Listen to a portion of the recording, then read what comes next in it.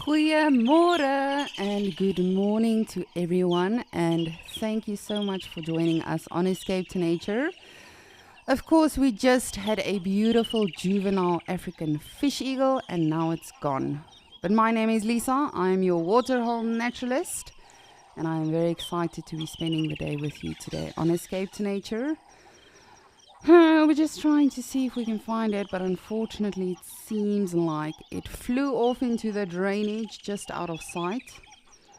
But it was a beautiful, beautiful big bird. If you are not familiar with them, definitely go look up a juvenile or an immature African fish eagle.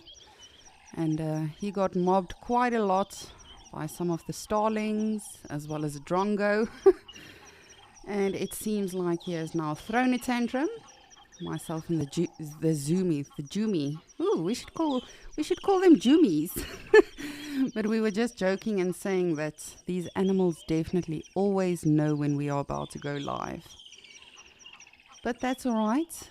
We'll keep looking and see what else is around the beautiful Gowrie Dam in Djuma. And as always, remember, we are live and we are interactive and we love hearing from you. So please do send through your questions, your comments, anything you might have for us today. But for now, let us take a look at the weather and see what we can expect today.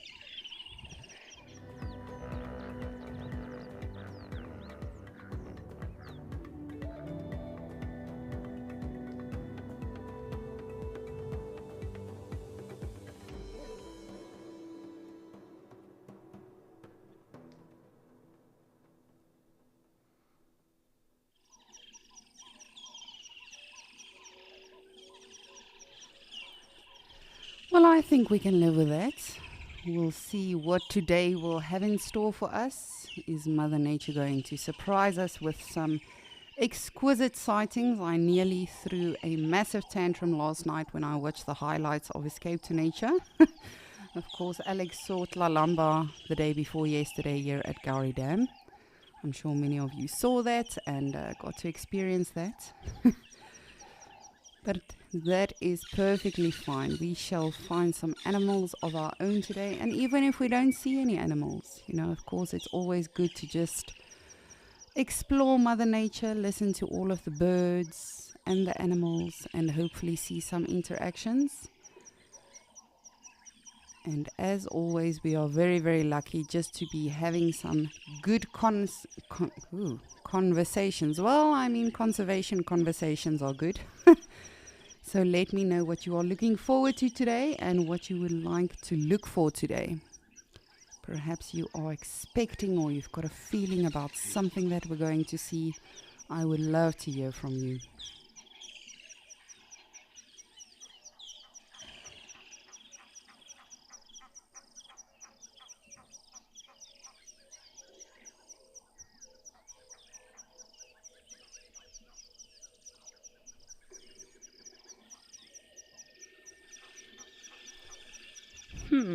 We've got some birds. It seems like the kingfishers. We'll just have a look-see.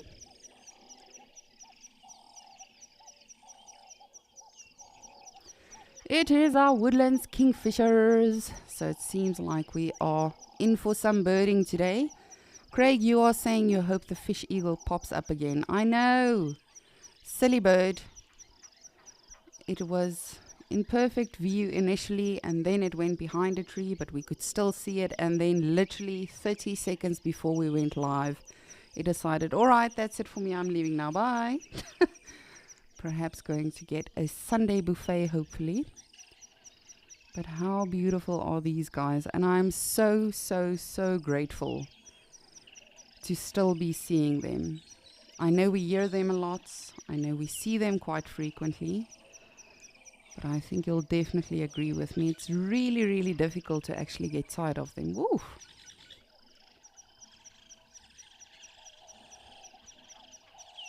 Brief but beautiful.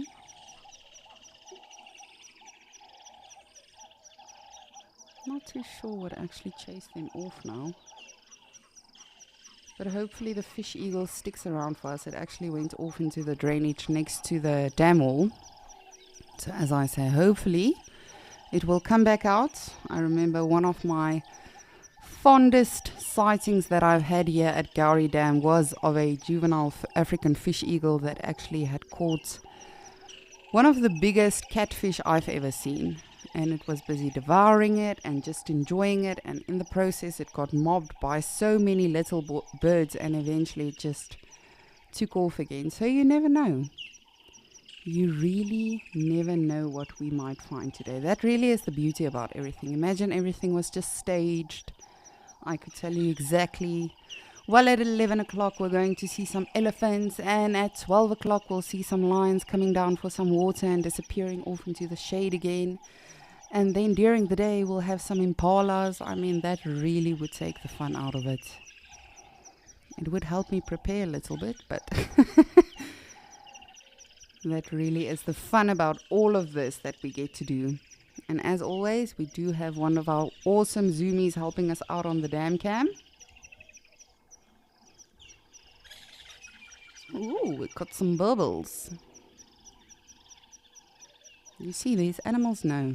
They know. I swear they hear a camera, or they know exactly. Somehow we are probably bugged in FC, and these animals know. Ooh, they're coming over. Hippo, good morning. Now, I'm not too sure if this is Dewey. I think so. Most probably. As we know, he is the resident hippo. But he's not always around. Hippos do traverse. They do move from one waterhole to another. And that is for various reasons. For marking their territory. Of course, at night they move around. I actually saw yesterday on social media on one of those viral platforms that in St. Lucia there was a hippo walking around literally at the fuel station in town and just doing his thing. I don't know what he was looking for. To my knowledge, you don't find grass at a at a fuel station. And it went viral. You know, people were like, oh, there's a hippo amongst people. It's insane. But in places like St. Lucia and even Palaborwa, those places, it's such a common sighting, you know. But it really is amazing to think that we get to spend time with these animals. We get to exist amongst them. I think we too often forget what a massive privilege that is.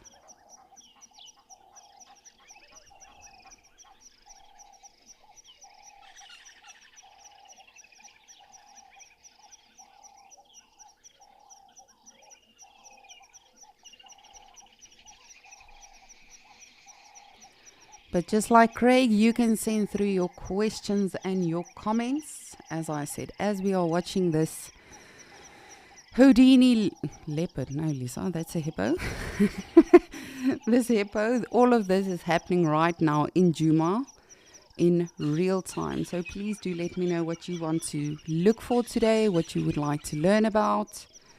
And of course, if you are watching this on the app or the website, you can always just register, and then that way you can send those through to us. And if you are perhaps watching some of our other shows on YouTube, you can just subscribe, and that way you can stay updated with everything. That way you don't miss anything.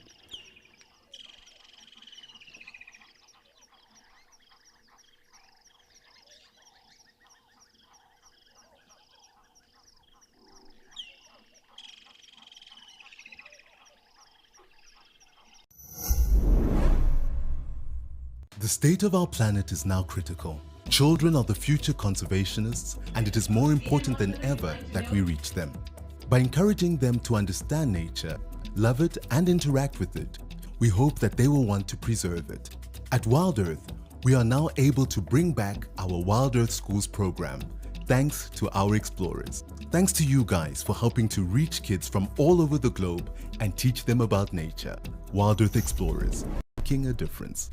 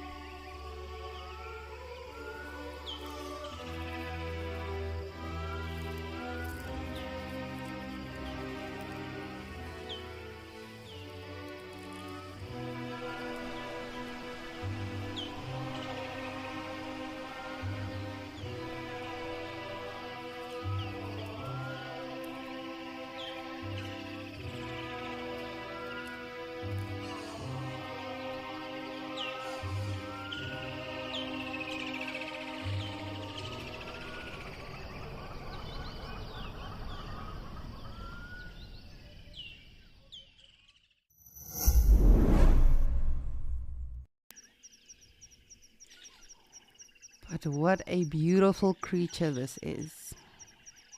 As I said, this is a male waterbuck. Probably one of the easier antelopes to identify in Africa. As you can see, they've got these beautiful majestic horns, the males. And then, of course, their main characteristic is that white ring on the bum. And it really is so incredible. Of course, many of you know that I love to chat about this, but we think that that is a follow me sign, you know, when they are looking for each other in the bush and all of that. But we'll never truly understand everything out here. It is so amazing just to know that everything out here is designed in such a way and has a purpose. And yes, we as humans can interpret it and we can sort of give our own opinion. Oh, it must be for this reason. They must have this sort of camouflage for that reason. But I don't think we're meant to fully understand and fathom everything out here.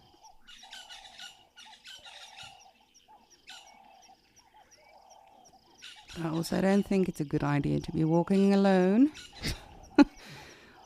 wandering around off by yourself. But they are quite tenacious, specifically the males. You know, I've seen some good interactions, not just between males when they are fighting with one another, but veering off predators as well. They really are phenomenal animals and they really can defend themselves. And of course, we've got a bird.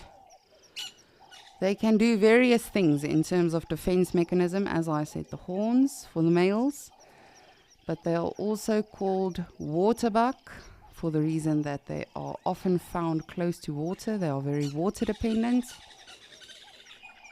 And this is one of my favorite birds.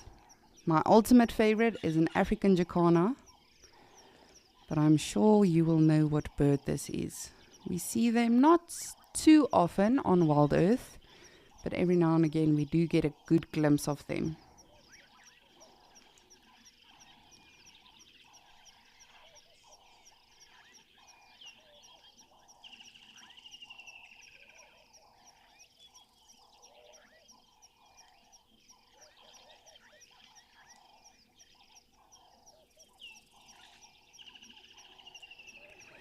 Catherine, good morning. Thank you so much for getting in touch.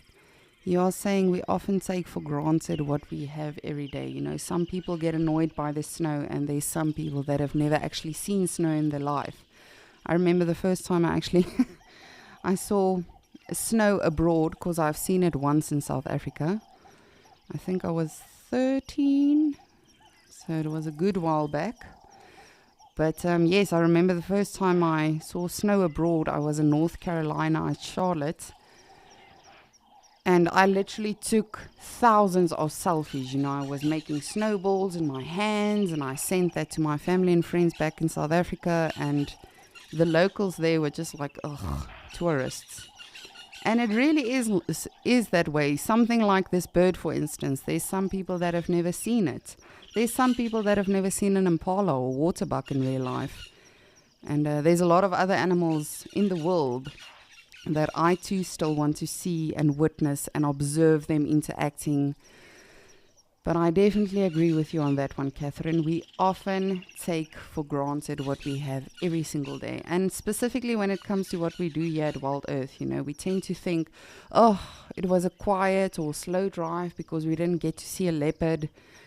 And, you know, like that day we saw, I think, 8 different individual leopards. And then you're on such a high and you sort of expect that's now, you know, the standard for safari. But everything we see out here is such a massive privilege.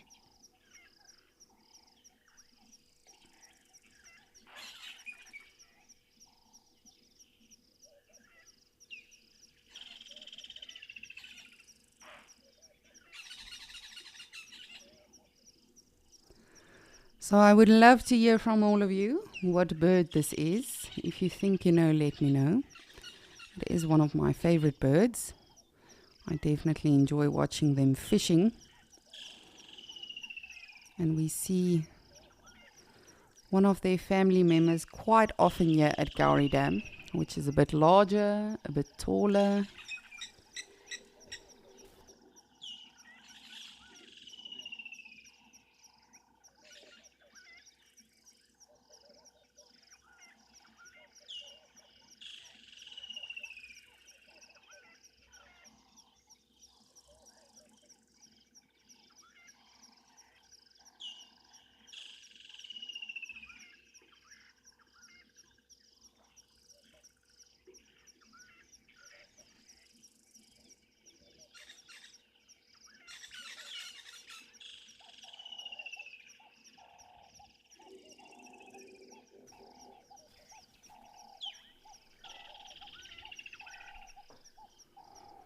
Oh man, I cannot wait to go back to the bush. It has been a minute since I've actually been in Sowisand. The last time I was there is in 2019, which is a shame, I know. But just to put your mind at ease, I have contacted my aunt. Hopefully I will be going to visit her next month and just get to go on a safari or two of my own. I'm looking forward so much. I really am getting serious withdrawal symptoms.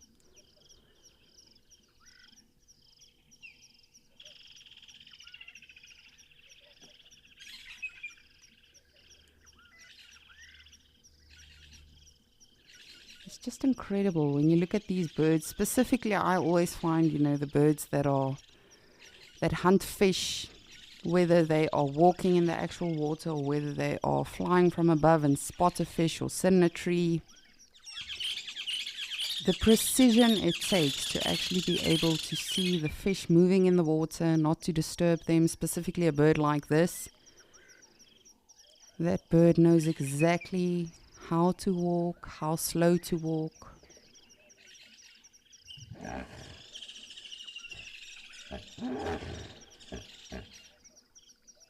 Yes, Dewey, good morning. You can't always be throwing tantrums.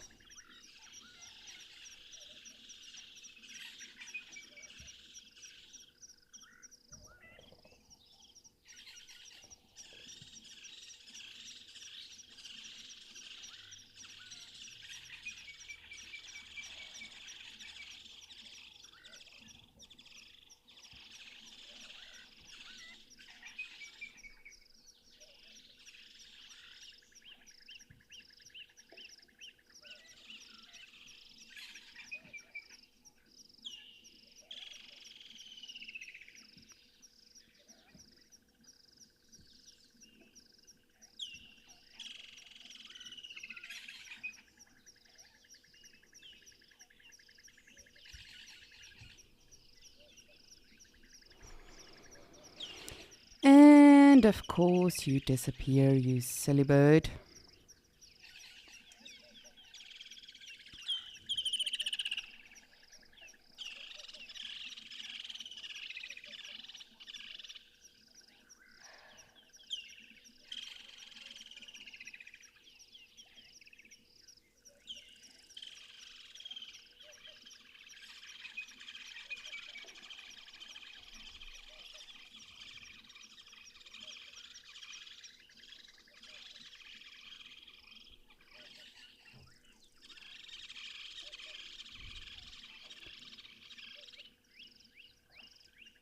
Really is quite sad to think that within the next month or so the kingfishers will be taking off again, moving on to find greener pastures. And I always wonder, these birds specifically that migrate, how do they know? Because we see every single year, they literally do follow the rain and the seasons and everything. It's not like they know at a specific time. Okay, well, generally this is the time that we leave. They know. Okay, well, the rain seems like it's done for now, and we're going to carry on. But speaking of carrying on, I'm going to send you over to Madikwe, and in the meantime, I will keep an eye on our water holes.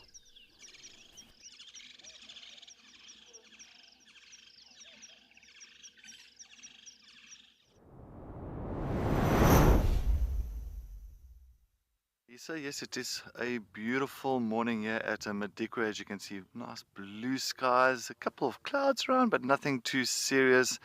And I think this morning on Escape to Nature is going to be absolutely amazing. And just looking down this beautiful red road as well.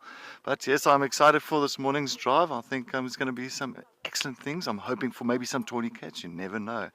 But good morning, everybody. My name is Cedric Dold, and behind the camera we've got one and only Igor. So thank you for joining us. All right, well, we're going to try and look down this road. Maybe we are lucky. Maybe we do find something around here. As I said, I'm looking for some tawny cats. And what is lying in the shade? What is that? It's some lions. Yes, I'm so excited to bring some lions for you this morning here at Madikwe. As you can see, we've got a beautiful young male lion to the right, a young female in the middle, and of course an older female to the left hand side, of course taking a little bit of cover here in the shade of one of the acacia trees. It looks like a sweet thorn. And you can see they are definitely going to be enjoying a rest here for the morning. There is a fourth one a little bit further back, another older female that is lying a little bit further back there as well on the road in the shade of that bush. And she is definitely having a good old cat nap for the morning. But yes, how nice is it to start our escape to nature here with some lions. I think it's amazing. And I got to see lions, was it the day before? Of course, one of the males and two females, but I didn't really get to see them nicely. Justin, yes, definitely. What a way to start a fun day, Sunday, here on Madikwe property with some lions. I fully agree with you, Justin. I think we are going to spend some time here. There is some giraffe behind us. You can't really see them, unfortunately. The roof is in the way, but there is a few giraffe that's about maybe 50 meters, 60 meters behind us. But yeah, this is of course one of the young males and the female, and it's also the older female as well, the two older females. I think this might have been the two older females we might have seen the other day. But yeah, you can see the one on the left, of course, with a collar. And the whole reason with that is just to, of course, for research and just to see exactly, and I'm making sure that that's not going to get out of hand. Oh, sorry, I'm just going to try and sort this out here quickly.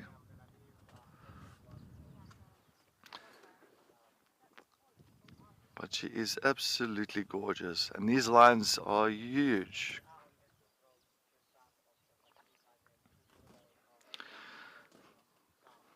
Kelsey, yes. No, I think it is. It is nice, and look, it is breezy. As you can see, the grass is blowing around, so it is kind of nice and cool in a way with this breeze. But other than that, the sun is quite hot. If you're sitting directly in the sunlight, it is quite hot. Sorry, I'm just trying to put off the comms here.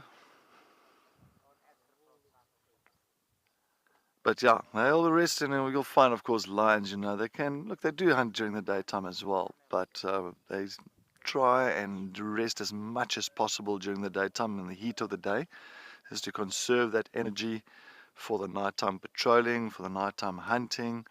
So they are specialists at conserving energy. So daytime, they will tend to sleep most of the time. But if there is an opportunity for them to come through, and if there's something that's if there's buffalo or giraffe or zebra, impala, warthogs or something like that that comes through this area, of course they will definitely become quite interested in it, and then you'll find maybe they will go on a hunt. But other than that, they'll tend to try and rest most of the day.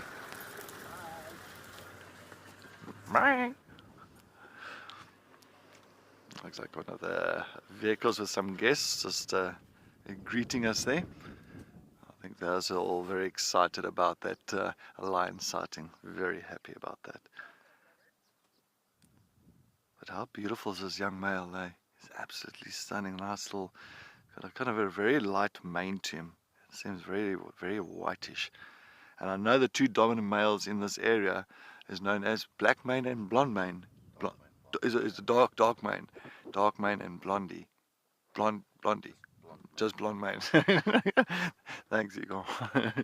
So yeah, they are the two dominant males in this area. We did get to see the blondie or the blonde mane male and the dark mane male the other day, but very briefly, very briefly. So I'm sure they must be the fathers of course, this young male that is in frame at the moment. You can see a little mohawk coming up. So if I have to put a rough estimate on an age here, say 3 years old, plus minus 3, just by the size of the mane on his chest, around his neck area, and of course that little mohawk that's popping up in the center of his head.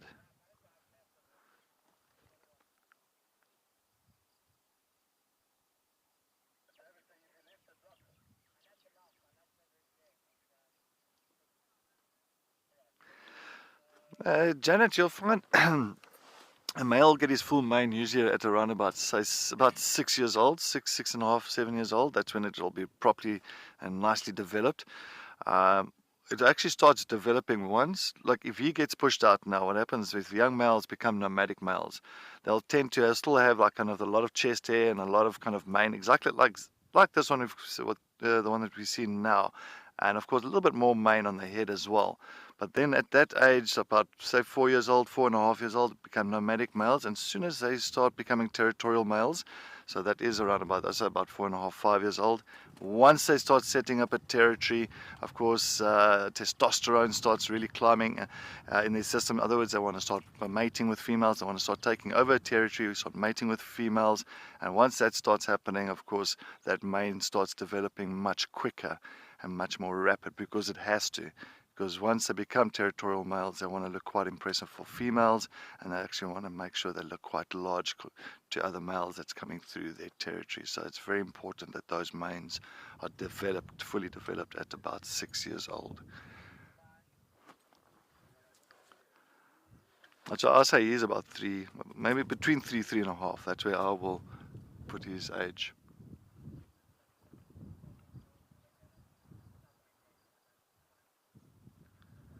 I'm not too sure the composition now with these prides in it, but I'm still just getting used to it. I am speaking to some of the guides around here, and just want to see exactly what kind of which males are around, which females, what prides are in the area. And I know this is one of the prides that hangs around close to the airstrip, close to where Jackie's is. So they usually tend to go quite far south into that area. No, so far, yeah, it's two big females, a younger female and a young male.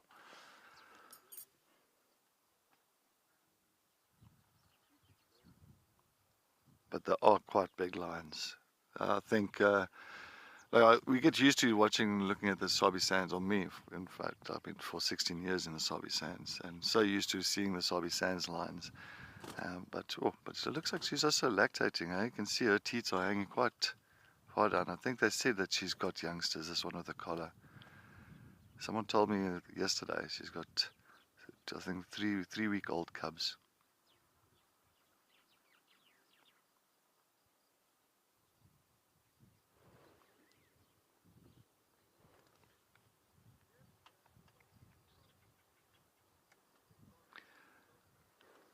I'm just seeing another vehicle coming in here now.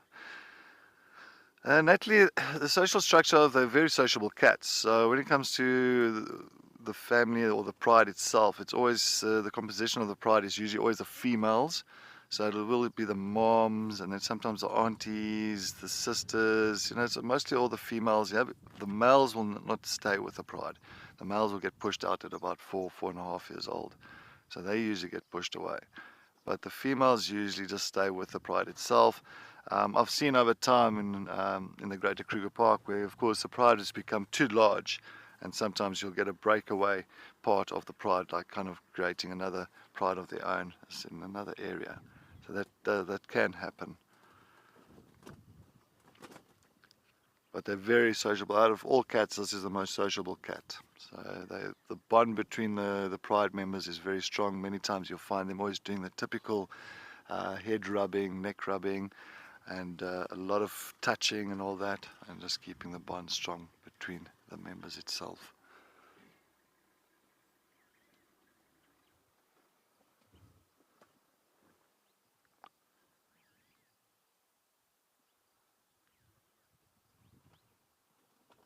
Unlike most cats, territorial, so you'll find even the prides itself, the female prides, they will have a territory, they'll have a set area.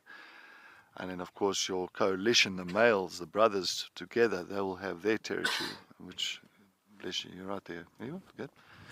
And then of course the males will have their own territory, quite a large area compared to a female's territory.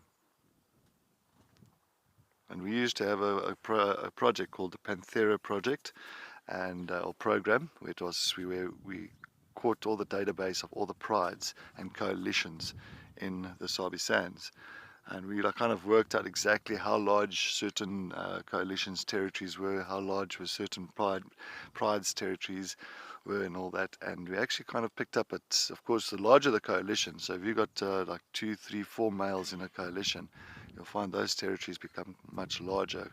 If you've got a single male, it's, of course, they struggle to really keep a big territory. Then they tend to rather stick with one pride. When it comes to females, much smaller compared to the males' territories. So a lot of the females' territories are at least maybe about a 20 square, 15 to 20 square kilometers, where we have males usually go up to about 30, 35 square kilometers. And that was now in the Sabi Sands. And that was done all by the, of course, the Panthera program that we used to always capture all the data of the lions.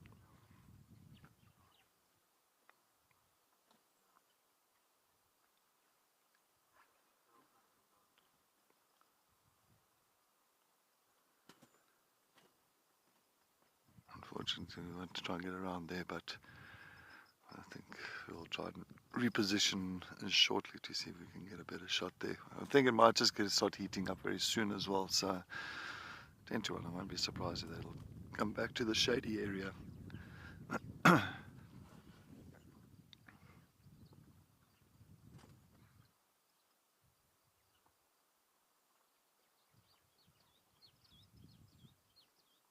Big girls, huh? Big females, wow. Just looked at the one that we've got up there now, and you can just realize the size. And I look at that one down the road as well. It's like big shoulders, big bodies, large heads, and like it just seems like they're like almost a little bit bigger compared to the Sabi Sands lions.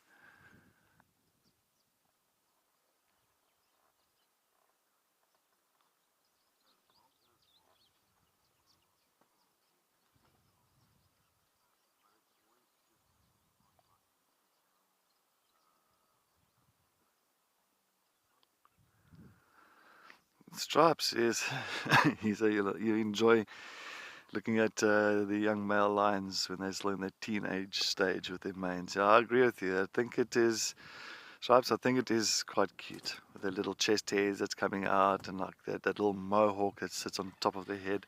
It is quite interesting. It's a nice like development of the mane, but unfortunately he is behind there. As I said, we can't see him now. We're all going to try and position just now, reposition. And if you also looked at which ones was it? It was the Nkuhumas in the Sabi Sands. You can see how all their little manes are growing. It was quite cute as well. I loved that time.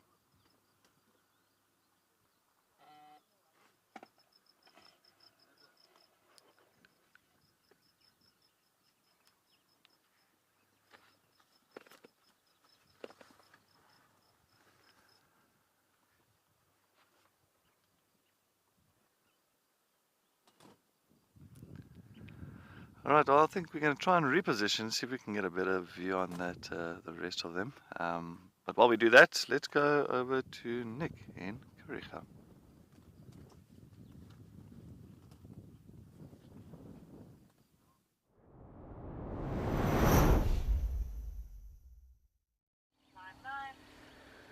And good morning from Kariega Game Reserve here in the Eastern Cape, where we've got another beautiful day awaiting us. Slightly more overcast conditions today. But I'm so glad that you could join me here. I'm Nick, and I'm going to be your photographic naturalist for today. And we started the day off close to Scotia Dam with some wildebeest, and there are some baboons down in the valley that are shouting away. Whoa!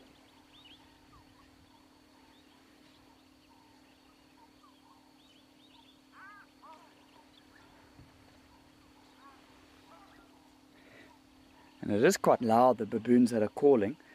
So that wildebeest that we can see kind of gazing across there, I'm sure that is what is getting his attention.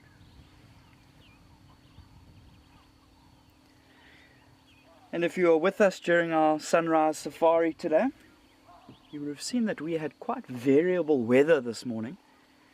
Started off being beautifully and still. The wind picked up from there, blew a lot of cloud cover in, then the wind dropped. So it is still quite nice and still, but the clouds have kind of lingered around, which is fine. It's still nice and cool. Nothing wrong with that.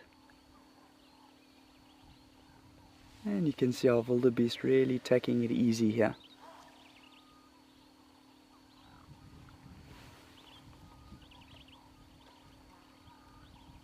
One or two giraffe in the background there. So it'll be interesting to see what the day holds for us here today. And I think today is definitely one of the cooler days over the past 5 days. Grace, 100%, I agree with you. The vegetation, the bush is just looking so vibrant, so healthy. You know, it's green everywhere. Bush is looking in really, really good condition. Remember, over the past sort of 2.5 weeks or so, we have had pretty good rains here. Nice, steady, consistent rains. Not nearly as much as a lot of the low-fault areas.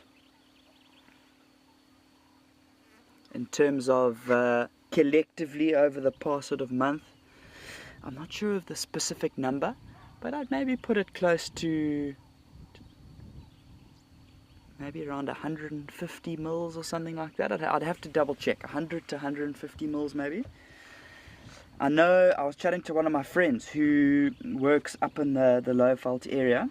Over the past month, they've got just over 400 mils of rain. I think he said it was like 438 mils or something like that in a month, which is absolutely incredible.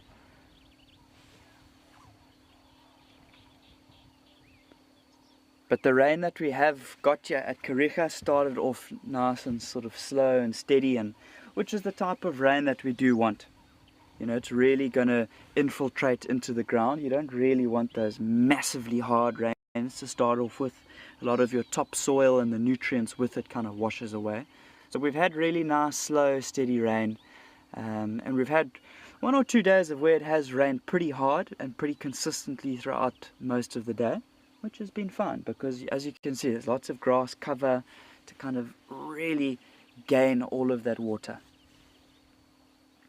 And obviously for all of our herbivores, they are a bunch of happy campers. Lots of nutrients, lots of good grasses to be feeding on. Obviously a lot of our shrubs and things like that are doing really well too.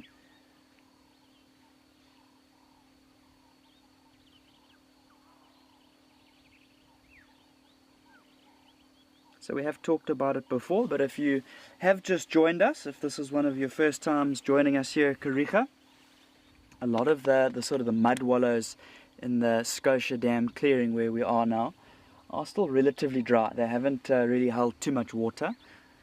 The main waterhole, Scotia Dam, is holding a good amount of water.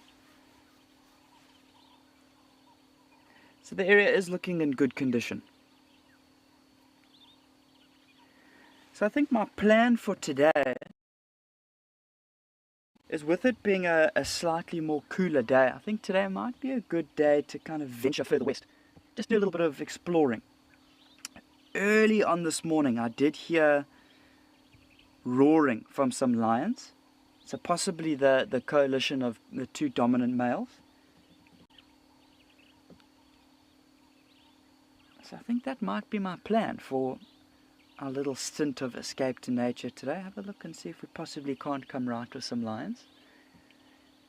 You know, like we were saying, the past few days have been so hot here at Kariega that Scotia Dam's been a really good place just to kind of park off and watch the coming and the going of all of the different species. And it's produced amazing sightings: giraffe, wildebeest, impala, blesbok, rhino, buffalo. But we'll have a look and see what the day produces. But I think for now we're going to take you across to Okukuyo with Lisa.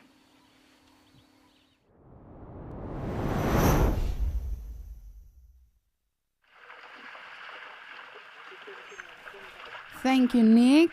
I hope you see a lot of wonderful things today, yourself and Cedric.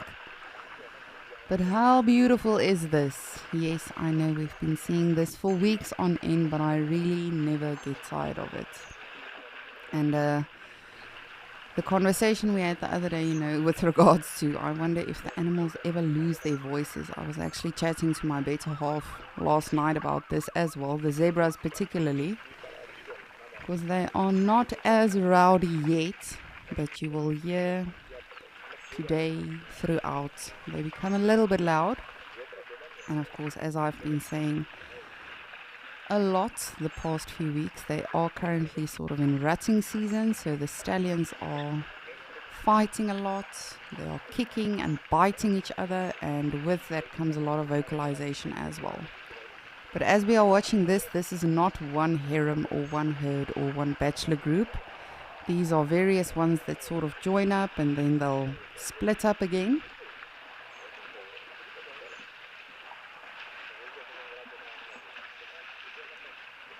But what an amazing scene. I honestly, you know, we've been seeing this a lot, let's be honest.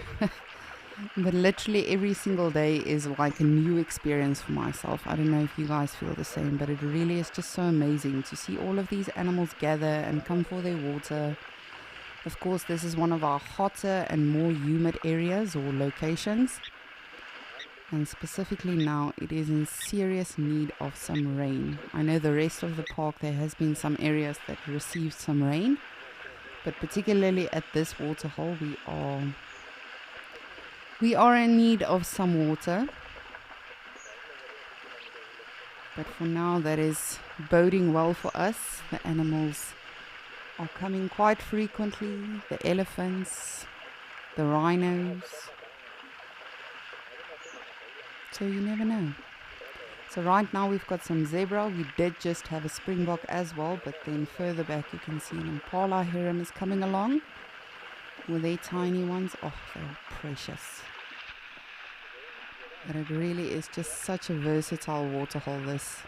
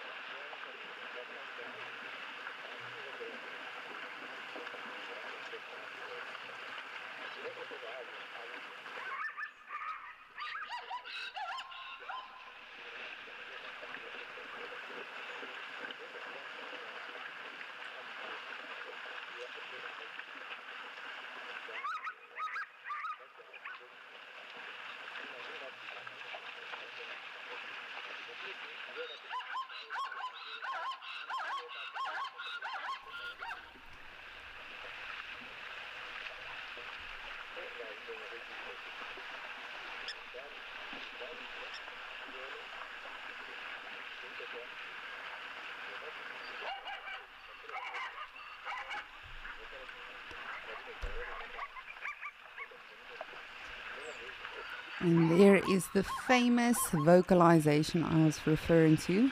And we'll be hearing that a lot today, in the next few weeks as well. There really is so much dynamic happening right now, not just between stallions, but even between mares. They too can be very, very feisty with one another and be very loud whilst doing so.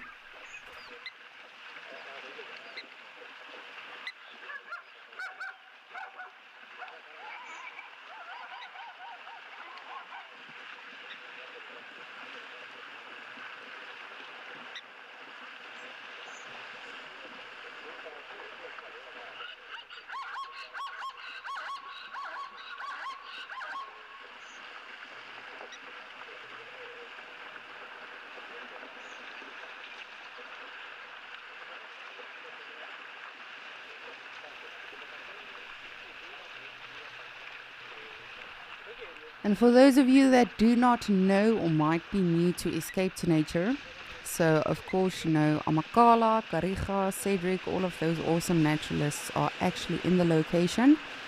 But I myself am at FC and I get to monitor and observe and control the cameras at Okukuyo as well as Djuma.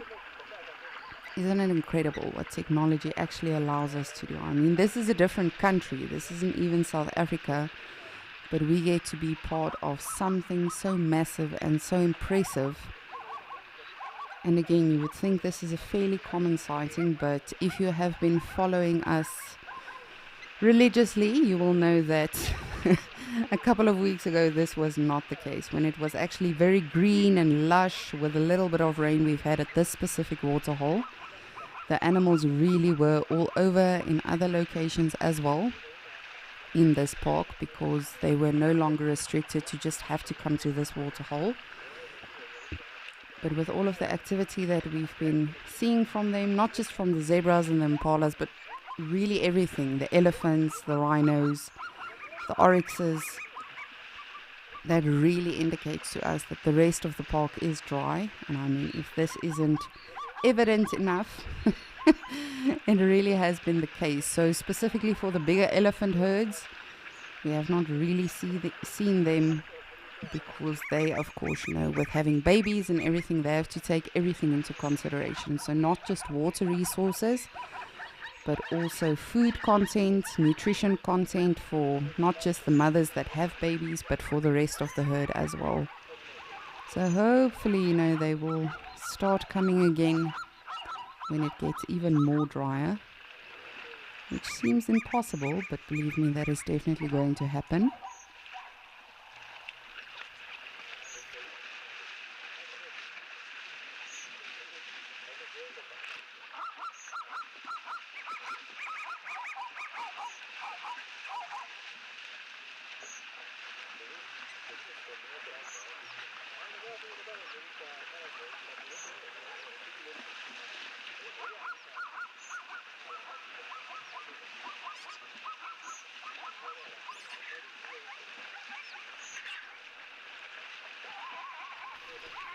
Alrighty, well, we'll come back to Okukuyo. I suspect it's going to be a busy day. For now, let's head on over to Djuma to continue our birding.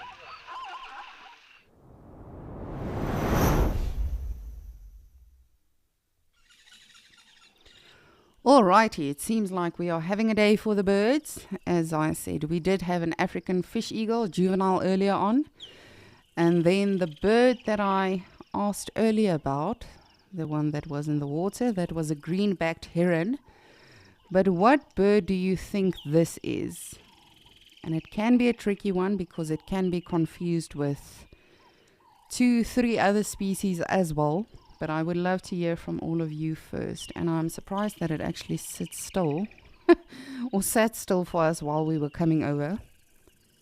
Because it seems like the birds of prey are not too fond of us catching them on camera today, but we are having a lot of luck. But I would love to know, what bird do you think this is? Is it a tawny eagle? Is it a brown snake eagle? Is it perhaps a Wahlberg's eagle? In what form is it? Do you think it's a juvenile? It really is incredible. And remember, we have to take everything into consideration right now. So the talons, the bill, the eye color. For me personally, those are the three top things when IDing a bird, specifically a bird of prey. But you can see it's got a black tip at the bill. It's got a yellow bill between the actual tip and the eyes. It's got yellow around the eyes, but it's got black eyes. And then it's got sort of like a lighter yellow color to the talons. So what bird do you think this is? And is it a juvenile? Is it an adult? Is it in breeding season? What are your thoughts on this one? I know many of you are avid birders and you enjoy watching the birds as well. I always find birds is such an interesting and such an easy thing to do on safari, because it really is. You can't always predict that there are going to be elephants or that there are going to be impalas. Ooh, are you just waking up? Or even, just terrapins. You can't always guarantee those things, but birds I always find on safari are the easiest things to look for. And even more special, of course, when it comes to the birds of prey. You don't often see them. You might, if you're looking well enough. But luckily the weather is in our favor. It is not too windy, it's not too cold, it's not stormy or anything. Oh, just look how pretty your feathers are.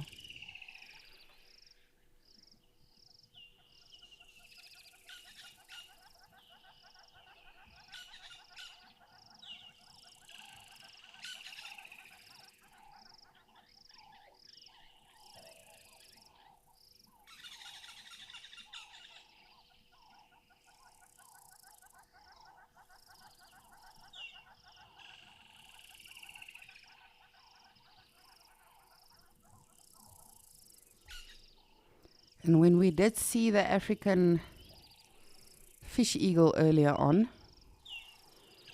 it was very interesting because it constantly opened the bill and then it was sort of rubbing the lower part of the bill on the tree branches, obviously sharpening it, cleaning it, just like we saw with lions, leopards. When they take their claws and they sort of scratch against a tree, it might seem like they are stretching, and yes, they could be. But that is also to mark their territory, that is to sharpen their claws, and that is the exact same that all of these birds of prey will also be doing. They do have to, from time to time, actually sharpen the bill and just make sure it's ready for if they need to hunt something.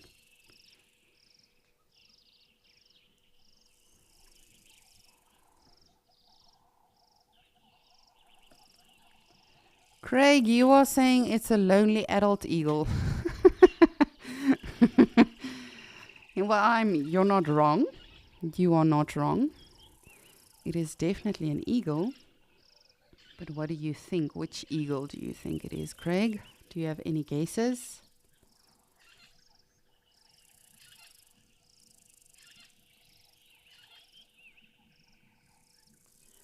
Lenny, you are saying tawny eagle. Perhaps. Who of you agree with Lenny? Who of you think it's something else? Perhaps another bird of prey that we are looking at? Let me know what is your thoughts. What are your thoughts? I'm loving that we are seeing so many birds today. I mean, we've already... Sadly, we couldn't show you the juvenile African fish eagle, but perhaps if you are one of the followers of the Djuma Dam Camp, which is also available to watch, then you may have seen it. But we've seen the woodlands kingfisher, the green-backed heron, and now this beauty.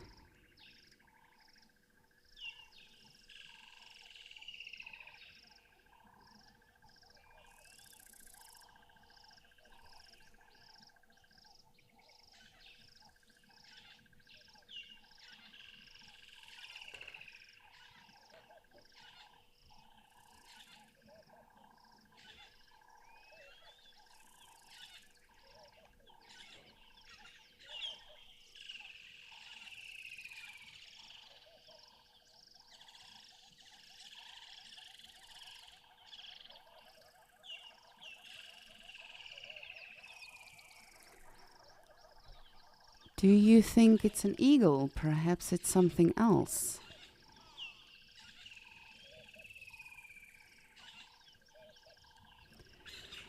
Rookie SA, you are saying juvenile African harrier hawk. You read my mind there.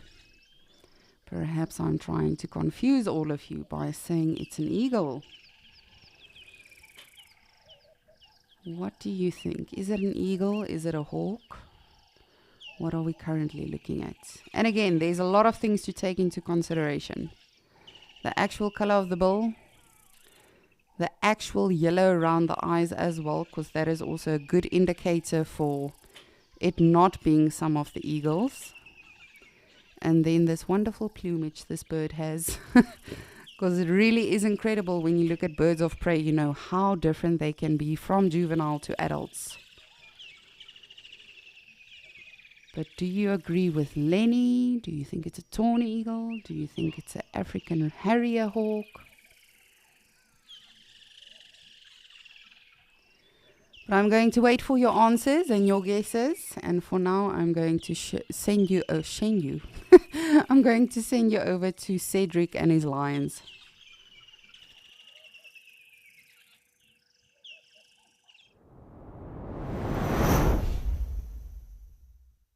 Thank you, Lisa. I would love to know what bird of prey you've got there. It'll be quite fascinating, interesting to see, and especially if it is juveniles. Sometimes it tends to become a little bit difficult to identify the juveniles. But yes, as we are still sitting here in Madikwe with this pride of lions, and as you can see, we've got the younger female. Her head is up at the moment. Oh, she's going to get up now. Maybe she's going to just reposition herself, I think, a little bit further deeper into the shady area, as it is heating up quite a bit now at the moment. The other two older females, they did get up, they did move away into the thicker areas, so we did not have visual on the older females, but just the younger female and the young male. But yeah, she's just taking a look, and I'm taking a look a little bit further north, the direction that she's looking into, and it seems like there is a few wildebeest that is moving around a little bit further north, but quite far. So it's not the interest is not like intense. It's just more kind of taking a look in case if those wildebeest do come south, then there would be definitely some action. But for now, I think she's just taking a look. As well, it's quite open here as well. So the lions are clever. So when it comes to hunting during the daytime,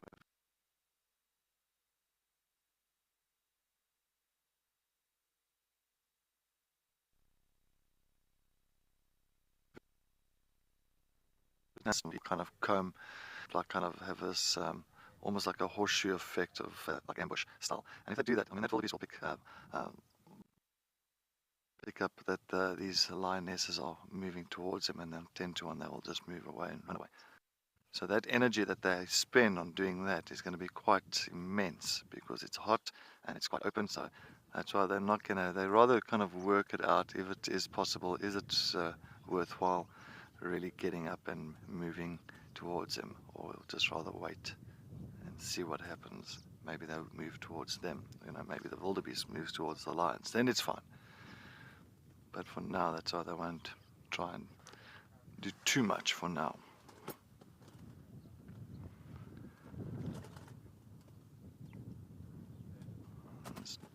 Once it starts, of course, cooling down, and once it starts getting a little bit darker, then you'll get definitely more action out of them.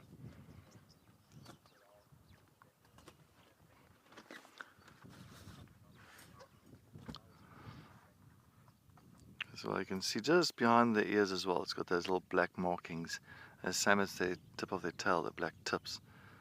So especially at night time when they do go hunting, instead of doing really the typical kind of vocalizations or vocal communication, they'll rather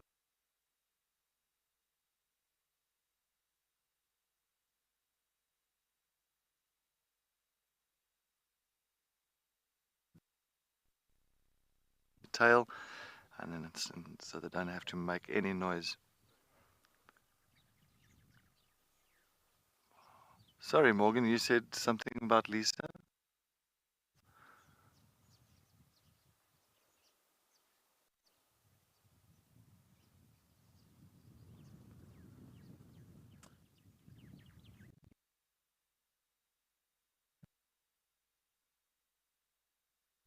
Did you say anything about Lisa? Sorry, I am just wondering and pondering on a question, or was it a comment, or am I?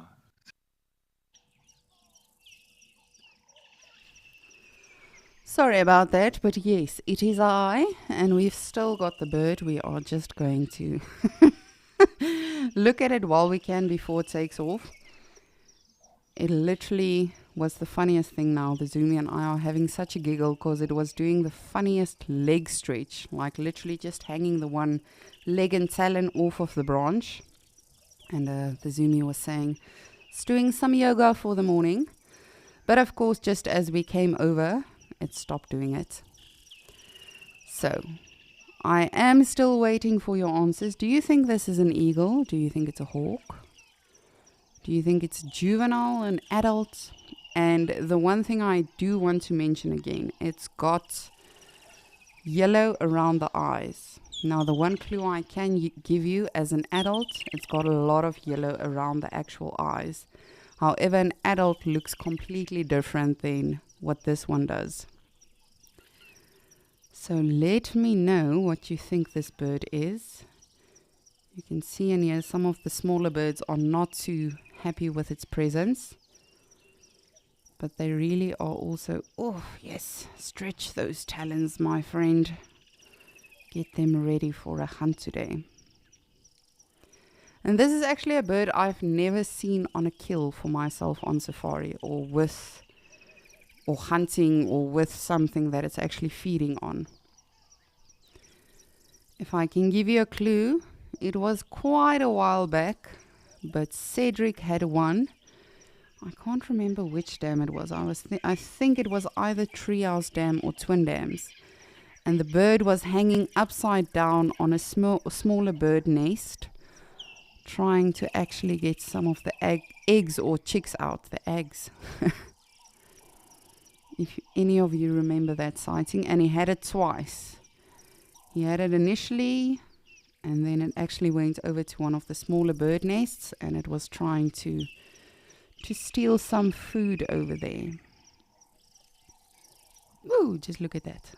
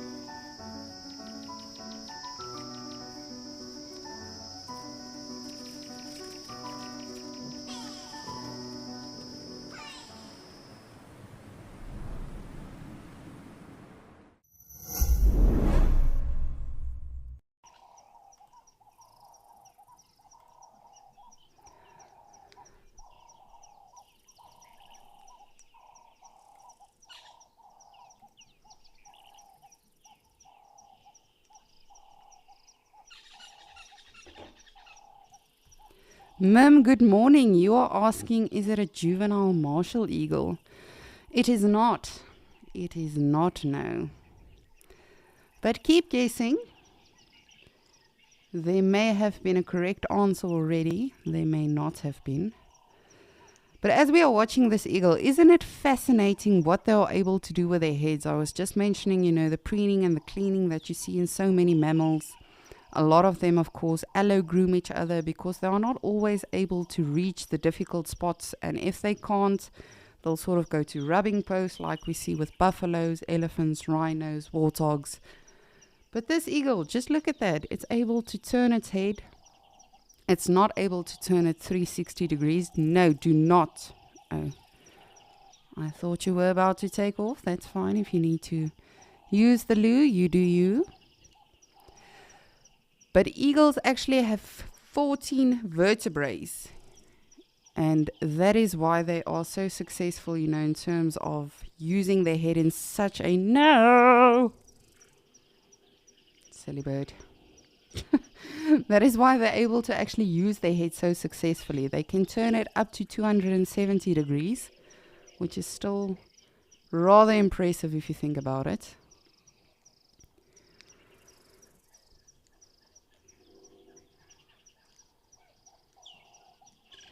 Eagle lover, you are saying it's a juvenile tawny eagle. It is not. So as I said, keep in mind that yellow around the eye.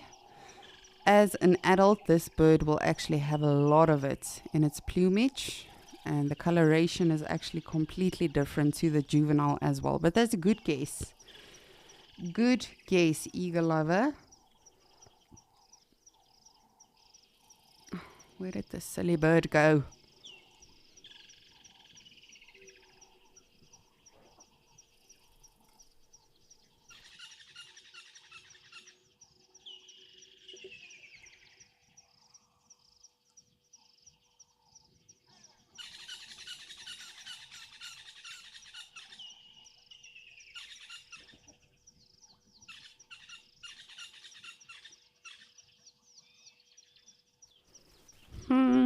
We just want to see if we can find it again. It seems to have disappeared now. Viv, you are saying it's a juvenile African harrier hawk. Viv, yourself and Rookie SA are correct. It is indeed. I just want to have a look-see because I saw something moving.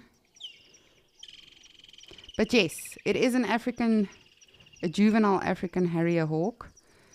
And again, it can be very difficult when it comes to IDing birds of prey, specifically, from juveniles to adults to breeding season and everything. And please do yourself a favor.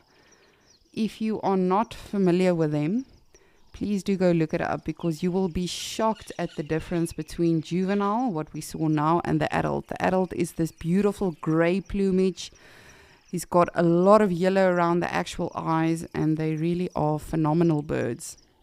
But as are all of these birds, of course, but I enjoy the harrier hawks. As I say, I've never actually for myself on safari seen one with a kill. But we'll just have a look-see. Perhaps we can find him again.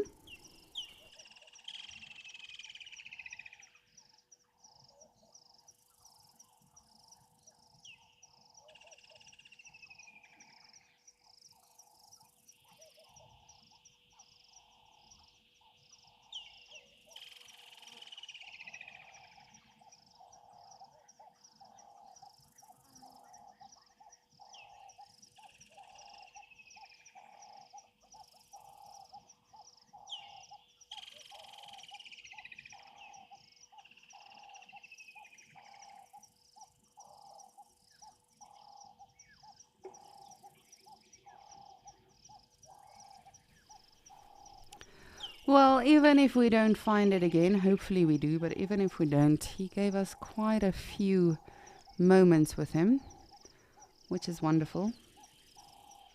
Unlike our juvenile African fish eagle. But I have to say, we don't often get to see so many birds of prey, specifically, in such a short time. That really was incredible.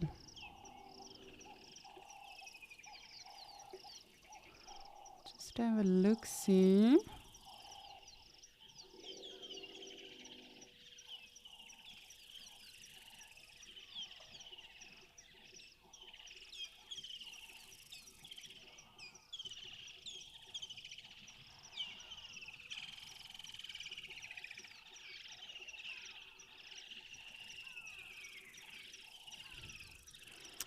Oh, look at that. My favorite.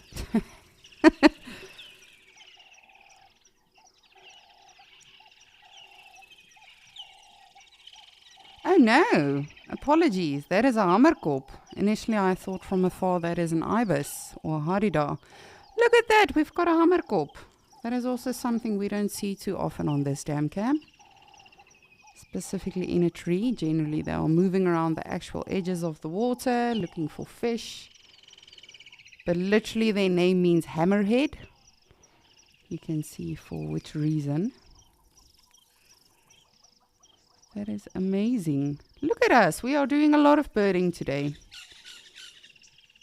And I have to say, when you are doing birding on safari as well, I've had many guests that weren't interested. They didn't want to know anything about birds. And by the end of their stay, they are so excited to get to see birds again. Even for myself, when I'm home and I'm just sitting on my porch, I try to ID as many birds as possible. It was very funny this morning. The neighbor's cat was on the prowl and moving around, and all of the weavers were just going crazy. And I thought, how incredible is that? From the domesticated animals, if you compare that cat and a leopard, and you compare that to something in Djuma, for instance. The other birds also alarm call when they see that leopard, just like those weavers were doing. So all of these animals, really, whether they are at your house, in the wild, perhaps in a zoo, all of them really do still have those instincts. Oh, you're going to take it easy now. That is something you don't see too often.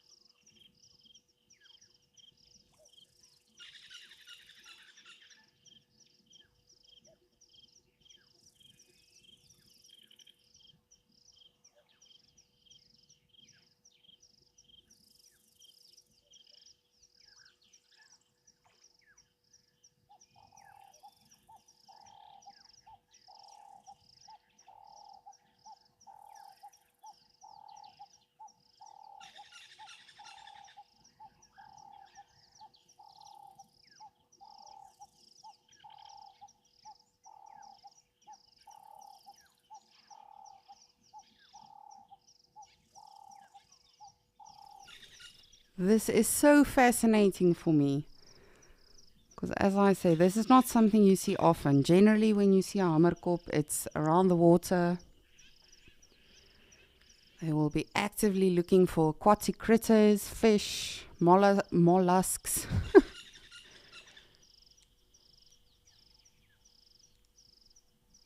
Perhaps it's just going to have a lazy Sunday.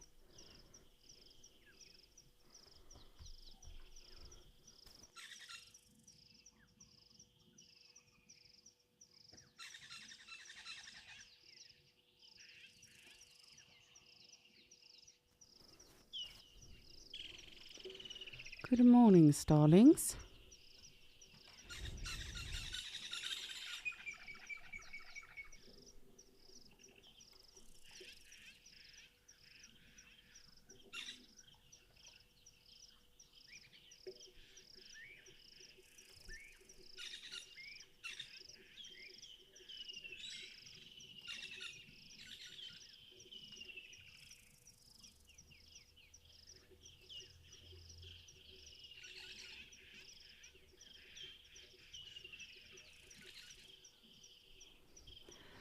But since we are having so much luck with the birds today, let me know what is your favorite bird and why. Is it perhaps one of the smaller ones? Is it perhaps an impressive one like the African harrier hawk or an eagle or an owl? What is your favorite bird and why? For me personally, I love the African jacanas. I love all of the birds. I love photographing woodland kingfishers, but really, I love all of the birds, in terms of what they do. I love green woodhoopers. It's difficult when when you think about it. But if I had to choose just one, it's definitely an African jacana. I think they are phenomenal birds, specifically with their social structures. But what is your favorite bird and why?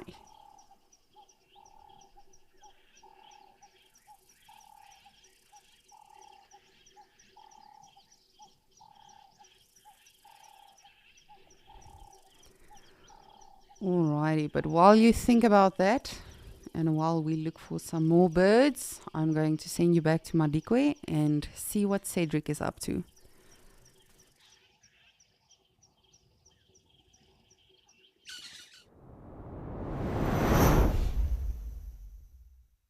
We got this young female that is definitely now quite interested in those wildebeest. As I was explaining earlier, there was those wildebeest that was moving a little bit further north from where we are now. And she has taken interest. She's the only one that's taken interest. The rest are all fast asleep in a very, very thick area where we can't even see them.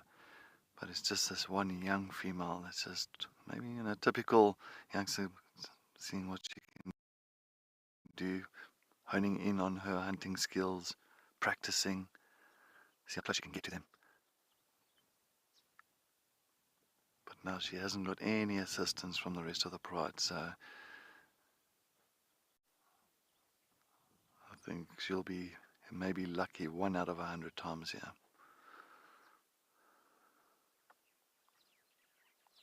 She might even just lose interest.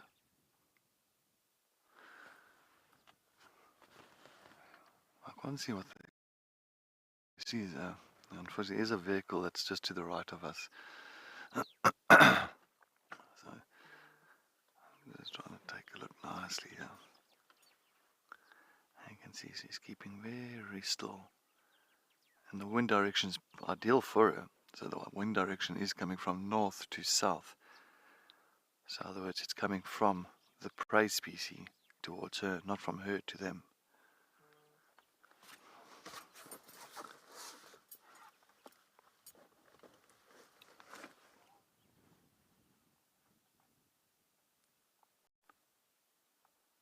And you can just see that keeping the eyes focused. And if she does move now, you'll see how she lowers her head. You can see there, lowering her head now. Oh, I'm going to use the vehicle's shade there now. So she's just gone behind the vehicle.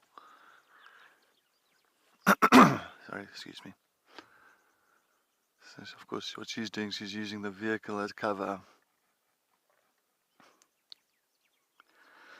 Carmen, it would be brilliant. If I can see a live hunt now here at Madikwe on my third day, I would be celebrating and popping the champagne cork tonight. But let's see. Let's see. As I said, I don't give her much of a chance here. I'm not saying she won't be successful, not at all. I'm just, when it comes to percentage-wise, yeah, not too good. But you can see she's just still keeping an eye on them, but now I think she's rather taking a little bit of a rest here and just working out her strategy and what she needs to do maybe to get even closer.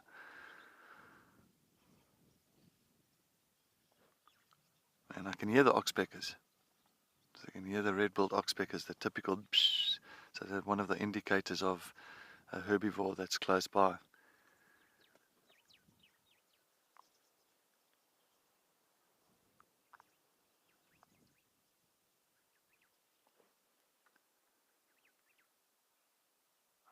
Maybe she'll realize. maybe it's not a good idea to go hunting at this time of the day when it's becoming so hot. You might just give up very soon and come back to the rest of the pride.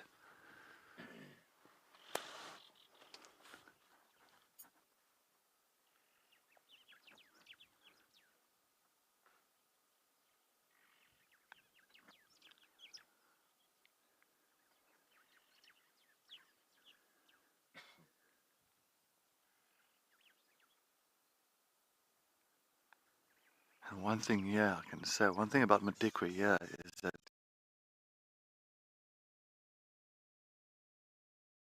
open here, that you'll pretty much see the entire hunt. You know, if you go somewhere like Djuma now, there's such a thick savanna woodlands there, and a lot of drainage lines, plenty of drainage lines, and really to kind of keep up with those lines in those thickets becomes quite a tedious task. But yeah, definitely can be sitting on the road and look for kilometers and you still see them.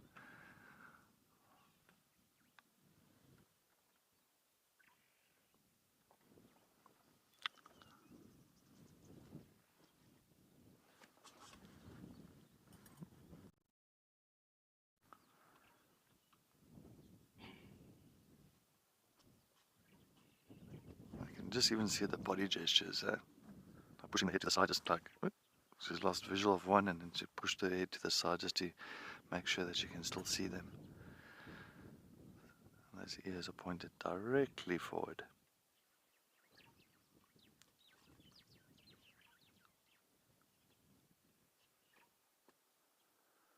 And a little butterfly fluttering around her head.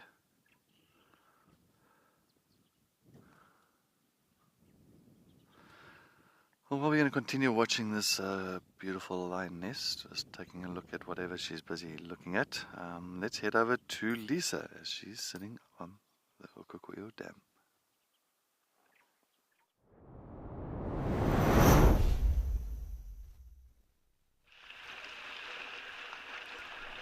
Thank you, Cedric.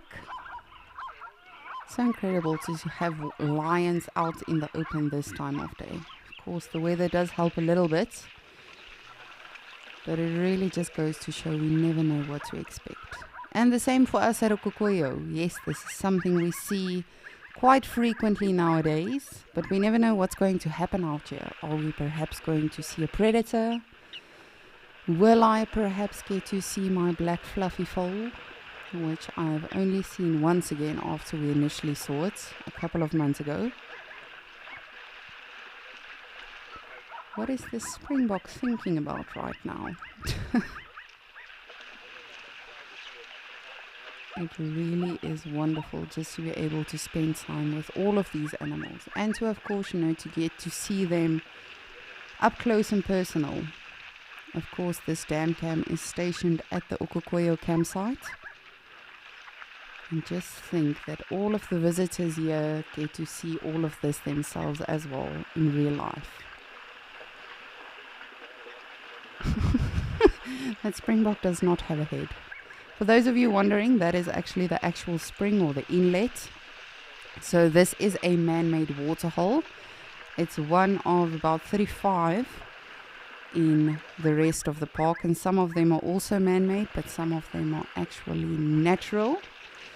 So if it really becomes to a point, where it's really becoming very, very dry, the water level is becoming way too low, then the conservation team is in fact able to open the tap and just fill up this water hole again. But you don't want to constantly do that. You want to sort of push it as far as you can. We are hopefully still getting some rain for the next 2 months, but you never know. Perhaps we don't get any at all, which would be a sad situation for us. But again, we are able to fill this water hole. But it's not always just about actual water. The animals, of course, need the bush to be rejuvenated again, because the rainfall season in this region is actually only up to April, and that is generally speaking. Nature is a funny thing, as we've been talking about a lot. You can't really always predict that this is the only rain season. There is a general sort of time for each location, but you never know. So maybe we get lucky the rest of the year with rain, but I don't see that happening. So if we don't get enough rainfall for this month and for next month, then the rain season is expected to only start again January 2024. So that is why I'm saying hopefully we get lucky with some more rain for the animals. Yes, we can help them out with the actual water at the water holes, which are man-made, but in terms of the nutrients and the actual food that they have to ingest, we are hoping for some rain so they can also just get carried through winter. But if they don't, at the end of the day, it is all about Mother Nature and the circle of life and survival of the fittest. But you would be amazed about or at how well these animals actually acclimate, they adapt. They really do everything they need to just be able to survive and thrive out here.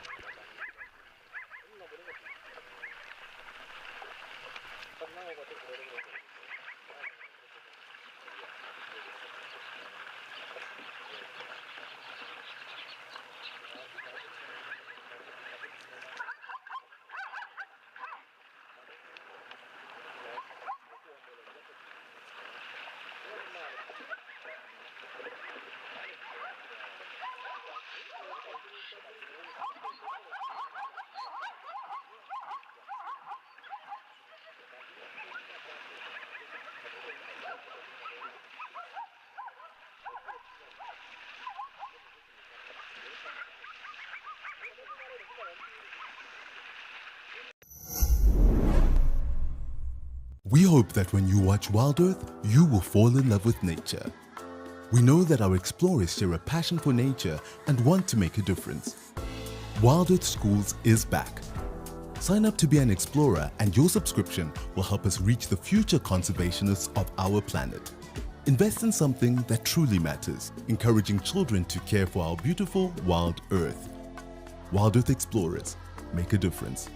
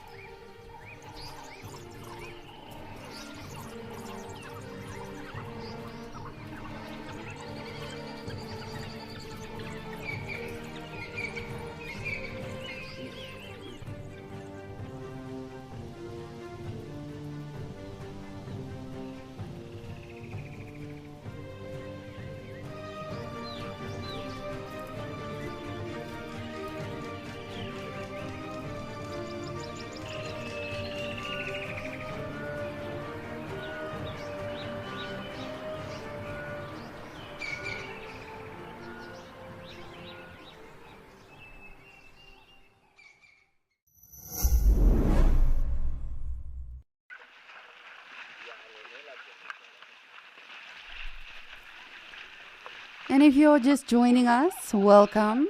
And thank you so much for spending your Sunday with us on Escape to Nature. As you can see, we are at the beautiful Okukuyo in Namibia with a lot of activity from the general game. And of course, if you don't know, my name is Lisa and I'm the waterhole naturalist, making sure we are not missing out on anything at Okukuyo as well as Gowrie Dam. But we've had a rather productive day so far. We've seen a lot of zebras, a lot of springbok and impalas here at this beautiful waterhole. And then we've had some lions with Cedric in Madikwe, so a rather good start for them as well. And then we've also been doing some birding in Djuma. We've had a juvenile African fish eagle, which of course took off just as we went live with Escape to Nature. But also juvenile African harrier hawk, kingfishers, hippo. And then Nick is having some fun in Kariga as well, looking to see what he can also show us today. So it really has been a wonderful morning so far. And remember, as we are watching all of this at all of our locations, we are live and we are interactive. So of course, this is a two-way relationship. Please do send me your questions, your comments, suggestions, anything you might like us to look for specifically, or any questions you might have really about anything, whether it's about the animals, the locations, about us as naturalists. We love hearing from you. And we really want to make this all about you. So what would you like to look for? Woo! Being a tad bit dramatic, are we?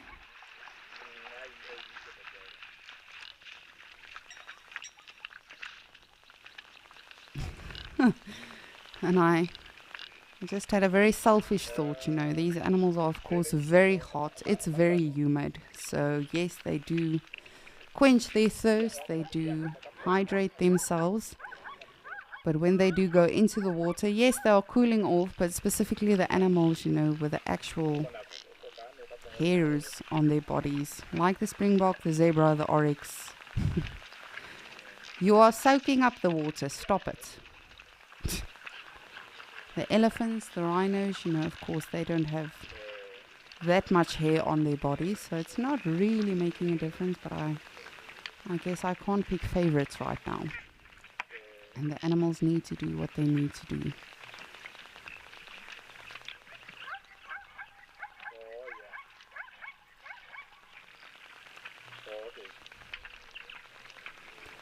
Well, as I said, Nick is in Kariga. He's busy trying to find some animals for us.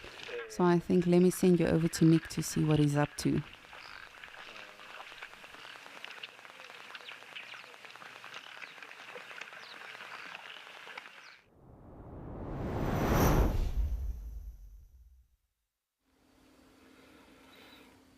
Thanks, Lisa.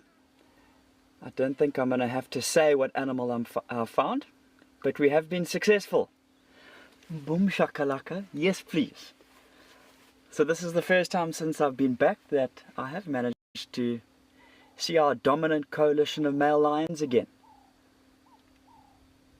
That's lovely to see these guys. So we have come further sort of north now, really, north and west from Scotia Dam. And we've got a lovely view of the brothers. So this is the lesser of the dominant males, the lesser dominant one of the males. Getting myself tongue twisted here. So his brother has literally just got up and walked off, and we're seeing some lovely behavior from this male. A lot of yawning, there's been a little bit of grooming. So there is a potential that this male could get up and follow his brother. I can't see him anymore. I'm not too sure if he has lain down or continued to walk. If he has lain down, there is a reasonable chance that this male that we're having a look at might stay where he is. But if he has walked off, being the dominant male, he's going to determine when the coalition move, where they move to. So he was kind of lying directly behind this male that we're having a look at. But what a beaut! It's really good to see these lions again, and he's looking in great condition. That mane is still nice and full. And they have just come off of a carcass over the past sort of 2 days or so.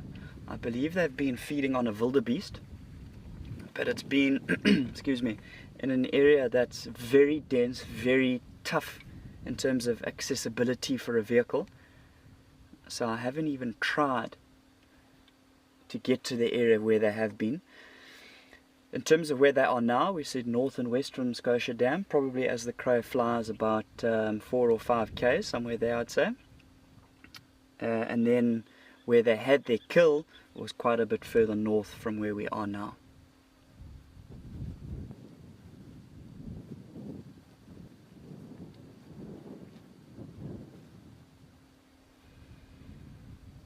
So I was saying earlier that this morning I did hear some lions roaring. And these are the two that were most likely roaring. It is always a little bit tricky here at Kariega because we do have lots of valleys and steep ridge lines and things like that you've got to be quite careful in terms of trying to pinpoint where something is roaring from. A lot of the time, if they are roaring kind of lower down in the valley, it can bounce and kind of echo, almost ricochet off of some of the valley walls and things like that. And kind of make it seem like maybe the noise, maybe the roar is coming from a different direction. But when I heard the roaring, I was kind of thinking, I'm really hoping they were in this one particular spot, and that is where we are. So this particular spot, we're kind of close to the top of a ridge line. It's a little bit more open, so in terms of them moving from place to place, it is a nice area to be viewing them in. You can see he's kind of just resting right up against the edge of a dense shrub here.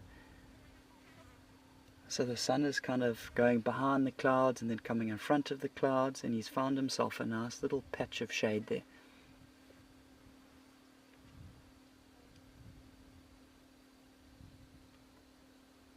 And obviously in terms of roaring, being at the top of a ridgeline where they are here, this is a good spot for them to roar from.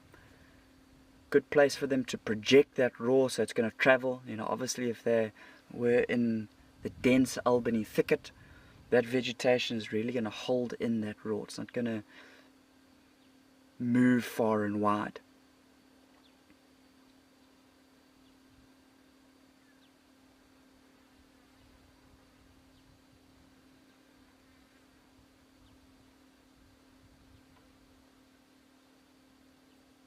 But that is what a strong, fit, healthy male lion looks like. He is an absolute beaut.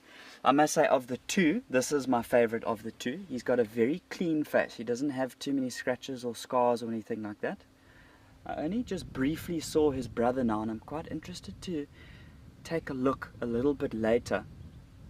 It looks like he's potentially got a wound by his eye. By his right eye, so when I was looking at him on the left, it looked to be kind of closed up a little bit and almost a bit, I don't know if it was blood or just wet or something like that, but it definitely looked like he had some type of injury closer to the eye, which the last time I saw these two males was probably now 2 weeks ago or so. He didn't have that 2 weeks ago.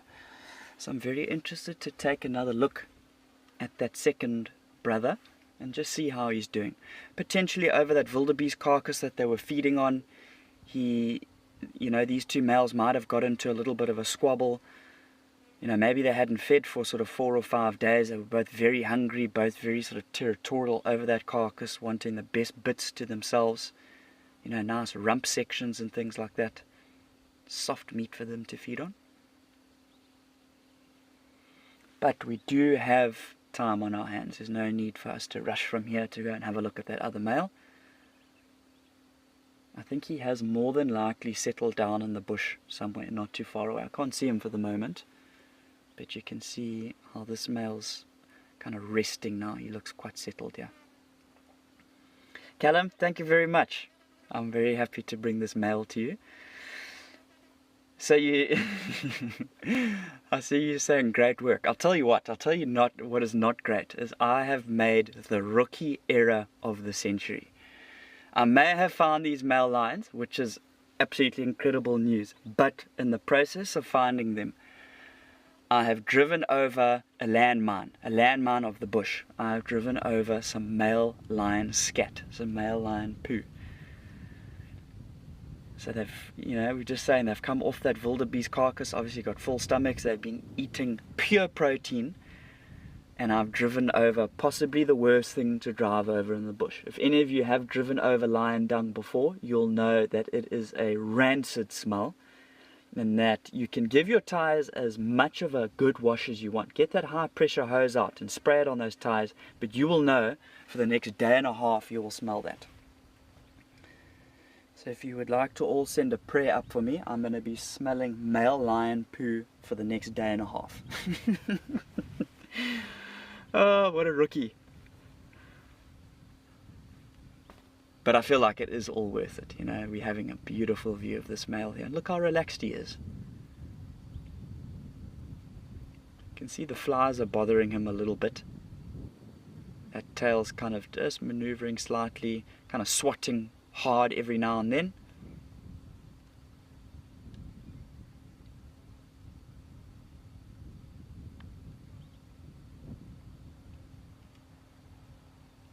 Yeah, there we go, you see. Ah, he can see it, he's trying to catch it.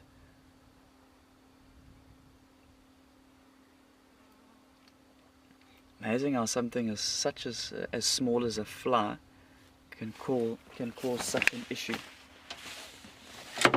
Oh, there he goes.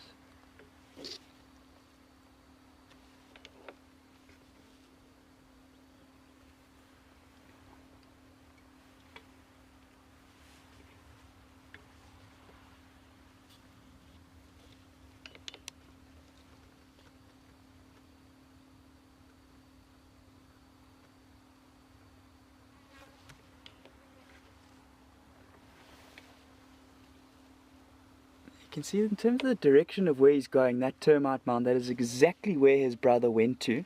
I wonder if he's not going to possibly pick up on some type of scent there and now follow where his brother went. So his brother did kind of go deeper into the bush in the exact direction that he is heading in.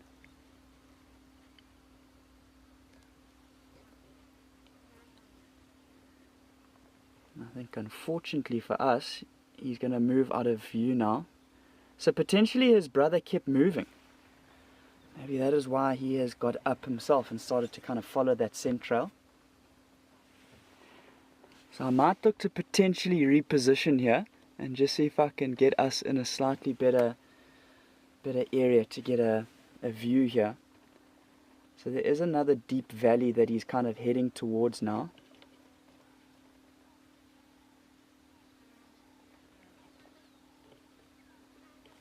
And unfortunately, that is going to be that for the moment. But I think for the moment, let's take you to Okukuya with Lisa. I'm going to try and reposition and see if we can get another view of this male.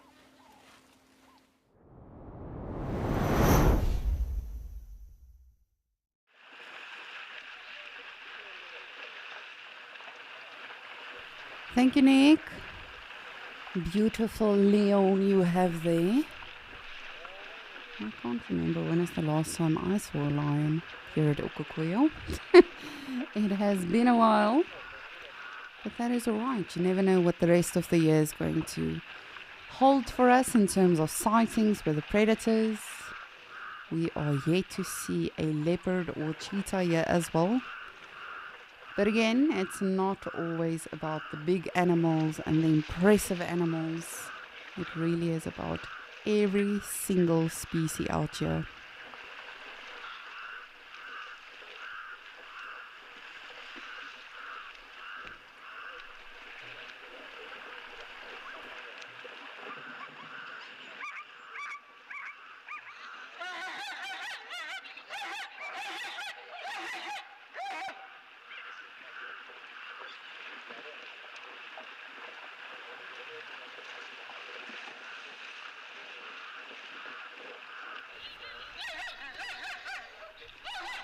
And to go with our birding team, we have got a few individuals of the Abdom storks.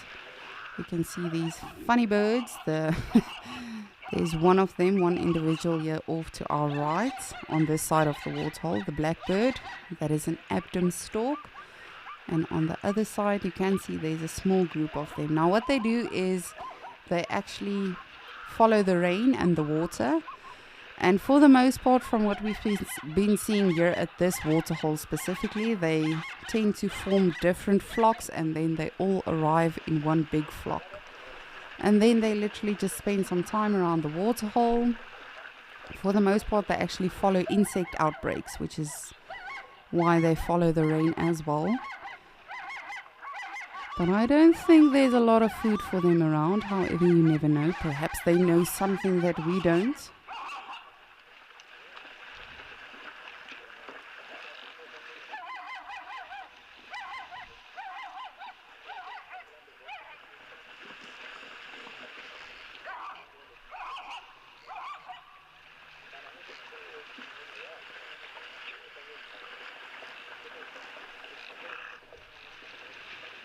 Just amazing. We've got some that are slowly coming in now, as you can see, for landing. But speaking of amazing, remember we are looking for some amazing footage of wildlife sightings you may have had. It can be of African animals, it can be of other animals, it can be old, it can be new, really anything that you think we might be able to use. And of course, you can earn money, you can win prizes, you can see your name in the credits. So please do send those through to us. So you can just go to our website and then click on Content Creator, and you will find all of the information that you need over there. And you can submit as many as you like. So we are definitely looking forward to that. And I'm definitely looking forward to all of the Aptum storks now arriving. Hopefully they all come in. But they really sort of, when they do move around, they go into those thermals in the beginning of their day. And they actually just soar around and they look which waterhole they want to go to for the day. And again, it's incredible how they are able to coexist with all of the animals. No one is really afraid of one another. However, that being said, it is very fascinating when you do have a big group of animals or a big animal like an elephant or rhino coming through, and all of these storks sort of just take off at once.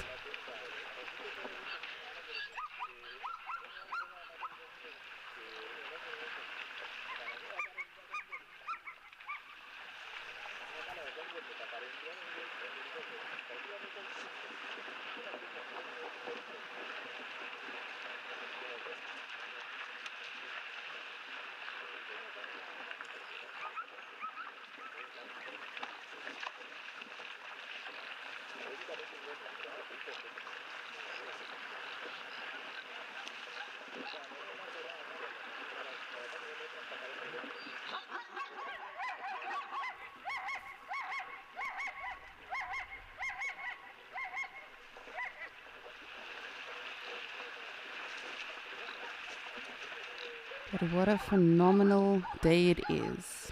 It's perfect, it's sunny, we've got blue skies, and we are slowly watching some Aptum storks coming down to the waterhole, and hopefully we'll get some more. But speaking of birds, let me know what is your favorite bird and why.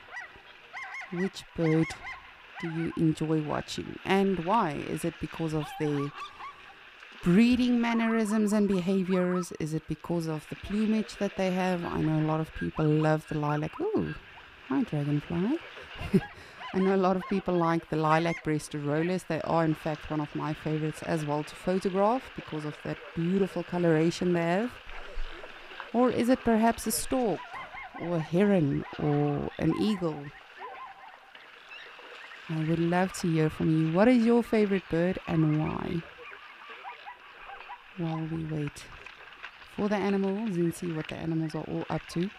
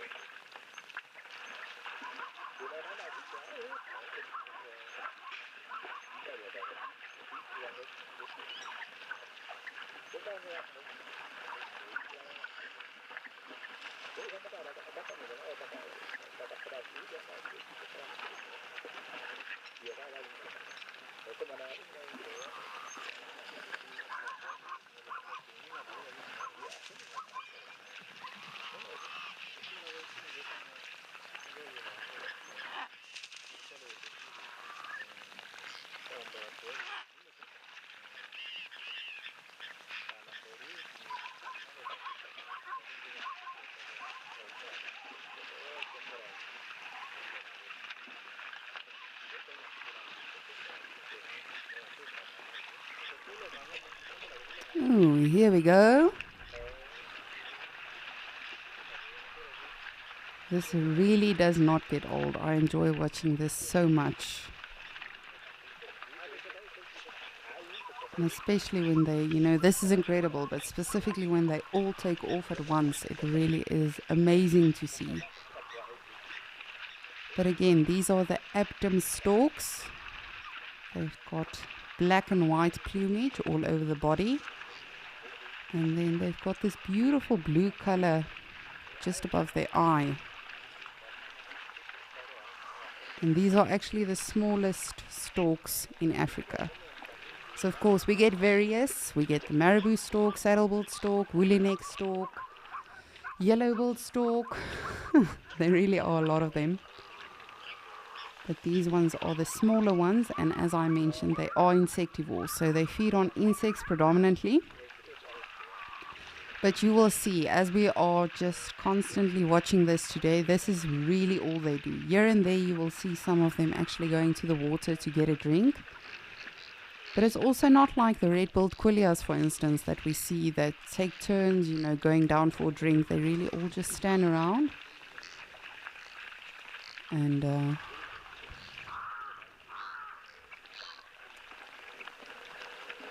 for the most part, they just stick around like this. Preening, cleaning, chilling. But speaking of which, let's see if Nick and his lion are finally chilling, and let's also find out what's their favorite bird.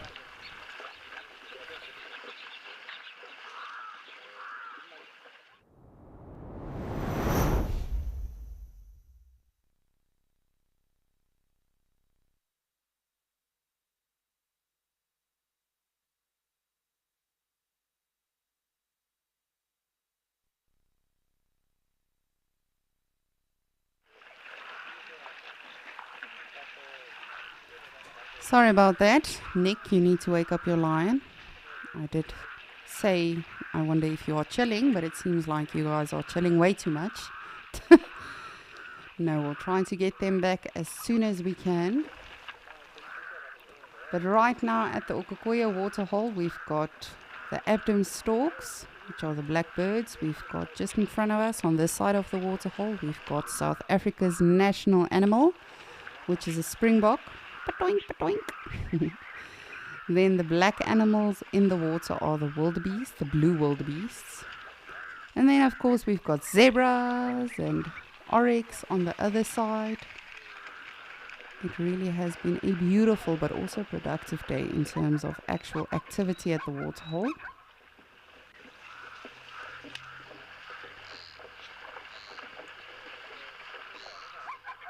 So as I said, these animals that we see on this side of the waterhole, those are springbok. And you'll actually find them more in areas like this. You are not likely to see springbok in areas like Djuma, for instance, or Pridelands, or those sort of areas. They thrive more in arid and dry areas, such as Okokoyo. Not just them, but also the oryx, which is the antelope that we have over off to the right. Those beautiful antelope with the long straight horns, those are oryxes, both of them antelope.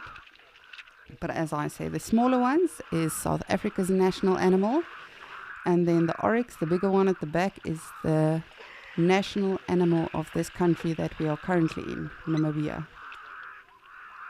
But both of them are designed by Mother Nature to be able to actually survive and exist and adapt and acclimate very, very easily in areas like this. Ooh, It's a Sunday. Why are we fighting? Can't we all just be friends?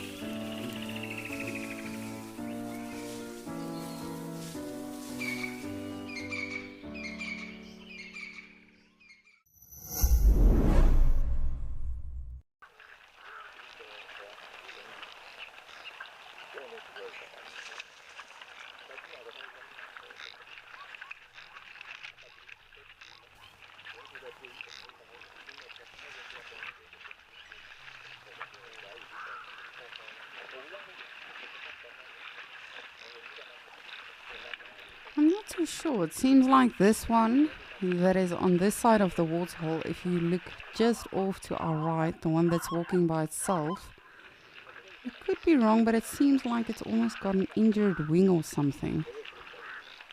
Seems very uncomfortable. I could be wrong. I'll try to keep an eye on it, since we are focusing on some feathered friends today.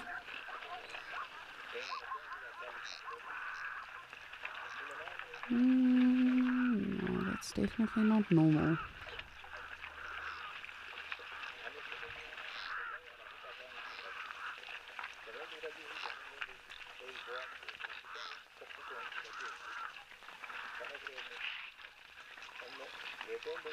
So this is what these storks generally do. Like these two, they move around. They very much like the ibises and a lot of the other birds that we see that are insectivores. They'll actually move around and they probe the soil looking for insects. However, they really have slim pickings now. You The soil hasn't been rejuvenated in weeks with rain. So I don't know how much food is really available for them. And then the rest of them really just stick around like this. You know, they preen and clean their feathers, but there's not a lot of activity that you'll see. They literally stand like this for hours, which seems odd. But again, everything out here has a purpose, has a reason. And interestingly enough, you would think for so many birds, for instance, like with the red-billed quillias that we've seen so often, making all that noise, having all that constant chatter, you would think all of these birds probably have something to say as well, but they are very silent for the most part. They can call, but it's actually not a very common thing for them. The eerie bird that you're constantly hearing, that is actually the pied crow. But these blackbirds that we are seeing, the abdomen stalks do not really make a lot of noise. They do have a call though. This is what their call sounds like.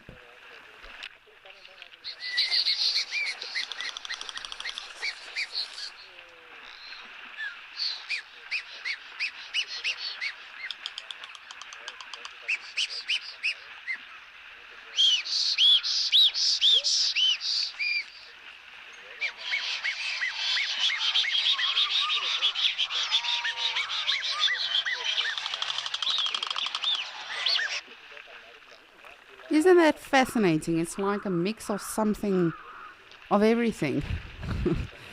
That croaking sound you hear, that is the actual bill when it sort of claps together when they are vocalizing. But it's a very fascinating call when you think about it. But again, we don't hear them. I've never personally heard them calling.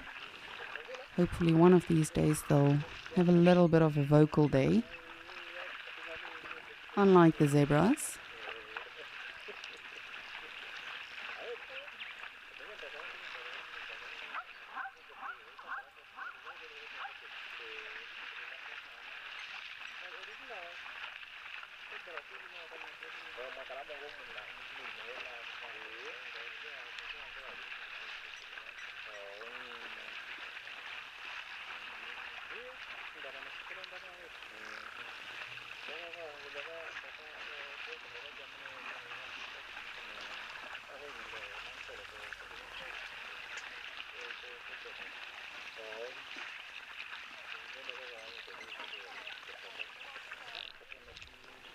And it's very fascinating with these birds in particular, when you actually go research them.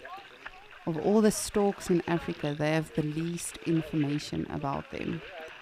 With regards to their social structures, with regards to their movements, there's no definite answers. Yes, there's been recordings of, certain movements going from, for instance, from Namibia to more eastern Africa. But there's no different migration or definite migration pattern for them. There's also no definite social structure to them. Yes, they are gregarious. Of course, they move in these large flocks, and often it's a lot of different flocks that meet up together. As I say, that happens due to the insect outbreaks, so they really do follow the rain. But in terms of actual research on them, there's no definite pattern every single year, which I find very fascinating. And again, that just reminds us that we should never put animals in a box or sort of say this is what they do and this is what they don't do. They don't come to that area, or you wouldn't find them in that area. It's just like everything else in life. It's ever changing. Just like climate and weather and everything changes, the animals too adapt, and particularly the migratory or the seasonal birds that move around, they of course have to adapt too. Just like the animals that have to adapt. Okay, well, this water hole is dry now, it's been dry for days, let's move further north or let's move further south, whatever the case is.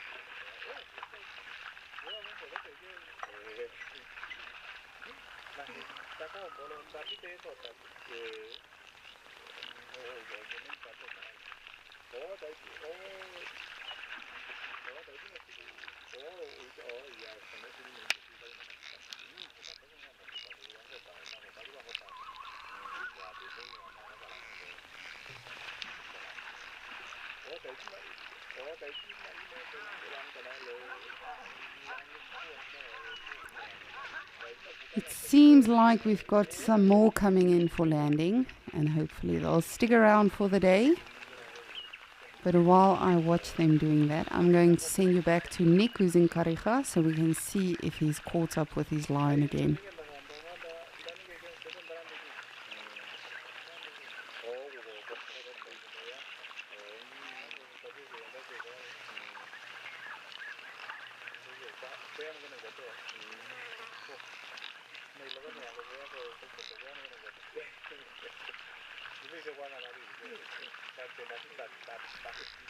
Nah, never mind. You are staying with me.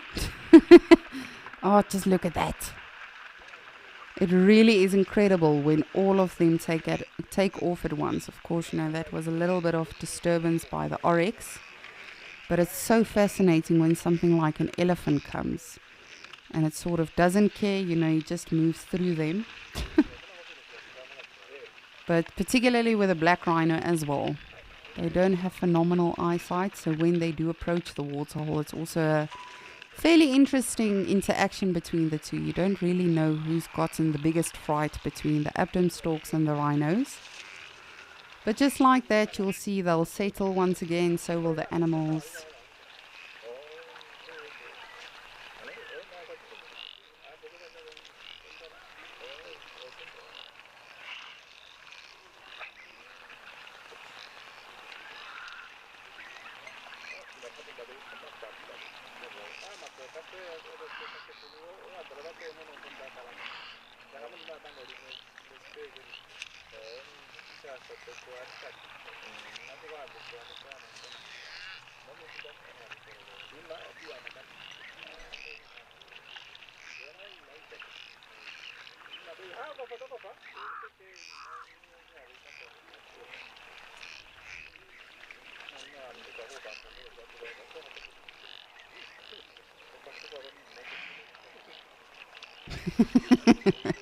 You would think that they sort of get used to it, but they don't.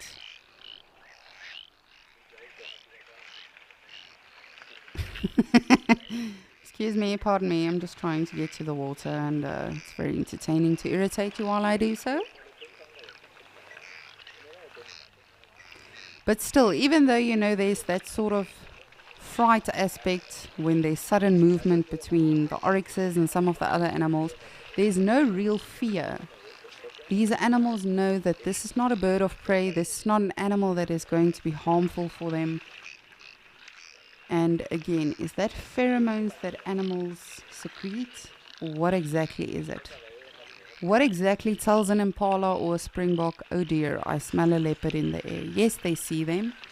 But I mean, many of you have seen on safari, on Escape to Nature, when we do see predators and animals that are alarm calling, they actually know before that predator is in sight. They know something's not right.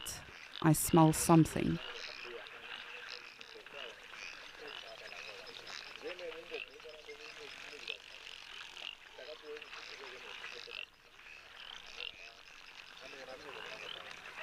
Alrighty, we are going to try to once again send you over to Nick, and hopefully we'll get to show you those lions.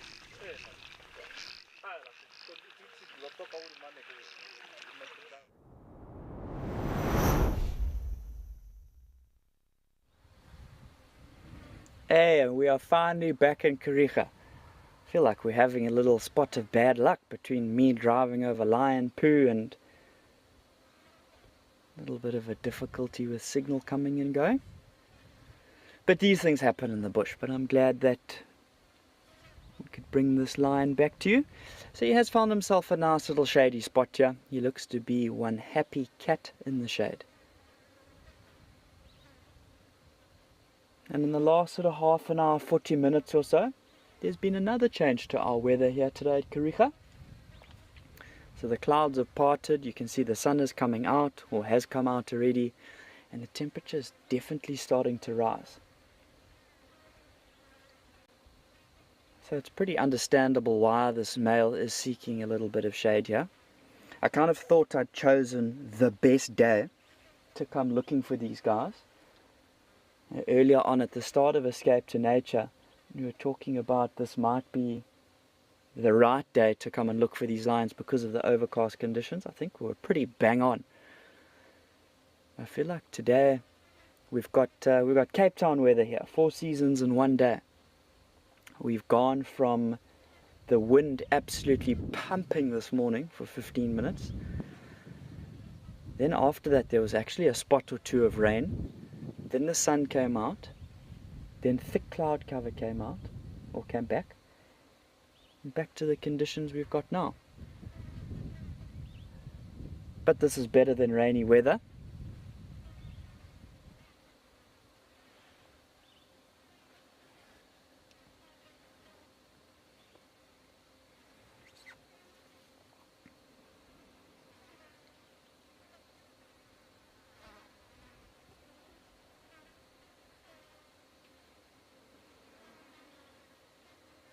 So I've still been looking around everywhere to see where this lion's brother is, and I haven't quite been able to find him still. I'm pretty sure he's tucked in one of these dense thickets somewhere. You know, they're pretty impenetrable to be able to see into. And remember, with this lion, we're looking at not being the dominant one. He's obviously walked over here, seen or smelt where his brother is. I would probably say he's seen where he is, and's been sort of satisfied that he hasn't continued to move off. So when we saw this male getting up and starting to move, he was walking in the direction of one of the roads. There was kind of a split junction in the road, and I thought he was going to continue down the road. You know, these males have been in the far northern reaches of their territory for quite a few days now, sort of 3-4 days. They were on that wildebeest carcass for about 2 days. And pretty soon they're going to need to move back into the eastern and the southern reaches of their territory, just maintaining the border of their territory, checking if everything is fine. I think it is possible that they will stay here where they are today. One of the other dominant lions in one of the neighboring reserves, he was calling this morning, and there was a little bit of roaring to and fro between this coalition and that other. It sounds like a single lion, doesn't sound like 2 lions roaring back. So there is a chance that tonight, when the wind drops down completely from the top of the ridge line here, they may belt another one out.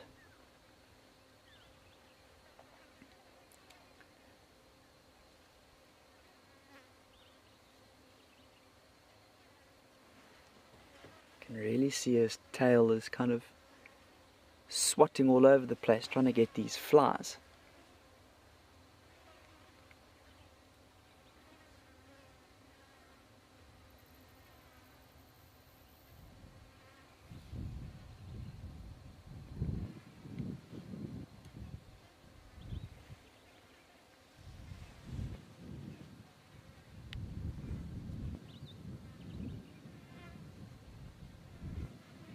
Yeah, so we saw the tip of the tail there was it's a blackish color.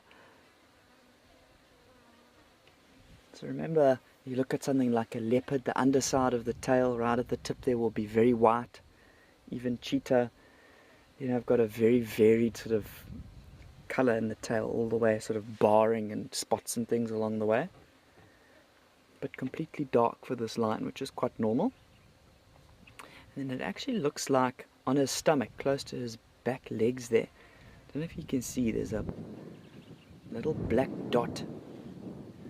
I think that is actually a massive tick or a little concentration of smaller ticks there. Let's maybe see if we can potentially zoom in and take a look. Yeah, it looks like that is ticks. I think maybe what's happened is he's walked from A to B. Maybe there's been a little thorn or something scraping up against it there, and maybe there was a small little wound that kind of opened up, And it kind of looks like there's 3 or 4 ticks that have just absolutely stuffed themselves into that little spot there. Can't be too comfortable. So remember, for lions, it's not like you're going to get the oxpeckers, those birds coming in to pull the ticks off of the lions. They're not going to allow that. So he will more than likely try and pull those out. When he's doing a bit of grooming, he'll probably lick that area quite a lot and even sort of paw it with his paws to try and dislodge those ticks. Remember, between brothers there is a lot of affection and grooming that goes on, but that's largely towards the sort of the head region, on the face, on the mane and things like that. His brother's not going to be pulling those ticks out himself. So there's only 2 ways this is going to go. Either he's going to successfully remove them himself, either by continually licking and hoping to kind of pull them out, or biting them out. Or other than that, the ticks are going to stay there for a while and absolutely gorge themselves on blood. And then when they are fully engorged, they'll just drop off. And I guess for lionesses and things like that, or even lions as a whole, you know, that they are a lot more social compared to something like your leopard. So a lot easier to maintain hygiene, and you know, there's a lot of that allo grooming that goes on, which obviously strengthens the bond between individuals, but it's quite beneficial in terms of getting ticks and things like that off. Oh, there we go. I've just spotted his brother. He's actually he's right next to this one. He is so camouflaged. Let me see if you guys are able to spot him here. Look how ridiculous that is. So literally in the center of the frame here, you see there's that long strand of grass that's blowing. That long strand. Behind that and to the left, you can literally see, like a tuft of hair, a slight orangey, burntish color. I assume that's his mane we may be having a look at there. So you can kind of see why it is so hard to find something like these lions if they've both tucked themselves in a thicket like this. I mean, you would drive past and just not even know that they're there. That is camouflage. Sheesh, lucky we've got this one out in the open for us, otherwise we would just never have found them.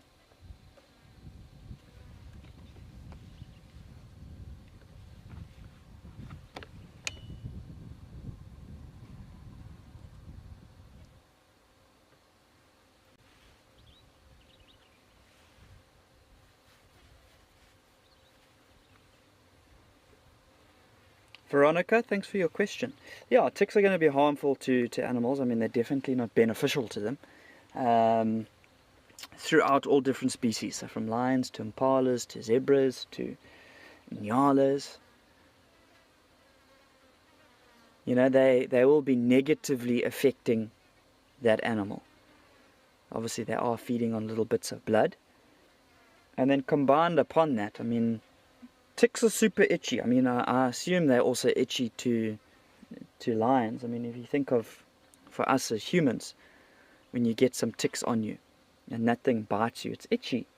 You know, that's, for me, I'm absolutely useless at checking my body for ticks. Even when I do look for ticks, half the time I miss them.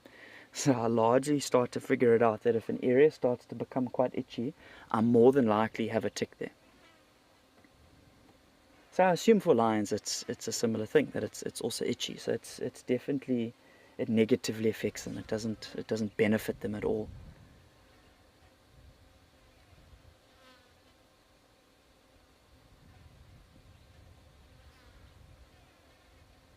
I went up I went on a little holiday up in northern KZN not so long ago. When was it now? Sort of like 3 months ago or something like that. And KZN has got a crazy amount of ticks. Pepper ticks, like you've never seen. And we went to this one reserve where there was this hide that you could go to. And normally in game reserves, you don't get out and walk to areas unaccompanied, And at this reserve, the hide was about 300 meters off. And there was this game trail that you could just follow. And there was a sign that said, here's the game trail, follow this game trail all the way and you get to the hide at the edge of this massive pan system. And being a guide, you gain obviously a bit of experience that if you do encounter lions or buffaloes or something like that on foot, you know how to handle the situation. So I was pretty comfortable with it. But I kind of thought off the bat, sure, if this was a person coming on safari for the first time, it's probably not the cleverest thing to do. If you do encounter a buffalo or something on foot, you just don't know how to handle the situation. Anyways, I quite happily walked along the path, got to this hide, we did a bit of birding, got some lovely species and things there, and then walked back to the car before sunset, before it started to get dark. At night, my girlfriend said to me, "Did you check yourself for ticks?" I said, yeah. I had a quick look. She said, "Let me check you." Because she knows I'm absolutely useless. And she found 9 different ticks. So I'm not a champion at tick finding. I'll leave the ticks to the lions happily. I'll leave them to deal with it. Leave them to the impalas, Those impalas have got a pretty good system. You see them allo grooming themselves. Then obviously the oxpeckers will come on and take those ticks off of them. And you combine that, remember they've got that special adaptation of their teeth. Their teeth on their lower jaw are kind of loosely fitted in their sockets. So it's not like you think of our teeth, which are kind of firmly lodged in place, inside your gum. The impala's teeth are kind of only semi-lodged. It can kind of splay open a little bit, and they're able to work those teeth through their fur, and it helps them to clean out obviously dirt, and then things like ticks, mites, all your little gogos. And it's a very good system. You always look at impala and they always look so clean, glossy sort of finish to the skin when you look at it.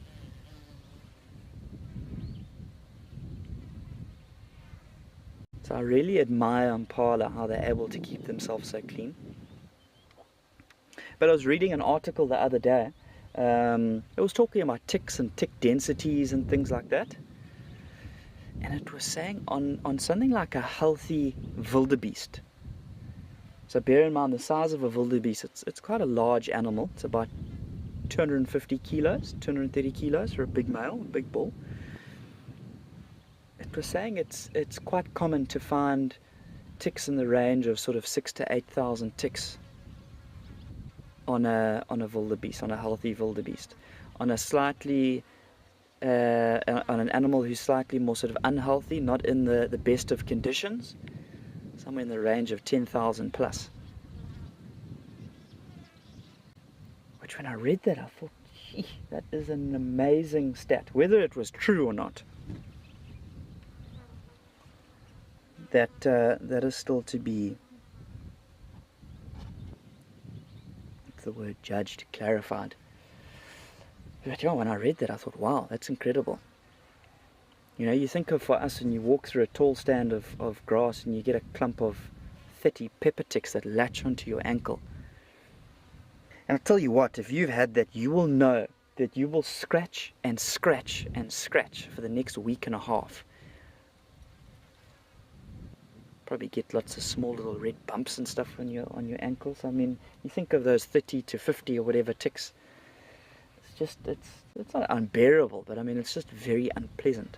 The thought of potentially for a wildebeest having something like 6,000 ticks is crazy.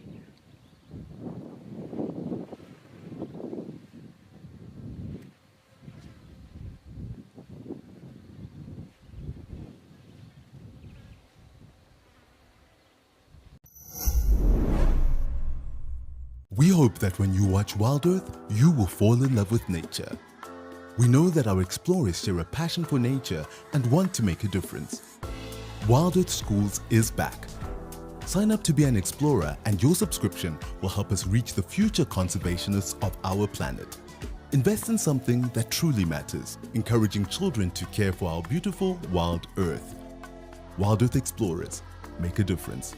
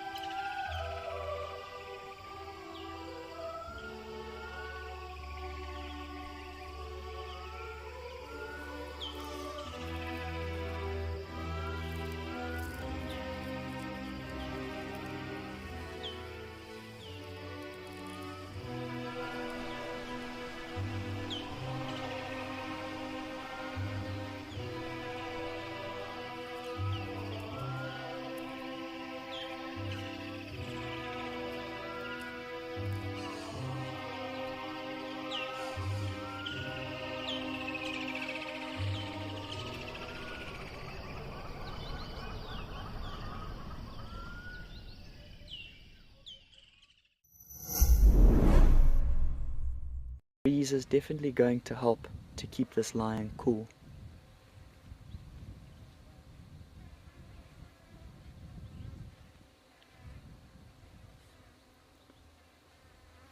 I can't imagine much of this breeze is reaching that other male inside the thicket there, but he does have a solid patch of shade in there. You can see already for this male that we're looking at now how his front paws are in the sun now.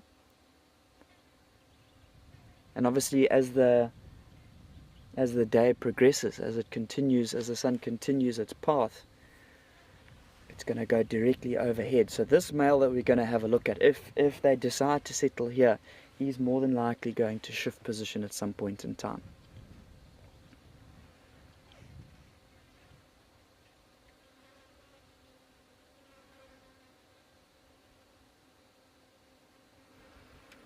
Kayla, that's such a good question.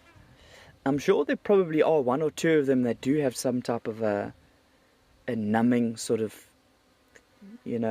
enzyme.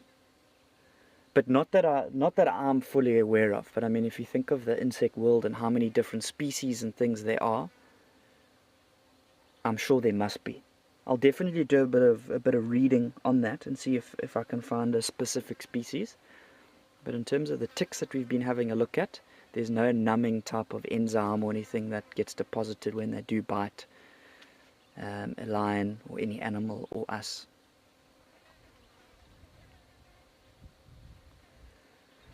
But there's some incredible sort of adaptations that animals have out there. You think of something like a Komodo dragon, obviously that you find in Asia. You're not finding it right here in Africa or in South Africa even. But you think of their sort of strategy, their tactics of how they hunt. They look for prey species, they look for antelope. And they then, they bite it, they latch onto it and they bite it hard. And then from there they just leave it. So remember for those dragons, they've got incredible amounts of bacteria that get deposited in that prey species. So from there, it kind of it festers, and the Komodo dragon will really just follow the central of that animal, slow, kind of plodding along.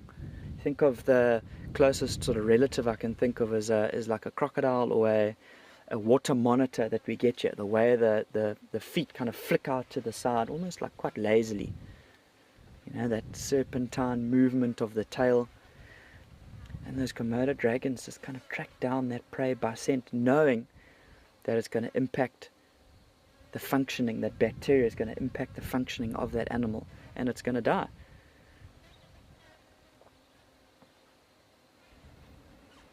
But talking about dragons, reptiles and crocodiles, sounds like Lisa's got a crocodile for us at Djuma. We're going to go across there and take a look.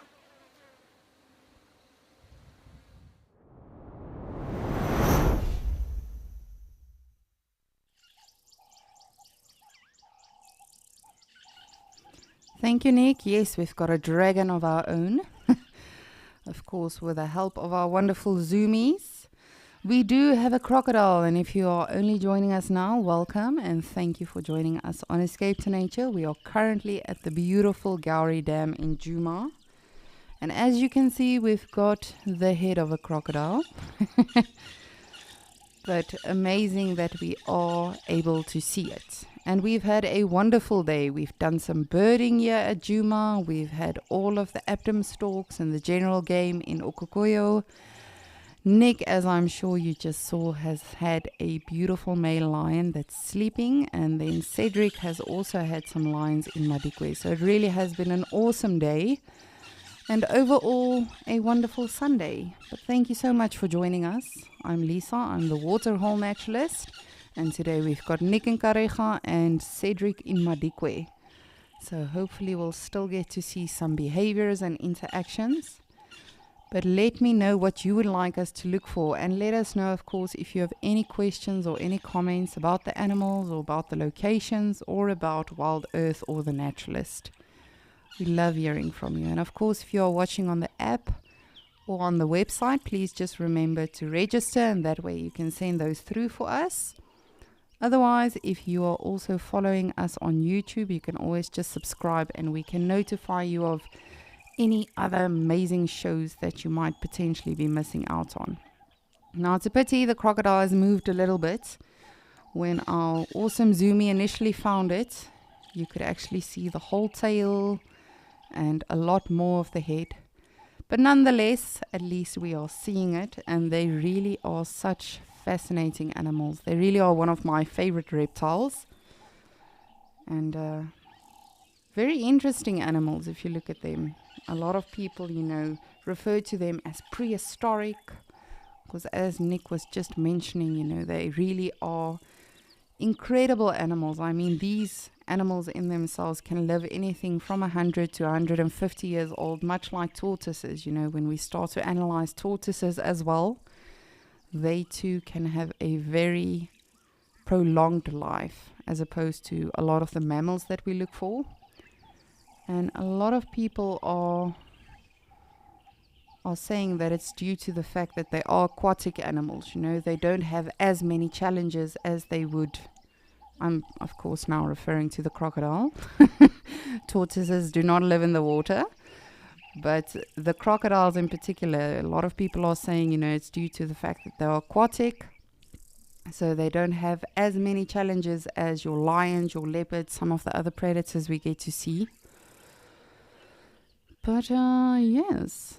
Please come back, Crocodilia. Please, please, please. We'll just give it a minute or two. But a lot of fascinating things about them. They are one of the most successful hunters out here in Africa. Of course, we get to see a lot of footage in terms of the migrations in the Masai Mara and all of those places, but they really are just spectacular at hunting. When they do in fact get something like an antelope, for instance, they'll sort of roll it around as a means of actually drowning the animal. There you are, you sneaky crocodile.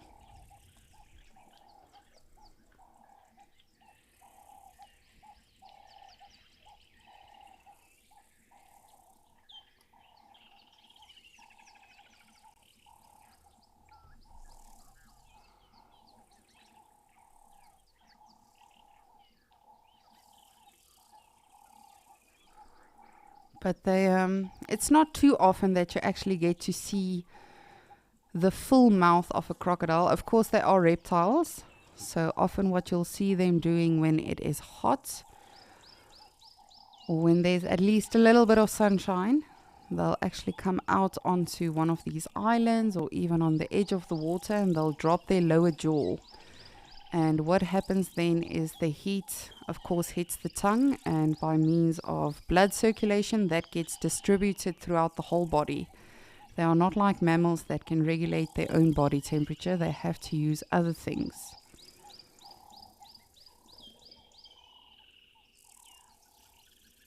And I'm still to figure out, I've really been trying, while I've been watching the Djuma Dam cam with the Zoomies as well, to try and sort of figure out if we can sex this crocodile to see if it's a male or female.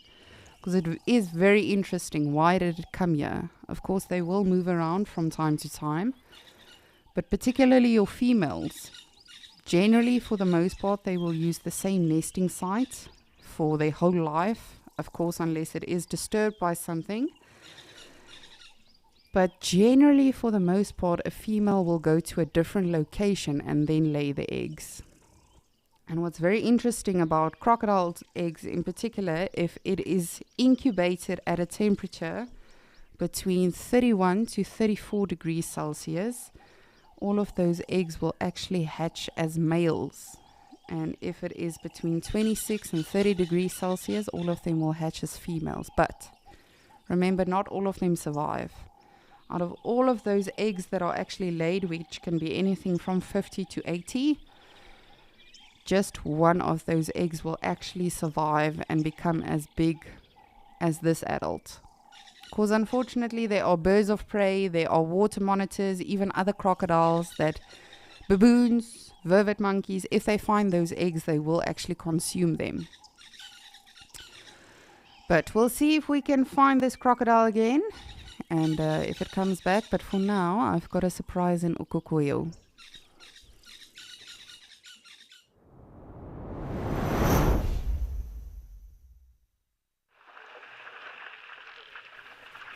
Surprise, surprise, we've got our elephant bulls. I was wondering if they are going to be making an appearance today. And it'll be interesting now to see if the abdomen stalks are going to be disturbed and how disturbed they will be by this elephant. But you can see there's already slight head shaking. And that is not always when the animal is being aggressive. Any animal out here, whether it's an antelope, a lion, an elephant, they have to announce their presence and they have to do whatever they can just to sort of make themselves look bigger in the moment. Not that an elephant really needs it. But just look at that. Even with the elephant coming, you know, there's no actual vocalization from these birds or anything.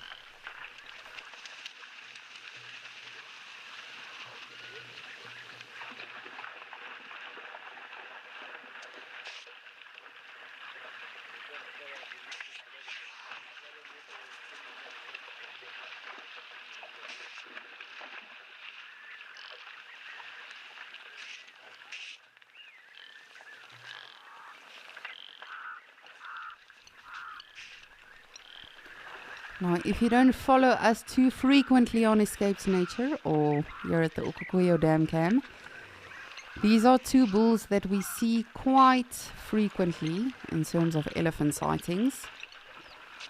Of course, when it was raining and it was green and lush and fluffy all around, we didn't see any elephants really.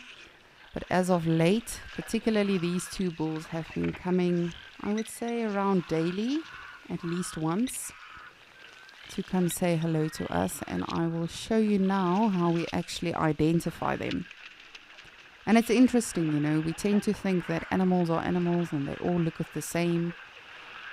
But I have to say that's one thing I've really learned at Wild Earth is, especially the people that are so good with IDing the hyenas and the leopards and everything, if you really pay attention and spend some time with the animals, of course, you know, you do get to know them. So you will see these two males in particular.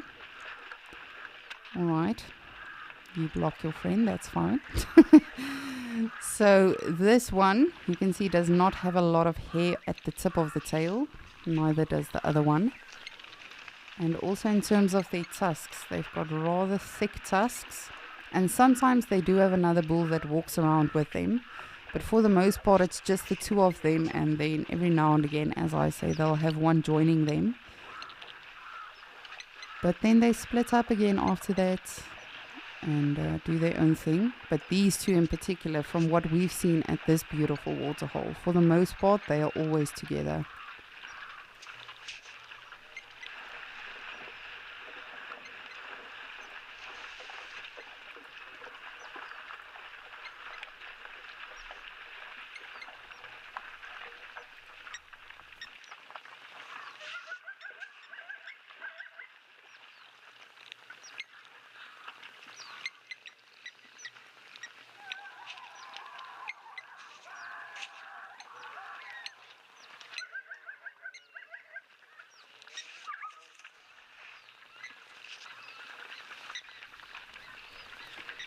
And just like that, you know, the birds sort of moved away, gave way, the antelopes. And again, it's not a thing of fearing these elephants because they eat birds and antelope. It's just, it's a massive animal. So if it comes your way, you are definitely going to make way for it.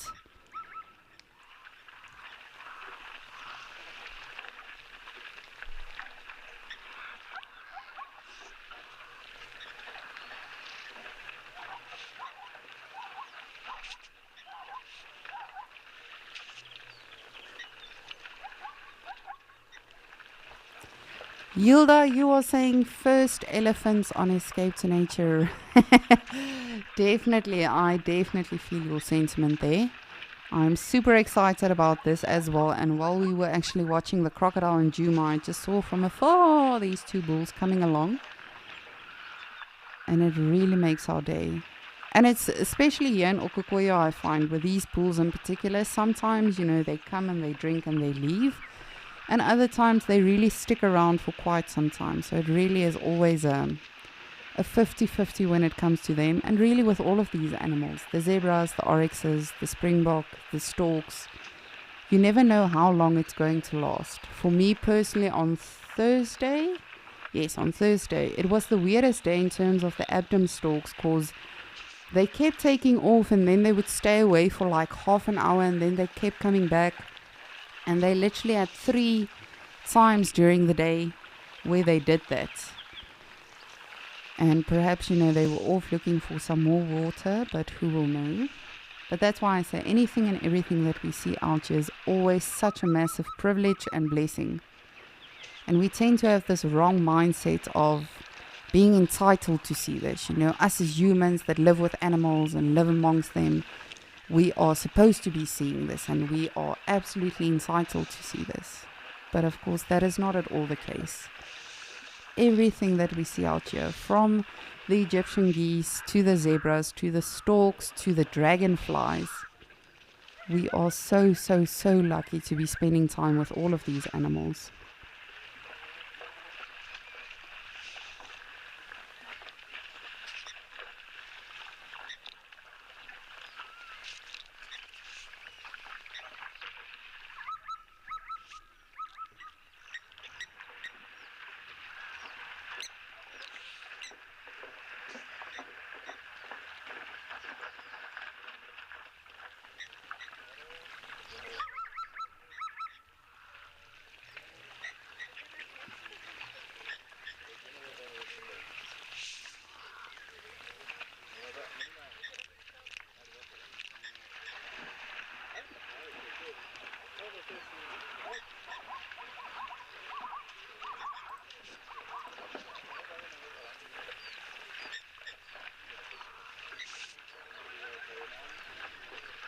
Starbuck, you are saying now that's respect. These birds definitely gave them some space. And yes, again, you know, it's not out of fear, it's just out of respect. And there really is a massive difference when it comes to fear and respect. Particularly I find in the wild with the different animals. It's always so funny, you know, when you have something like giraffes. The giraffes are always sort of wary, whether it's the storks that are here or zebras, they always sort of are very vigilant and cautious and rather give the other animals a chance to go first. And that sort of makes you wonder, you know, do they have different personalities? Is it just a mindset that we see amongst the animals? And again, all of the animals will differ. You can take elephants in Okokoyo, elephants in Botswana and elephants in South Africa. Yes, it's the same species, but they're all going to be doing different things. They'll have the same basic mannerisms and behaviors when it comes to feeding and all of that. But just like humans, you know, they all have circumstances that influence them. The elephant herd that I used to work with at my previous game reserve, the one elephant, Lundi, she's a phenomenal cow. But she's sort of I almost want to say a very shy elephant. Like she's very, very much on her own mission and everything, but she's a wonderful mother. But Lundi was not fond of water. I don't know if it's changed by now, but in the time that I used to work with her, she did not love water. It's very rarely that she would actually join the rest of the herd with swimming. Now, Lundi also has this massive gap in her ear, and the elephant carers weren't really sure what happened with her. But the one day Tiger and I, Tiger is not an animal, he's the actual head of the elephant carers, and we had a big conversation about it.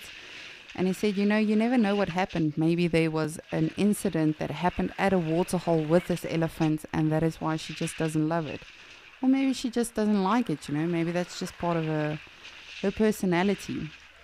I know a lot of you know that some leopards in Sabi Sands that unfortunately have passed away by now, and some of them are still with us, and I'm not just referring to Djuma, a lot of the other areas as well. There's some leopards that have adapted to know that, whew, here's a game viewer, let's use this vehicle to make a successful hunt, where they actually use the vehicle to hide themselves, to disguise their scent. So animals adapt wherever they find themselves, particularly if you look at these animals. Let's be honest, would you want to live here if you were an animal that fed on trees, grass, flowers, berries, fruits, vegetation predominantly? If you look at just this, it does not look very appetizing, let's be honest. But all of these animals, the oryxes, the storks, the elephants, the springbok, whether it's animals that are always here or that are just here sometimes of the year, they all adapt and they all know, okay, well, if that's not what we do, then we won't survive. And that's definitely, it's something I envy so much about animals. I mean, I'm someone that generally adapts very quickly to my environment, or if I have a new challenge ahead of me, I can adapt very quickly. But these animals, whatever happens to them, let's say perhaps there's a lion that tried hunting the zebras today.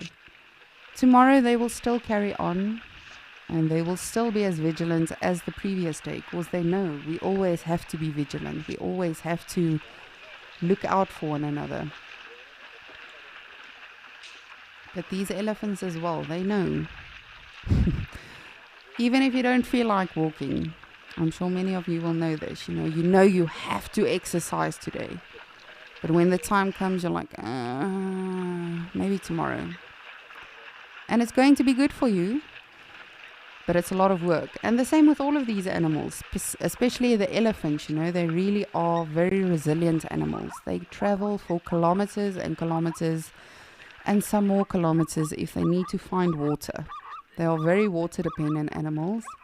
Big elephants like these can drink up to 200 liters each in a day. And so they know if there's not water in this water hole, or if there's not water in this general spring that we generally come to, we have to find the next.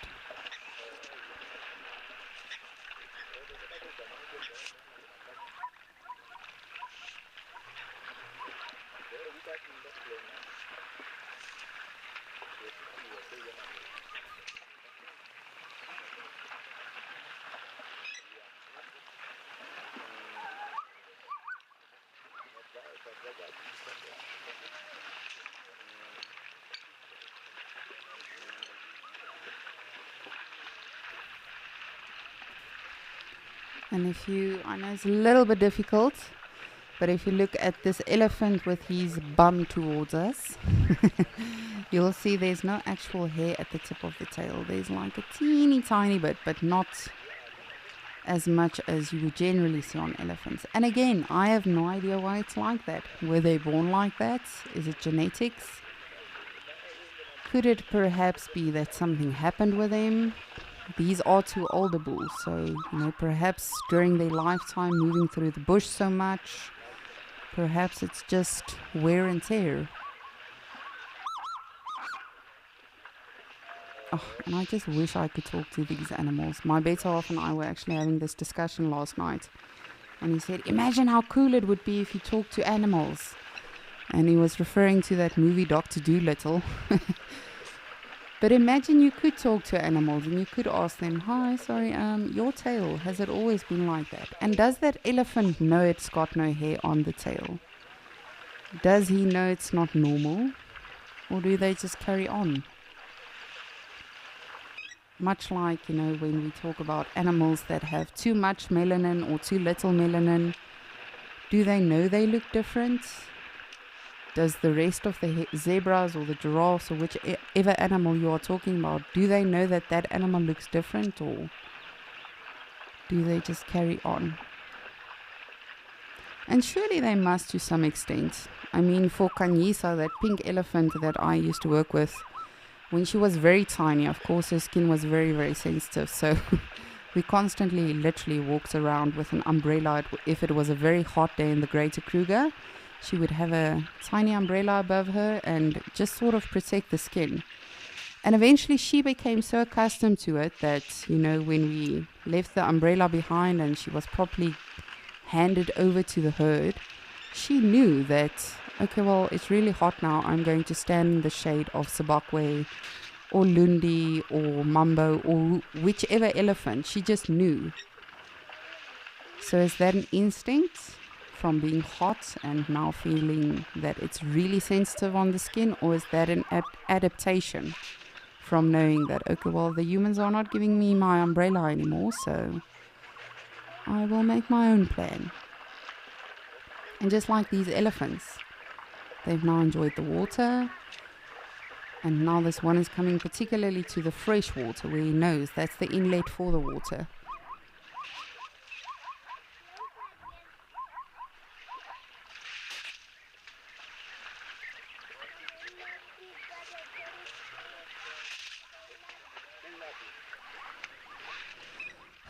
I'm so happy that they finally came along. Hopefully they'll stick around for us.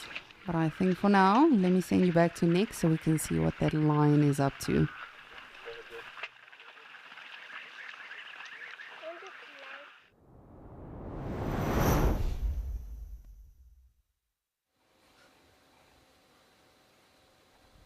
Thanks, Lisa.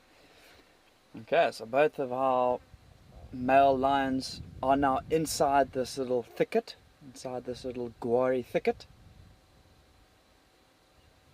And it is pretty impenetrable. You can see it's quite thick inside there, making viewing a little bit difficult for us. But you can kind of see why they would want to go in there. Nice and shady.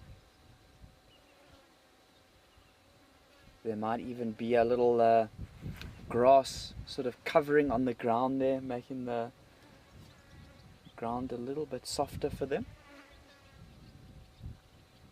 I think at this point in time they're not too worried about how soft the ground is if there isn't any covering. I think they're just wanting to stay cool.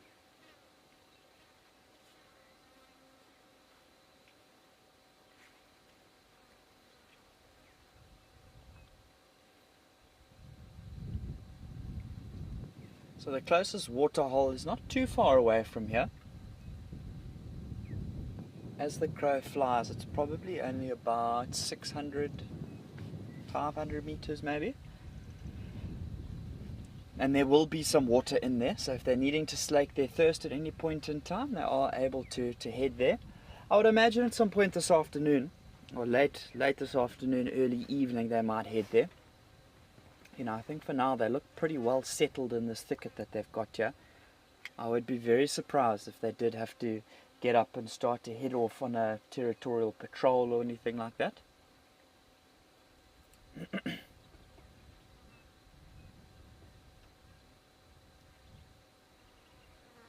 Obviously for the males, they've got that big, thick, dense mane that the lionesses don't have, so they heat up that much faster compared to the lionesses.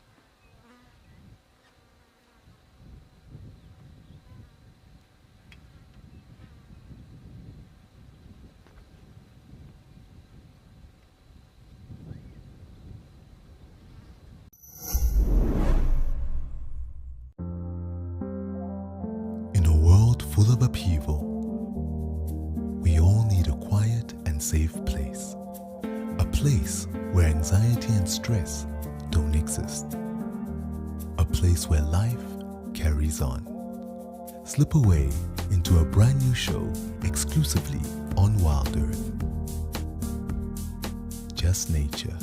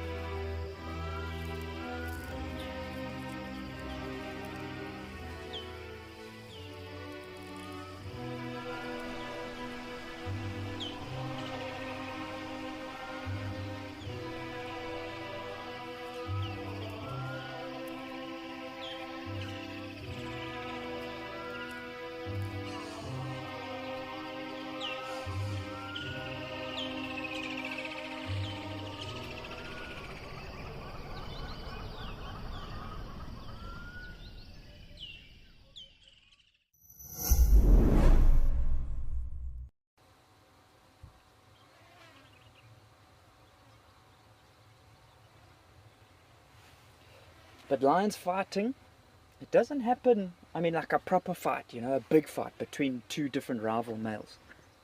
It's a rare sighting, something that I'm still waiting to see. The day will come at some point in time. Debbie, when will he get active? The both of them will more than likely get active together. They'll move around together as brothers. They move in a coalition, and I would say later on this evening, probably, or later on this afternoon to closer evening. So I would say somewhere around maybe 6:30 or so, 6 o'clock. Who knows? Somewhere around there. But remember, there's no reason for him to move now. So basically what I'm trying to get towards is when the temperature cools off, they'll start to move. We'll start to see them come out of this thicket, maybe earlier on than that, just to do a little bit of grooming, potentially head to that waterhole that we talked about, go for a drink there. Remember, they are right at the top of a big open ridge line. Oh, something got his attention there. I think maybe a fly. So I was saying earlier how this morning there was one of the lions from the neighboring properties calling. So I think that these lions, maybe even to start off the evening, they're not going to start off maybe by going on a patrol.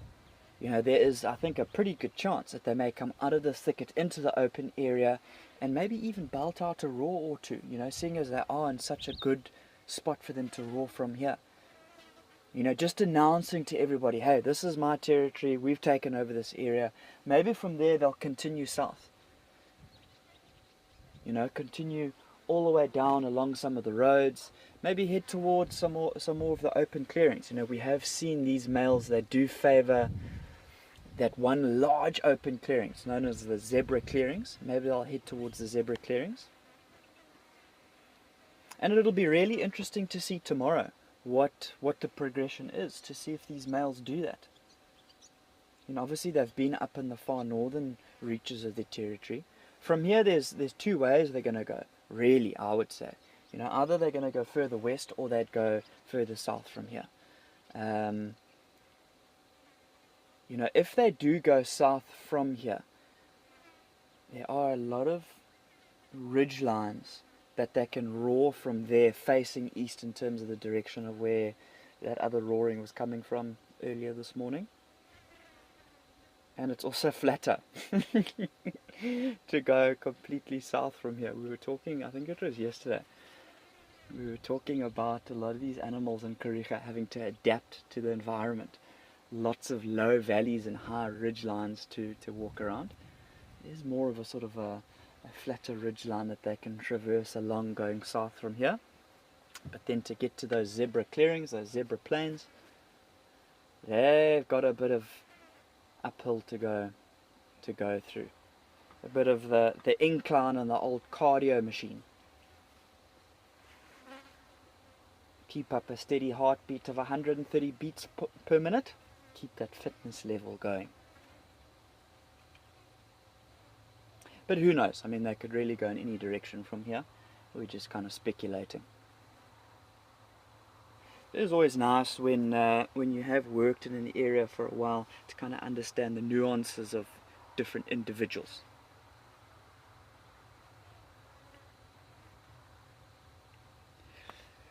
Doug, some of the biggest lions that I have seen, for me, has been Botswana.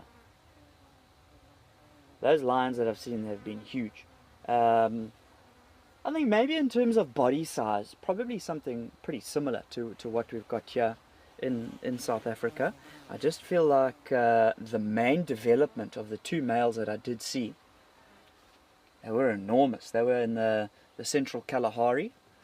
So they had those Kalahari bloodlines, which is obviously quite renowned for being very good genetics. So their manes were very well developed. They were, looked like they put conditioner in their manes, just, luscious.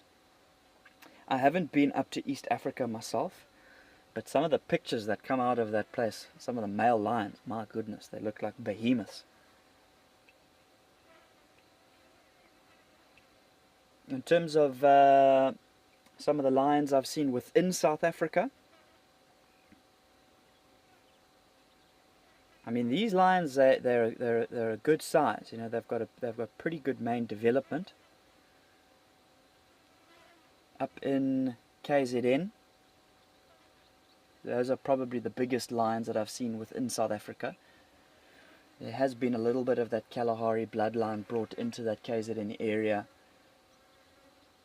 sort of Zululand area, to try and stimulate genetic pools and things like that. So within South Africa, those are probably the biggest lions that I've seen. I've been charged on foot a few times by those guys, and I'll tell you what, they do a good job of scaring you. In terms of some of the more sort of, I don't want to say scrappy, but I mean intimidating lions in terms of the fact that you can see they've had to really fight to get to where they are and you know, holding territories. I would say some of the lions I've seen in the Lowveld, life doesn't come easy for them there. And yes, they may not be some of the biggest lions I've seen in the world, but there's some crazy looking lions in terms of a lot of character on the face, a lot of scratches and scars.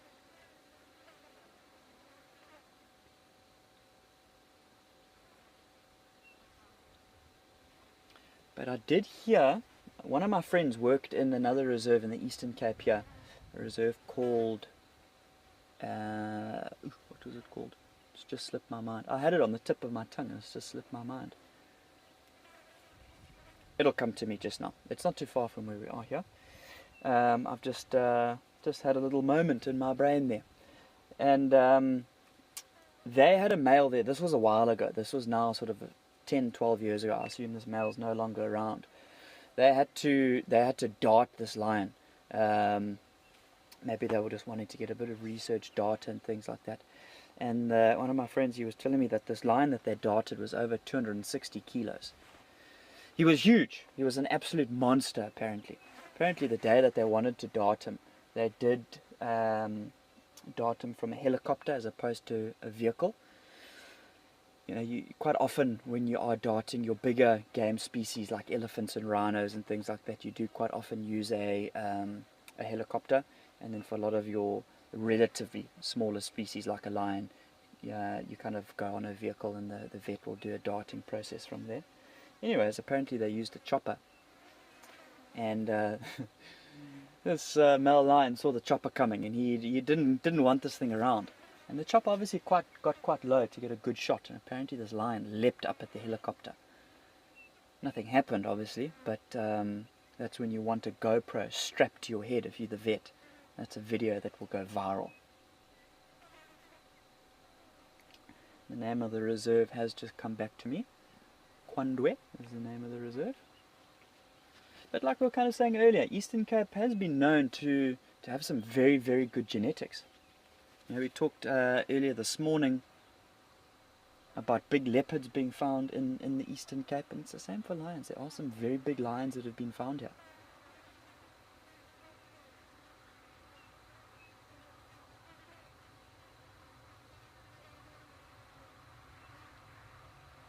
In terms of the biggest lionesses that I've seen, that'll be the Zululand area again. There was a lioness. She was an absolute monster. They darted her and they weighed her. She weighed in at 213 kilograms, which is an absolute anomaly.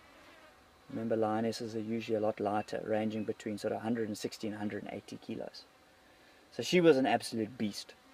But there was, there must have obviously been some physiological changes and things that happened. She had too much testosterone in the system. But that's another story for another day. I think for now, let's take you across to Lisa.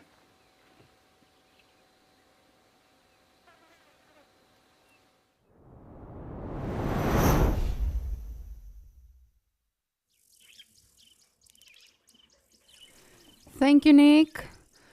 We have got two brown-headed parrots, and it's the most adorable thing. They are busy preparing a nest. And when the one is actually in the actual cavity, you can just see her head. There we are. How cute is that? Oh my goodness. Now, these are monogamous birds, and what they'll do is they'll use a natural cavity in a tree, or it might be an old woodpecker nest or hole that's been created, and they are monogamous, so they do mate for life. But how beautiful are they? And I do just, while we are at Djuma, with the help of one of our also awesome Zoomies, I do just want to say a massive, massive happy birthday to Meerkat, who's one of our Zoomies and who is currently helping us out on the Djuma Dam Cam. We hope you have an awesome day. And perhaps if it is any of your birthdays, happy birthday. We hope you have a beautiful day and a beautiful year. And we hope you have a lot of celebrations going on today. But how adorable is this? It's not something I've seen a lot. Generally, for me, in real life, I mean now, when I've seen the brown-headed parrots, it's generally in those smaller flocks that they have. But it truly is so, so special to see them creating a nesting site. And what they'll do is they actually, for the most part, they'll lay 2 to 4 eggs in this cavity then. And the incubation is generally anything from 25 to 30 days. But how amazing that we get to be a part of their experience and their life story. And the chicks will unfortunately, well, unfortunately for them, be artificial. So it's those naked, helpless chicks, that have to be fed. But for the most part, generally when birds are in a high nest or very, very much elevated, generally it will be artificial chicks.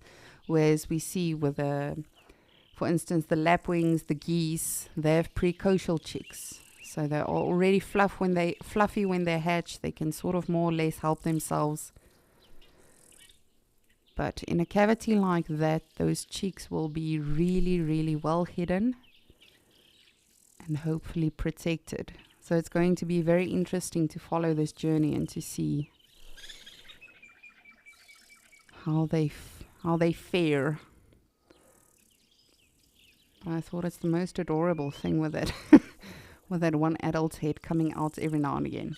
And even though this is whether it's natural cavity or, it was a woodpecker that initially made this hole, they will constantly modify it as well. And it's just so incredible when you think about nature, how all of these animals are sharing. I mean, we've seen woodlands kingfishers nest here as well, some of the starlings. And then other animals, lizards live here, squirrels live here, how all of these animals just sort of share and they don't mind each other.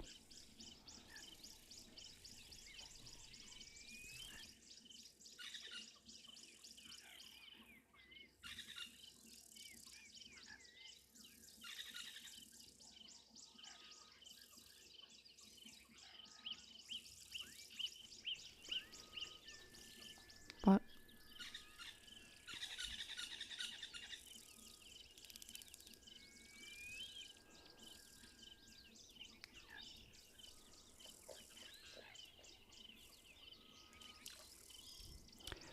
whoop, there they go.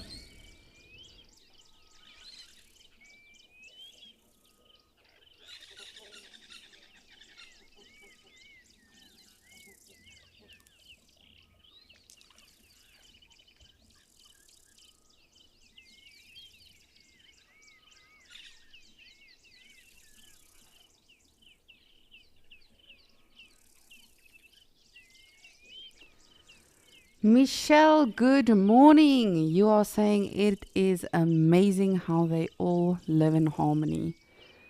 It really is. And it's when you look at all of these animals, yes, it's not always, rainbows and unicorns. There are some harsh things that happen out here with predators going for antelopes and zebras and all sorts of dynamics that are happening on the daily. But at the end of the day, Mother Nature has created everything out here in such a way that it all just works. All of these animals are able to coexist, to share a water hole, to share trees. I mean, so many different species. The other day, Karen and I were talking about this. And, she's mentioned the various species that have actually nested in this tree. And again, not just birds, other animals as well. And you sort of think, how do they, How do they just do that? Do they have a sign-up sheet? Does it go according to order or alphabetical order? But no, that is just our human interpretation. Everything out there just works and blends perfectly. But I see we do still have our elephant bulls at Okokoyo, so I think for now, let's enjoy them while we can.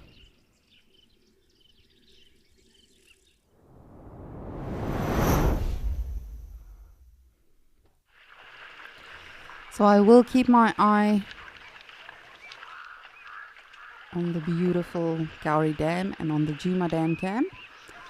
But I thought, let us just enjoy these elephant bulls while they are sticking around.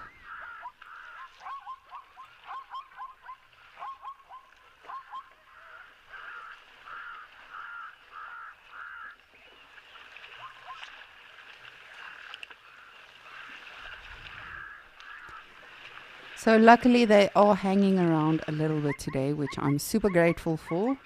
But as I say, it's always good to appreciate and to spend some time with the animals while you have them, because you never know how long you are going to have them.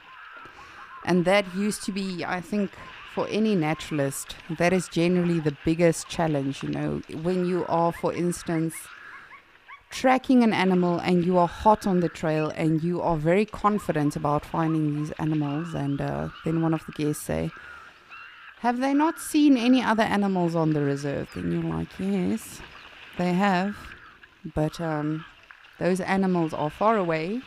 They might move into the bush. By the time we get there, we don't get any visual of them or see them at all.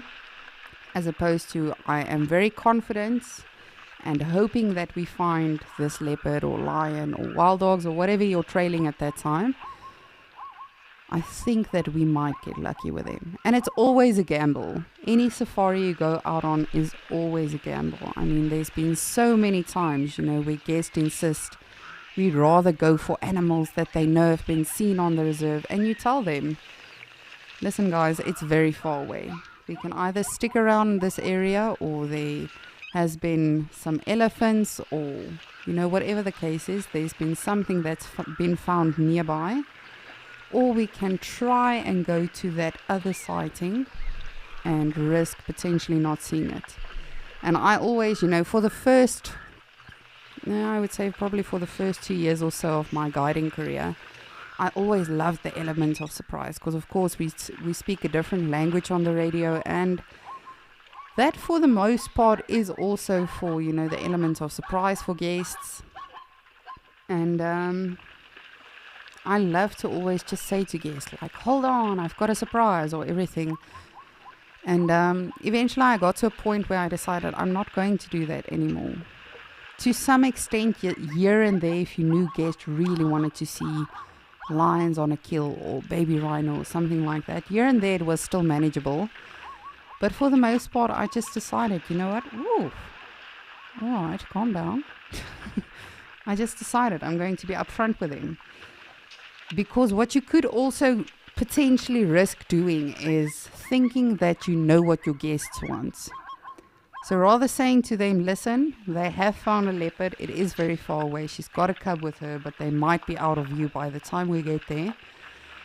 As opposed to, you know, having perhaps a guest that has seen a lot of leopard in their life and they really just want to spend some time on birding or something like that. And it happens. And I remember one of my best sightings. We were literally in the most furthest southeastern corner of the reserve. And we were on the plains, just watching the general game. And I had heard on the radio that they said, we found a young leopardess, and she's busy hunting a baby warthog. So I said to my guests, listen, they have found a leopard.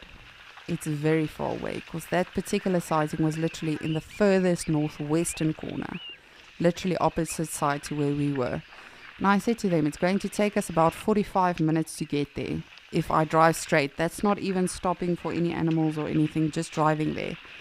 And they said, okay, well, let's try. And we got there, and it was one of the best sightings I've had in my life. It was a young female leopard, and she was not hunting a warthog. She was playing with it. They were literally headbutting each other. So I was not sure, if she didn't know how to hunt yet, or if she just felt like making a friend rather than a foe for the day. But yes, eventually the baby warthog took off again, and the leopard just laid under a tree. But again, it's a gamble, just like anything else. And it goes the same for our dam cams and all of our locations, all of the naturalists that are at the live locations, but even for us here. That's why I say when we do have animals and when we do have interactions and just general behavior that we get to observe, it's so, so crucial to appreciate it in the moment while we can.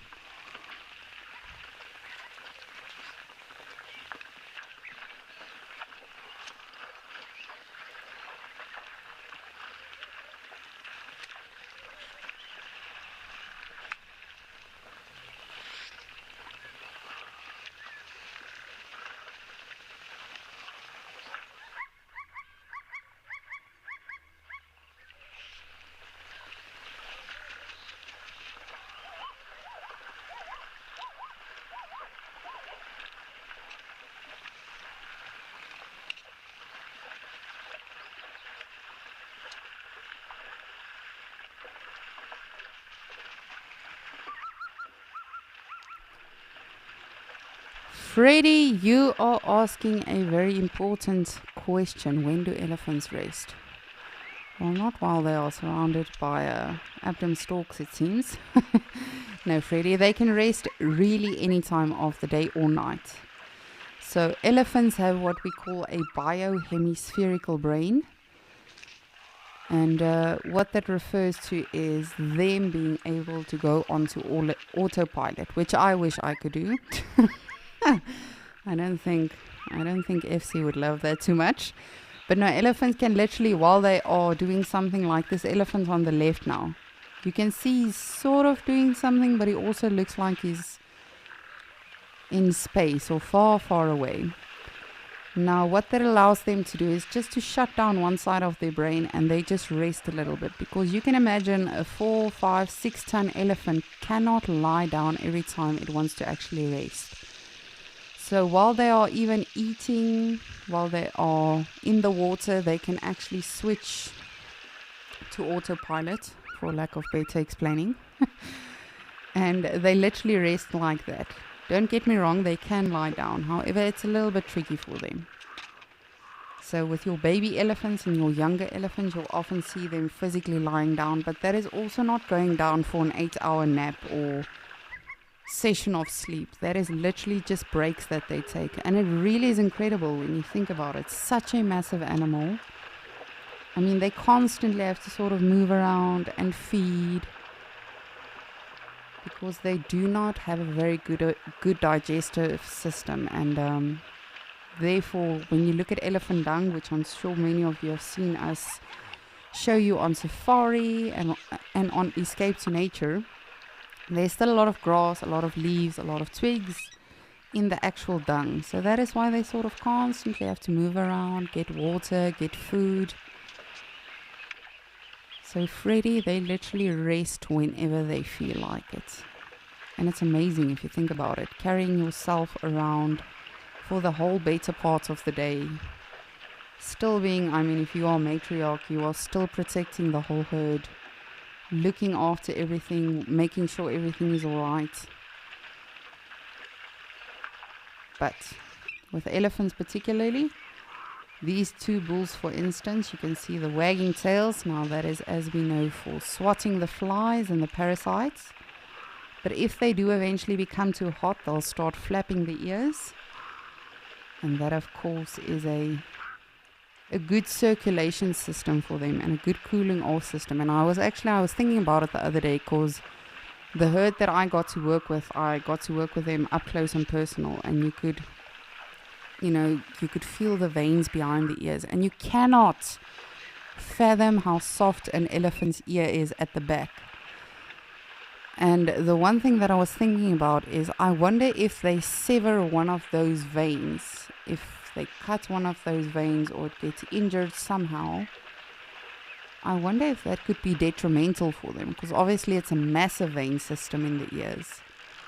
So if that gets damaged or cut somehow, could they bleed to death? I don't think so, but I don't know. I don't have enough information on this. I don't think there's really been a lot of instances like that. Of course, it is very protected for the most part. But just in general, how do elephants not get injured even more? It's such a massive animal. They walk through these very dense and thick vegetation.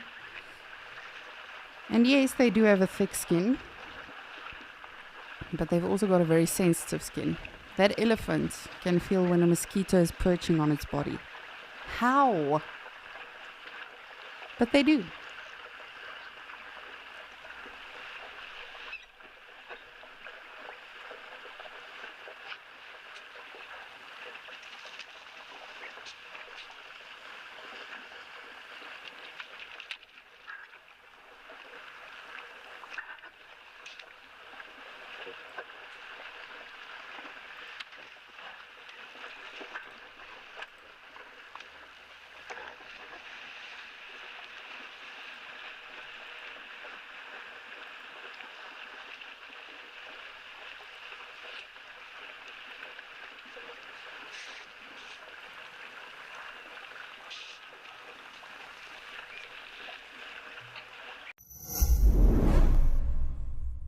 Did you know that explorers are watching ad-free right now? Right this very minute, they are listening to the soothing sounds of nature and seeing uninterrupted content. I am shaking with excitement. But don't fret, you can try out an Explorer subscription in monthly, 6-monthly and yearly options. Experience nature naturally, totally ad-free. Wild Earth Explorers, it's in your nature.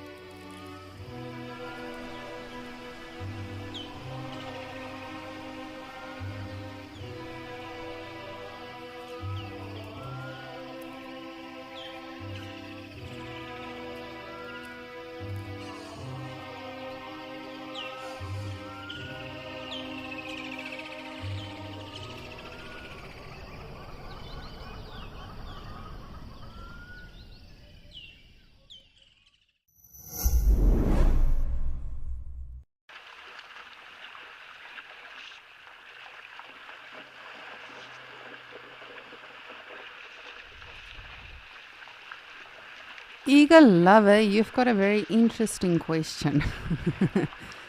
Why do I prefer not to do active guiding anymore? Let me just see. We've got an hour and a half left on Escape to Nature. Yes, that should give me enough time to cover it. No, the thing is, it was actually not a choice. It was a decision I had to make. So my previous lodge where I was at, during that time working for them, I actually applied going onto a South African reality TV show. And I didn't tell them because I mean, it's like playing the lotto. It could happen, it can't happen. So, yes, then on very short notice, I found out that I am one of the contestants that got chosen. And unfortunately, they were not able to give me enough time off to actually do the filming for the show. So, yes, then with a very, very, very heavy heart, I had to unfortunately leave the lodge. And yes, then I went off to do the show. And after that, I was also on a few adventures. And then, I don't know, I just never went back into the bush. The big thing also is that I really wanted to get closer to home as well. For various reasons. But as a naturalist, you know, it's a glorious job. But what we don't always tell you that it's a lot of sacrifice. You miss a lot of Mother's Days and Christmases and New Year's and birthdays and vacations with families. So when everything like that just sort of happened to me, I just decided, okay, well, maybe this is a sign for me. And then, yes, in the meantime, I also met my better half. And yes, then I sort of settled. And of course, then I started working for Wild Earth, which is sort of like a perfect blend. You know, I'm still city bound, but I also get to spend time with all of you and the animals. But I do miss the bush. I will not lie to you. I definitely have to get back. This morning I was saying I'm planning a trip, hopefully. I still have to make the final arrangements, but hopefully next month I will be going to visit my family in the Sabi Sands. But I do miss it. But just like anything else in life, there are a lot of pros and cons. As I say, the big thing for me is family time. I've missed out on a lot of really, really crucial moments in terms of time with family, vacation and everything. And literally a lot of things that I missed out on because of my guiding career. And it really is, I mean, you work, if you are a natural guide or a guide at a lodge, generally for the most part you work 6 consecutive weeks, whether that's a public holiday or weekend or Mother's Day or your mother's birthday, whatever. You're working and then you have 2 weeks off. So you really do tend to miss out on a lot. And eventually, alright, being dramatic, are we? But yes, eventually I had to sort of make that call. And by that time, I had already been in the industry for 11 years. So I sort of thought, let me just take a break, live the normal life, as they would say. I haven't looked back since, but I do miss it. I will be honest with you. I do miss jumping out on a vehicle and playing with elephant poop and eating leaves and laughing at guests. It really is a phenomenal job. And it's very rewarding. If you ever consider going to study field guiding, I definitely encourage you to. It's really amazing.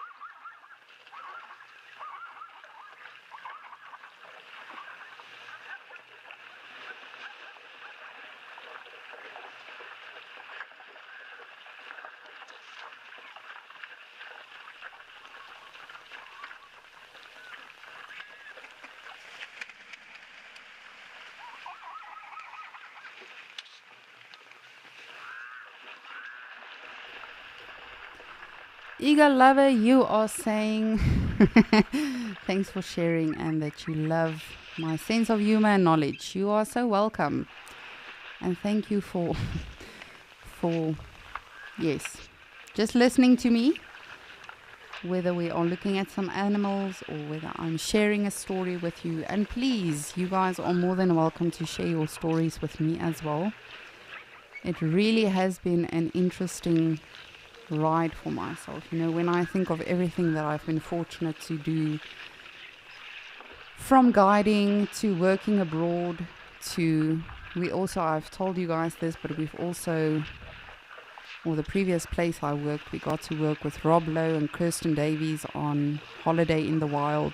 So I've really been lucky to do a lot of things because of my passion and love for wildlife, my wildlife for wildlife. Goodness, Lisa. Let us try in English. No, it's really been a journey and an adventure for sure, and it's been difficult at times as well. As I say, there are a lot of sacrifices that go into it, but also a lot of joy. I mean, for me personally, this is going to sound very, very funny, but for me personally, one of my favorite things on safari used to be changing a tire, because I used to get them so much that I just got very good at it. So, you know, I got to a point where I would tell guests, time me, let's see how long this takes. And just stopping with guests for sundowners and having lions bump your sundowners, not bump, but doing what they do, and then you are found in their area. But you are very welcome, Eagle Lover, and thank you so much for all of your questions and your comments. I really do love what I do. And the fact that we are able to watch all of this as it's happening right now in another country. And for all of you as well that are not from Africa or Southern Africa even, you know, being able to spend time with real animals in real time. It's not staged. Everything that we see is just happening organically and naturally out here. I do wish I could summon the animals, but frankly I cannot.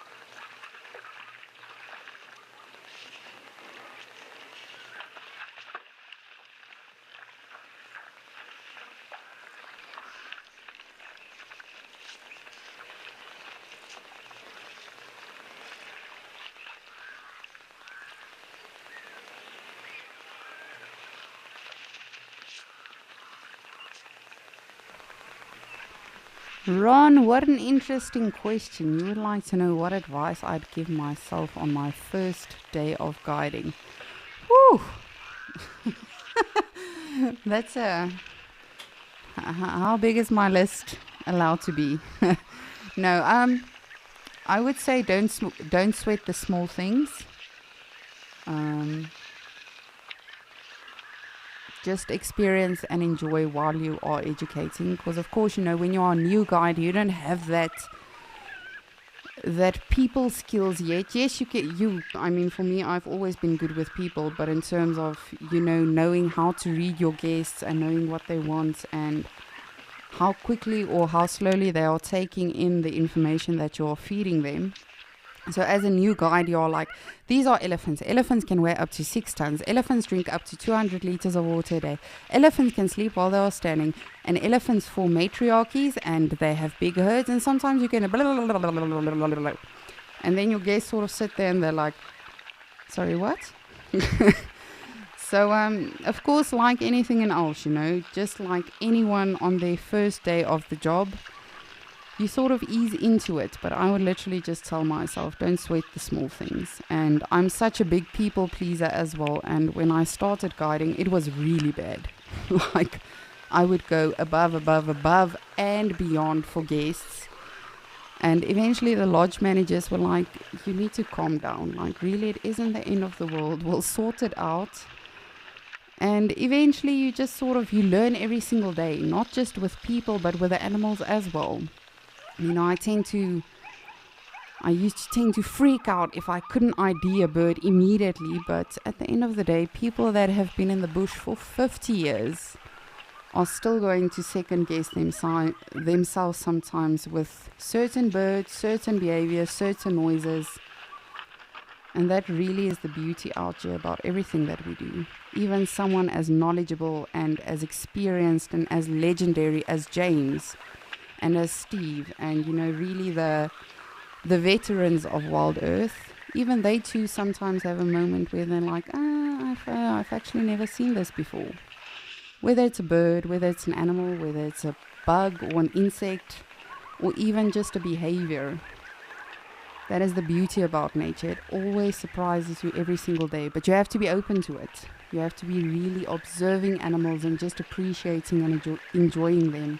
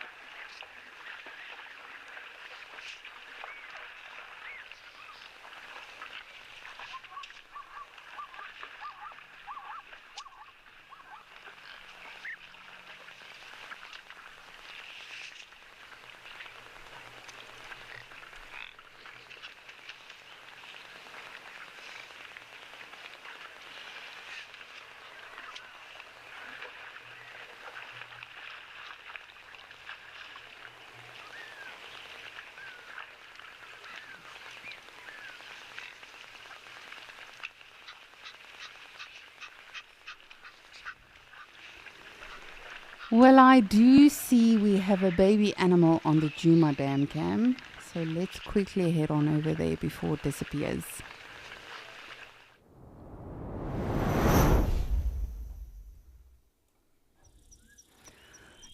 It's a baby waterbuck. Just look at it. Little fluffy. Now the problem I have right now is I don't know where the crocodile is. I have not seen it in a while, so just keep your eyes peeled. And the fascinating thing with crocodiles, if they are not actively moving around and doing something, they can actually be underwater for an hour. So I honestly do not know where the crocodile is, which is a little bit worrying to me. I do realize it's the circle of life and everyone has to eat and all of those preachers I give every single day, but not the baby waterbuck.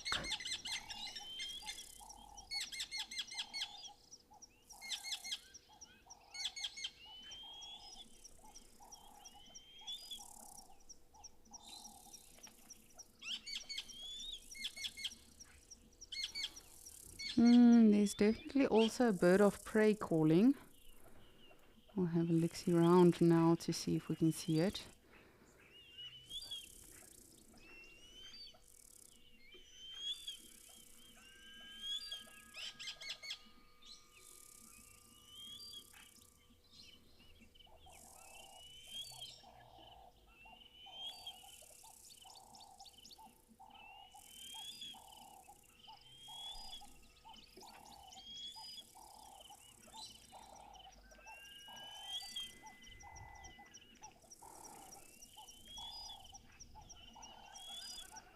Women, get your hoofs out of the water.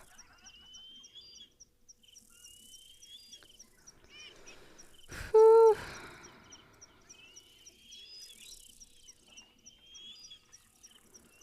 I'm not made for this sort of stress. I can handle a lot, but I will not be able to handle it very well today if that crocodile sneaks up on these waterbuck.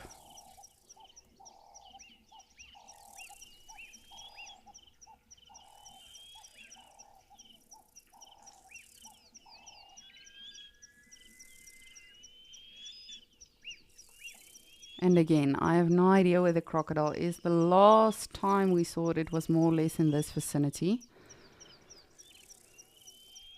But again, they can go underwater for quite a lengthy time, which is also why they're so successful, because they really do surprise the animals.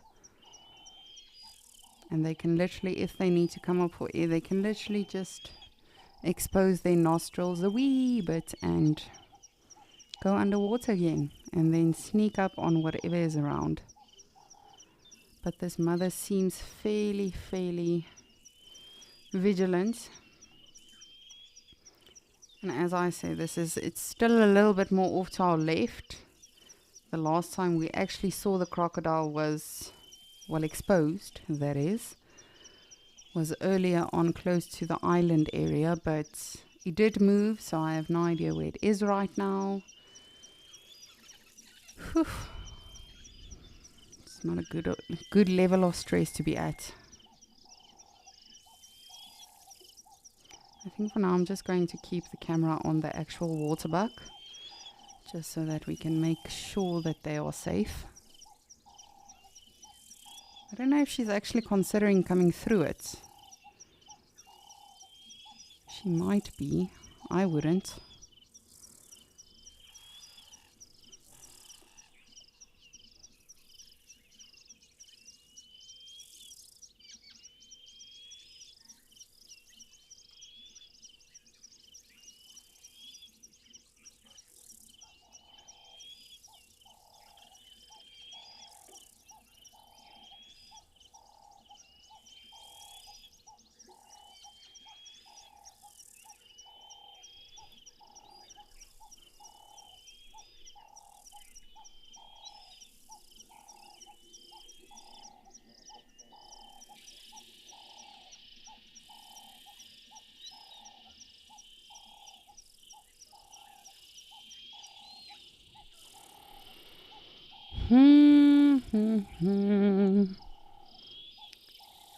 Please just head off into the bush. I don't know. If you were this waterbuck, would you be... Oh no, that's a horrible question. Would you rather fall prey to a crocodile or to a leopard? Or a lion? I wanted to answer myself now, but now I'm like overthinking this. I guess if you fall prey to a crocodile, then it's quick, and it's over with. And for the most part with a lion or leopard as well, but they first have to vigorously grip your throat to suffocate you and to stop you from not screaming your lungs out. But what would be worse, a crocodile, a leopard, or a lion? Ooh. That's a tough one. I'm not even going to throw wild dogs in the mix, because that is just, whew, that's brutal. But also with wild dogs, it would be over quick. However, no. You are still alive, and then you're being torn limb from limb. So no, let's take wild dogs out of the equation. I don't know what would be worse.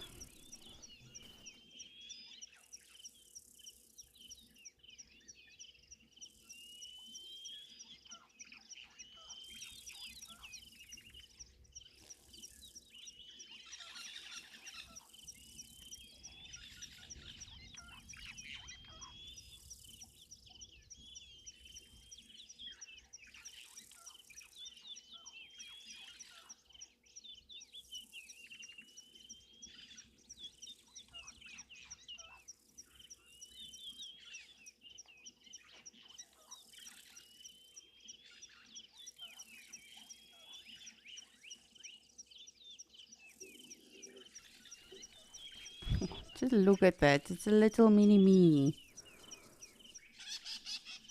Whew, Mom. Don't make any sudden movements.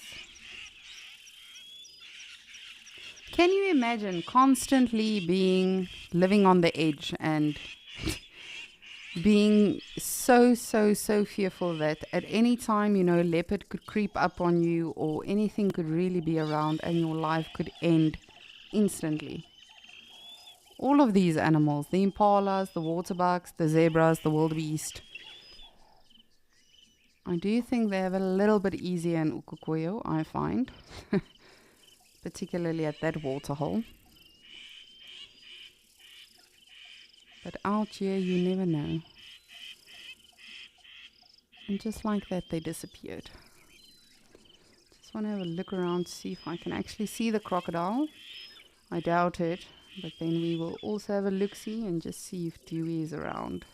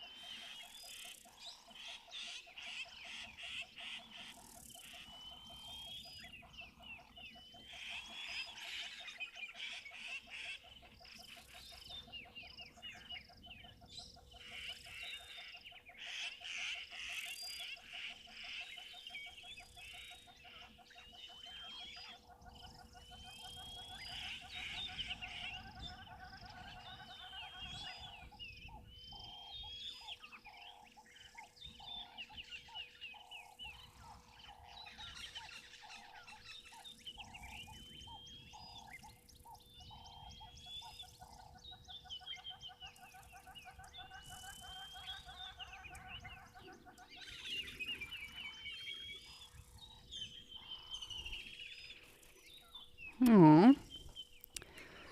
Dewey and the lapwings are either having a meeting or they are having a little bit of church, whatever is happening here. Exchanging some ideas.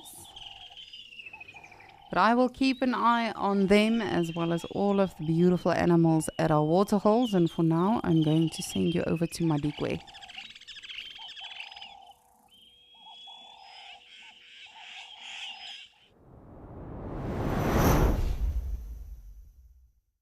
Welcome back to Madikwe with, of course, Igor and myself, Cedric Dold, and it's so nice just to be back live here this side on the northwestern side of South Africa. Well, as you can see, we have got a blue wildebeest that's on screen at the moment, a nice male. There were quite a few females and youngsters that came through to one of the pans where we are situated at this point of time called Skoropan. No, Skokopan. Yeah, Skokopan.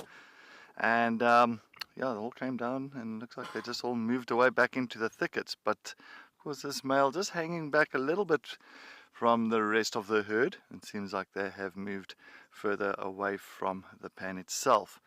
But you'll find many times these bulls are they're the territorial ones, not the females, and they'll have a little small area that they will look after as their territory. So if the females and the young ones do come into their territory and it is nice grazing grounds around here, a nice water source, then of course those females tend to hang around a little bit longer in those males' territory. If not, then they will move on. And they'll go look for another area to go and graze in, and maybe another area that is a little bit more suitable for them, for the herd itself. But it is a nice animal. I love the blue wildebeest. Apparently I heard the black wildebeest yesterday. Ralph at Amakala, he had 2 black wildebeest approaching those 3 cheetahs, those 3 male cheetahs, and that must have been quite exciting. But yeah, there is no black wildebeest in this area, just the blue wildebeest. There's another one, looks like just to the right of him there. You can just see a little bit, or is that impala? No, it's a wildebeest just by the size.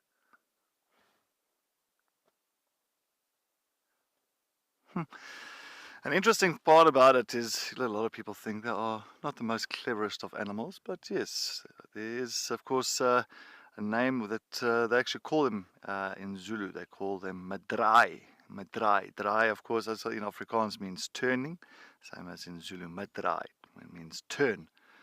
So of course, many a time you'll find if lions are hunting wildebeest and they're chasing the wildebeest along the big open plains. And of course, all of a sudden the lions realize that they cannot catch them anymore. Then they want to go and rest. Those lions will go and look for a nice shady spot under one of the trees. And what the wildebeest will do, they will actually turn around and they will go and investigate on where those lions are. And then all of a sudden those lions will ambush them and maybe successfully killing one of them. So yeah, not the most cleverest of animals. That's why they call him madrai. But this one has turned away from us and he is heading away from this area. As I said, I am sitting at one of the pans. I'm just hoping that there is going to be some elephantes that will come down here for us this, what is it now, afternoon. It's 12:30 here in South Africa. Oh, we still got one there. Still one lonely wildebeest that's also just mulling around in the back end. But earlier there were about maybe 30, 40 of them on this open area. But it's a beautiful warm day at Madikwe. Nice breeze that's coming through. That's one thing Igor and myself, we are definitely enjoying quite a bit, is this breeze that's coming through. It is cooling the temperature down, not by much, but at least it feels a little bit more comfortable. I think without this breeze it would be quite a scorcher.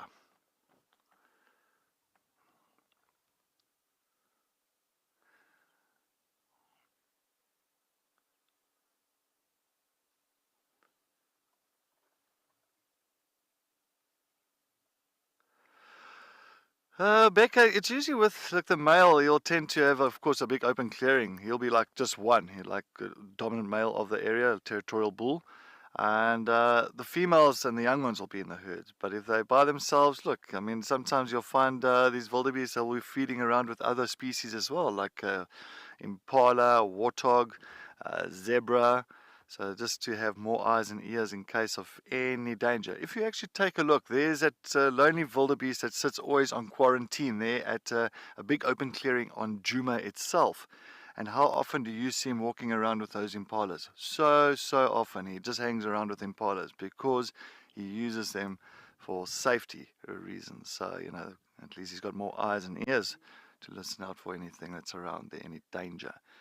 But other than that, you know, they're on the open clearings, so they've got fantastic eyesight. So it's not that they're going to be pretty much surprised by anything during the daytime, especially on these big open clearings. So yes, you will always be on alert for anything around the side.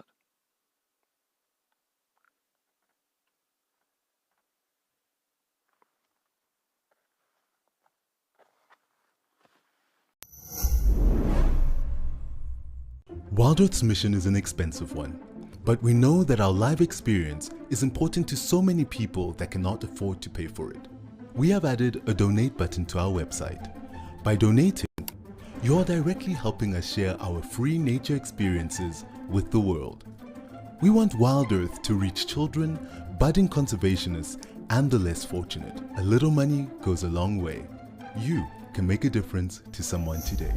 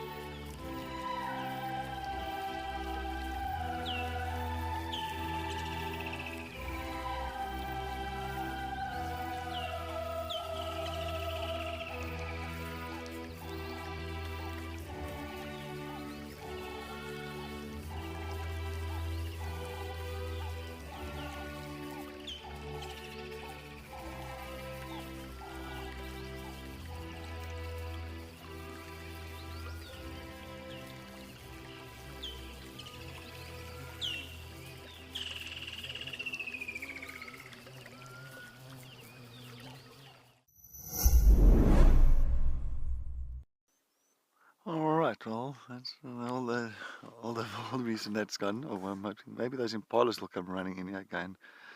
Sitting earlier, there were plenty of impalas running in, and they started alarm calling. So, of course, first things that I thought was it's like a leopard. I thought I was like, oh, maybe there's a leopard. Maybe, yeah, Madikwe might be my first leopard, Madikwe leopard. But yeah, so far nothing. But anyway, while we're gonna wait around here, maybe I am lucky with that leopard. Let's head over to Okakoyo.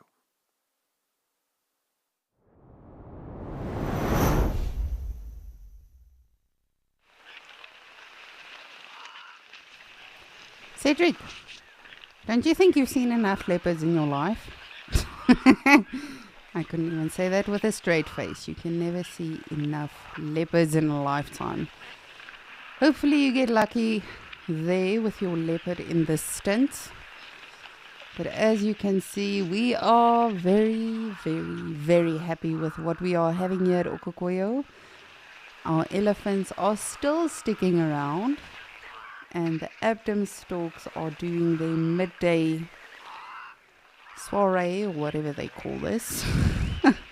Literally, and it's the weirdest thing. The only time I haven't seen them do it in this time that they've been around at Okakoyo was last Thursday. As I said, they literally took off several times during the day and they left for a good half an hour or more.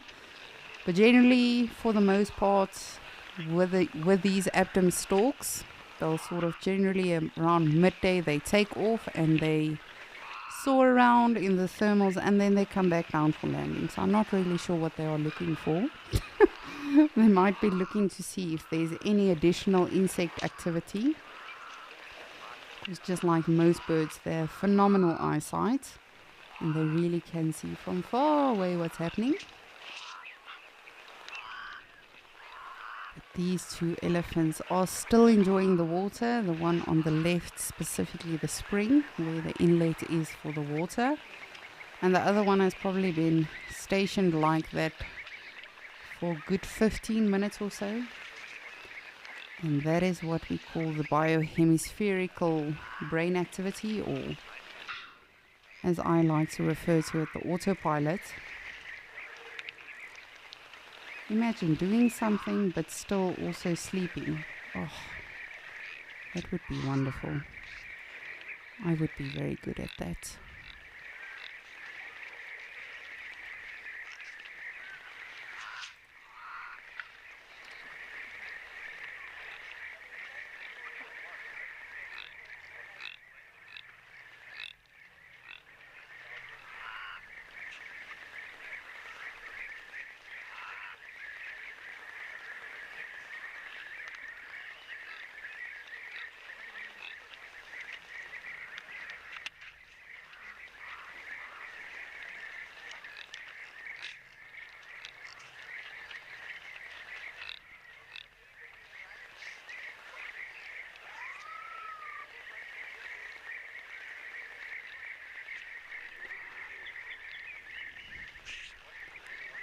So as we've been saying for the past few weeks, all of these animals are definitely in need of the water.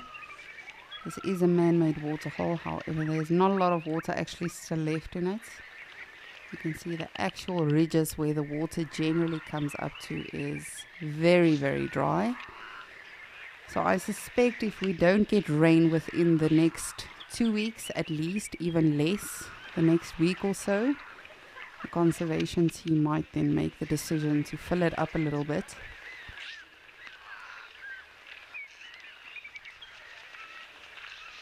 But these storks are following the rain, they are following the water.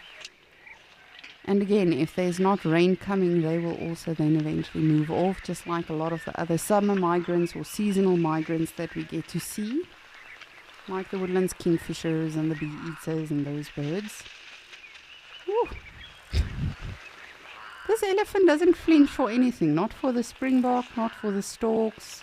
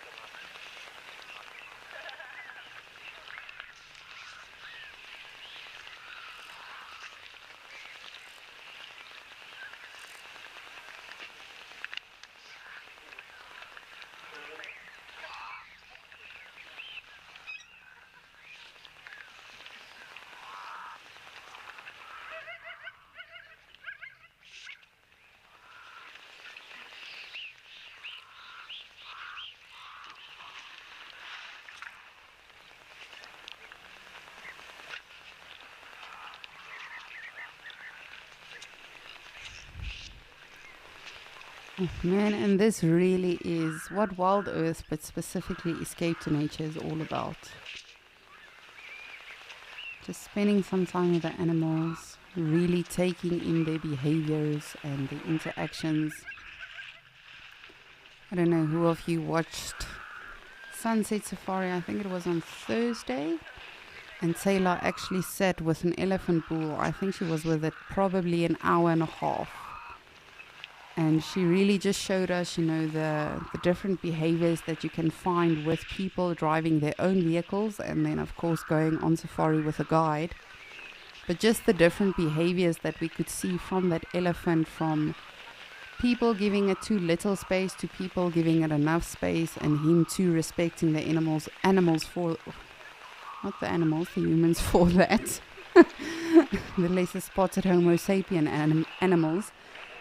But it really is the case, not just with big animals such as elephants, because they are big, we have to respect them. It's the case with all of these animals. Zebras, wildebeest. I've had so many guests tell me on safari, but it's just an impala, or it's just a zebra, or it's just a wildebeest. At the end of the day, everything out here can be dangerous and has to be above all respected at all times. If it's a big animal, small animal, an insect. I remember my interview that I went at my previous game reserve that I was working at. I went for the interview and I stayed over the night at the lodge, and everything was really wonderful. And so the next day, the head guide drove me back to the airport because I took a shuttle from there back home. And while he was talking to me, he looked over to me, and he actually drove over a millipede. And I don't know why, but out of reflex, I slapped him on his shoulder and I said, "Never in your life will you drive over a millipede in my presence again." And he was so shocked. He was like, you know, I can still retract our offer, right? And I said, no, it's fine. I've already signed it. I am already employed, so no, you shan't. But everything out here, from the big, the small, the tall, the slinky, the spotted, we really have to have appreciation for all of them. But speaking of which, I'm going to send you back to Cedric, who's in Madikwe.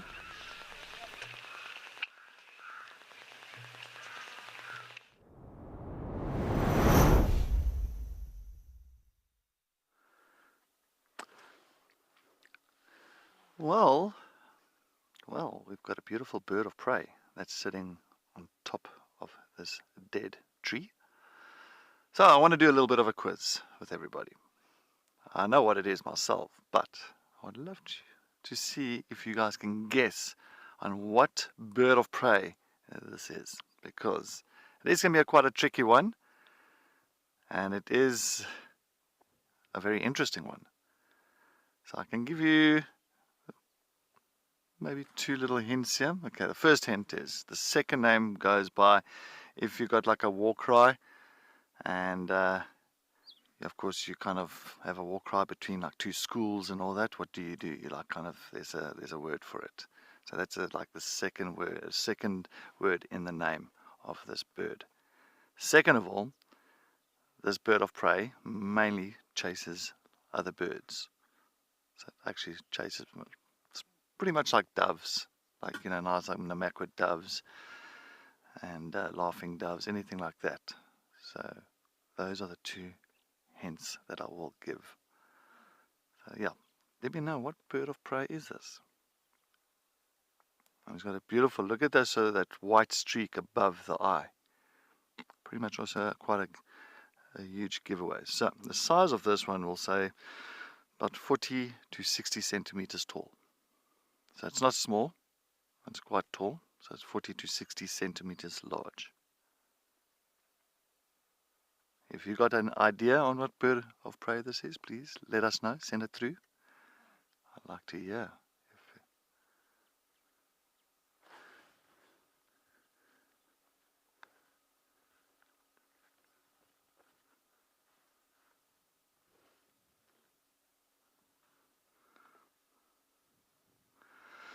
Alright, so Nadine, Nadine, you think it's a dove? Very close, Nadine, very close. You think she's right. You go, yeah, I think this bird definitely eats seeds. Yeah, it's a seed eater.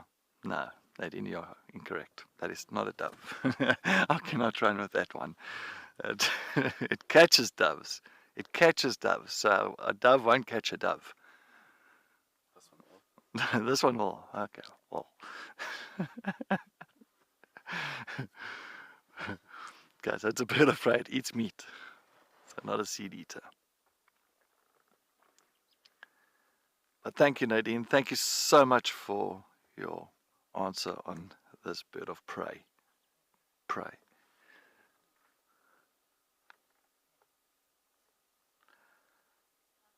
But look at the sun. Oh, the light is hitting it just perfect. Look at those little bars running at the leg area. Also those beautiful little streaks on the chest as well.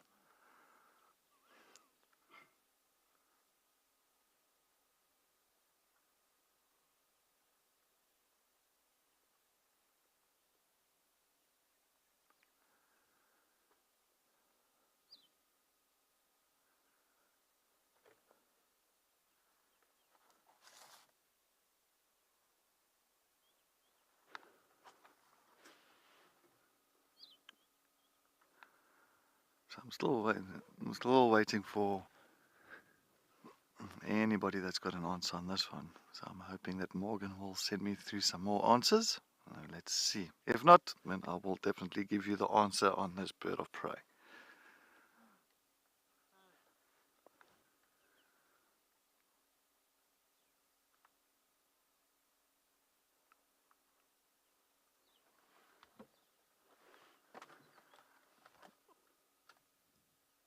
That was insane. Did you see that? It came right next to the vehicle. What did it catch there? It got something in its talons.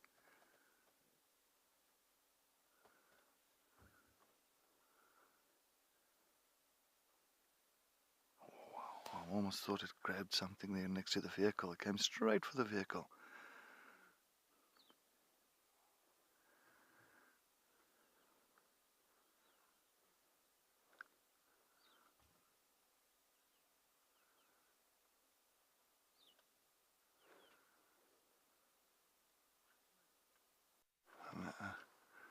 Off it goes. Oh, it's on something again. Oh, see, the bird just came up from there. It looks like maybe going for little red-billed aquilias or something around on the ground. It's there. It's flapping around. See there? It's gone on top. It's going for little red-billed aquilias.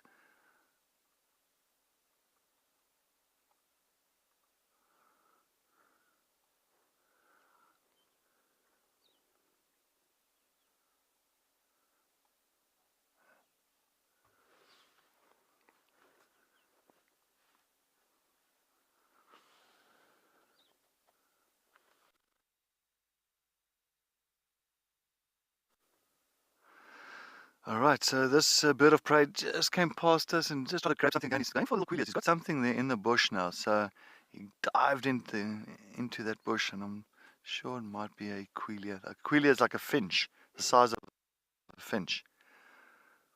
Because when we went in there, or one or two of these birds went flying out of there. Unfortunately, sorry, we are in a bad position with this little stump to the left here, but we're not.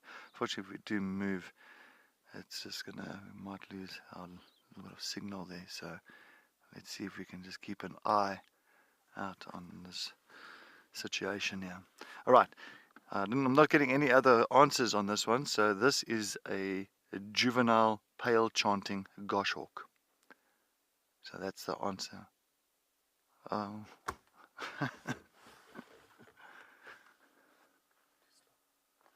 Yeah, anyway, sorry.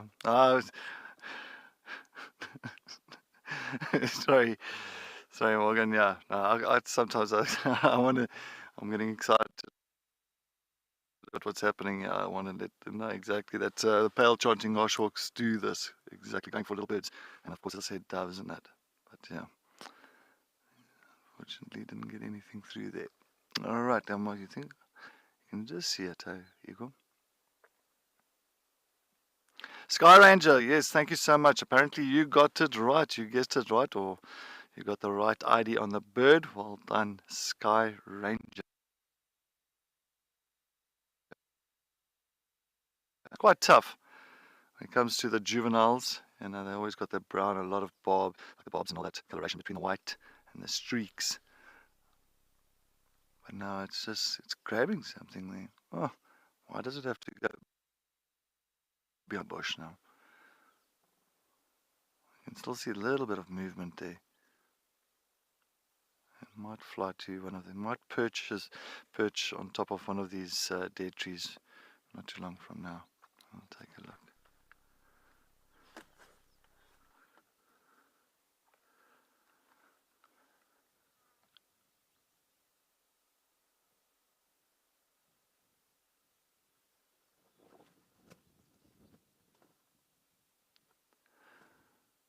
I mean, the way it went into that bush there, you can see it definitely grabbed something.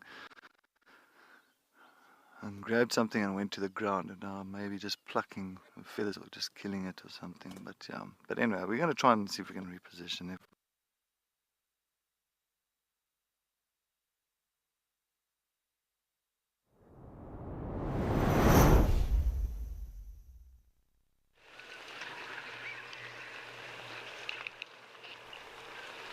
We are really enjoying the birding today. Well done, Cedric. Our elephants are still sticking around. How amazing is this? I'm so grateful for this, because as I say, when they do come, and I'm sure many of you know this, sometimes you can have a sighting of 5 seconds, other times you can have a sighting of 5 hours. It really depends with elephants. But particularly with these two older bulls, they just have themselves to worry about. There's no calves and cows and the matriarch that they have to listen to. They really are retired and just doing their own thing. But here particularly you can see this one's beautiful tusks. And that is what I was referring to initially when they came along. This is also one of the main characteristics when it comes to these two in particular. You can see the one tusk for this one. For me personally, the way I see it is a little bit thinner and points more outwards. Whereas the other one, I don't know if that makes sense. But that is how I ID them. And the other one has got fairly thick tusks, but not that long. But you can see the other one is also very large in size. Now with elephants, of course the tusks are modified teeth. And it really is incredible when you get to see it up close and personal. I remember even when I used to work at Disney, we had sort of like a replica which we got to show to guests, you know, when you're playing with the kids and educating them all about the animals. We had a replica of one of the molars. And it's phenomenally big. Really. So they've got 2 in the top of their mouth and 2 in the bottom of their mouth, the molars. And the tusks, they don't actually use the tusks to actively feed, but they do of course use it to get their food. So debarking trees, breaking branches, derooting plants and things like that. But in the actual mouth there are 4 molars, and during their lifetime they actually get 6 sets of those. And again, so fascinating when you look at a baby elephant's molars in comparison to an adult. It really is. It's just amazing when you look at all of these animals. When it comes to their dental structures and their feeding behaviors and of course their social behaviors. But with elephants, for the most part, when they do generally quote unquote die of age, it is not because they have now become too old. It's actually all got to do with their teeth. So as I mentioned, in a lifetime, for the most part, they'll generally have 6 sets of molars. You can imagine it every 10 years or so, they get a new set of molars.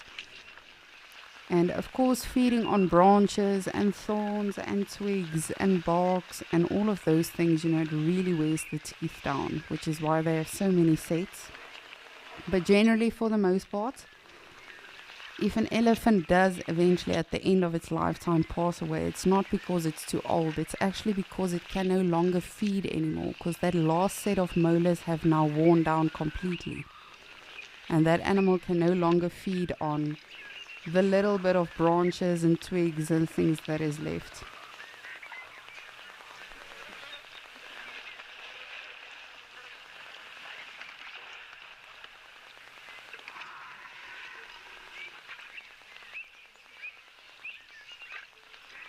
But as I say, we are so lucky to be able to watch all of this. It really is just amazing. And speaking of amazing, please do let us know which amazing things you have seen.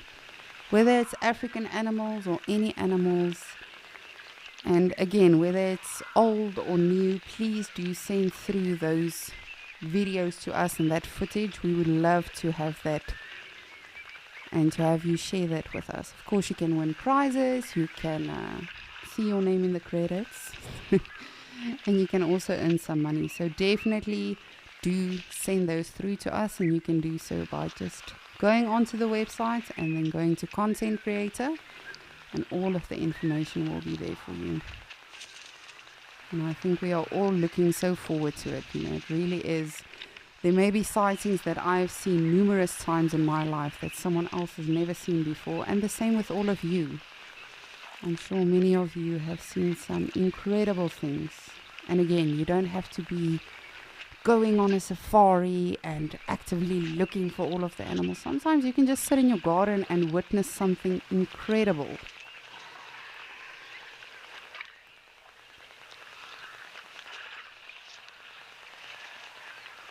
I remember a blog I did last year. I just have to remember now. I'll double check, but I think it was another bird. But there was this snake, and he had swallowed a bird that was literally almost 3 times the size of the snake. And it was literally a sighting that someone had in their garden. It wasn't I have to go on an exclusive safari and, that way I will get to see and spend some time with nature. It was literally in someone's backyard. But luckily this is my backyard, as is Gowrie Dam, but for now I'm going to send you over to Nick and his backyard.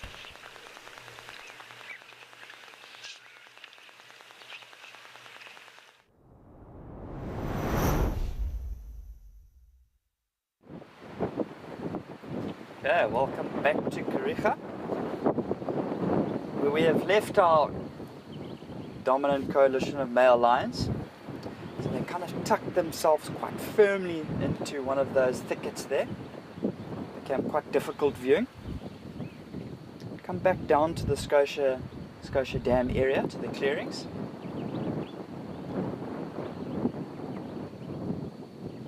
Looking at the clearings from this more eastern end of it, looking back on it, it gets me every single time how vibrant and lush and sort of inviting the whole scene looks here.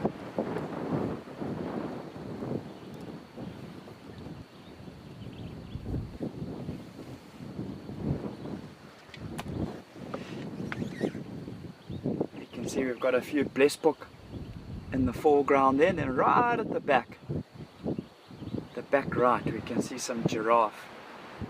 So that is closer to the dam itself where those giraffe are.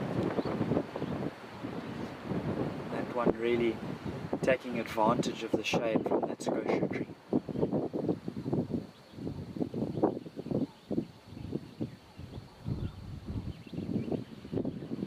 I feel like as a general rule of thumb, most animals don't really enjoy the wind. It's definitely started to pick up in the last half hour.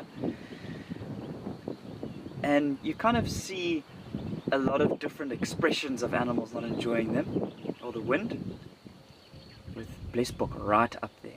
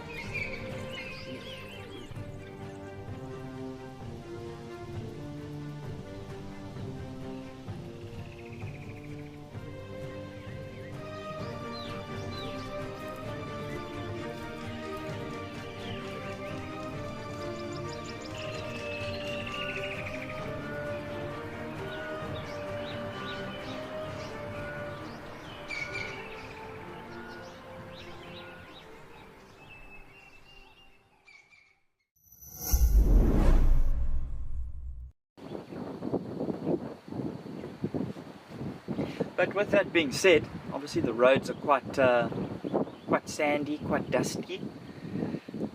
And sometimes you do get almost like that little whirlwind, almost like a little vortex of dust that gets kicked up and whipped around in a circle. Very quick though, it's kind of just like a 5-second type of thing. I did manage to get that on camera once for you guys. I hope some of you who are watching now did manage to get that. I was super excited. I talked about it for like 5 days beforehand, saying, guys, there's all these whirlwinds and vortexes of dust being blown all over the place. And finally managed to get it. Obviously, as we start to head more into the winter months, once we start to get to June, July, August, the grass growth that we're seeing here down by the plains, it's going to dry up, so it's not going to be nearly as green as it is now. There'll be more sort of sandy patches here and there, and we'll start to get more of those dusty whirlwinds.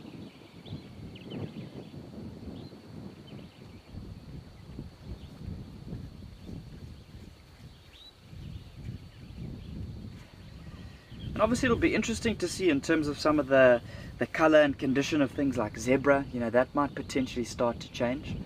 Zebra are obviously well known for enjoying a good dust bath, and at the moment the only good place to be able to do that largely is the road. None of the roads here in Kariega are tar, they're all dirt roads. So it does provide a pretty good spot for them at the moment to really roll around and cover themselves in some dust. But when we do go into winter, I would expect there'll be a few sort of solid areas between the roads and the blocks that'll provide good little spots for zebras and things to roll around and get that mud, get that sand at least.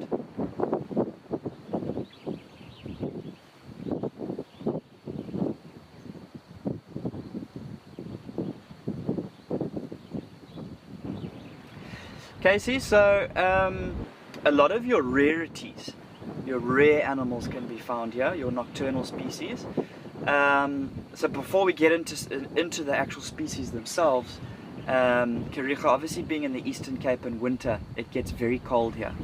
And because of that, you will find a lot of your very secretive nocturnal species coming out a lot earlier on in the evening in winter. So potentially even very late afternoon, just as it's starting to get dark, there is the potential of seeing a lot of these creatures.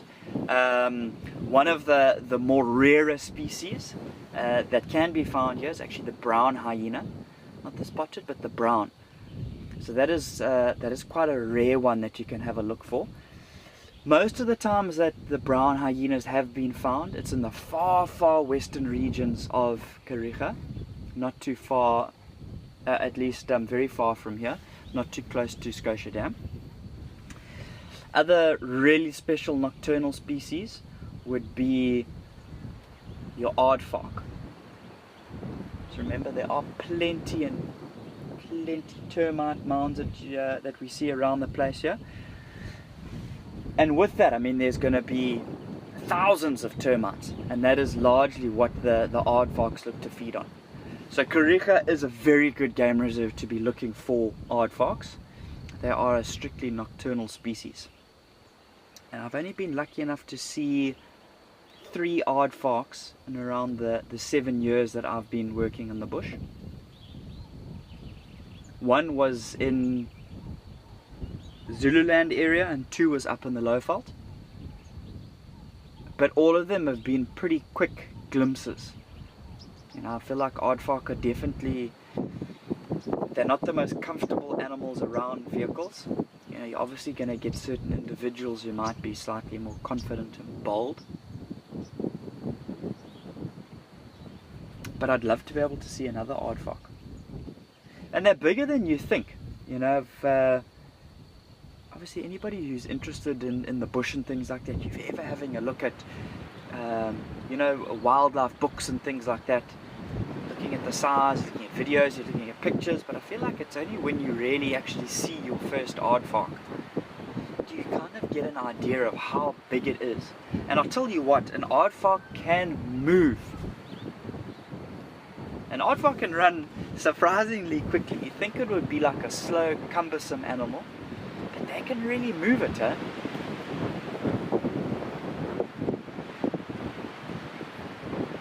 They've obviously got those very long, sharp claws which help them with all of their digging, and I guess when they are running, it's going to help with traction, I guess.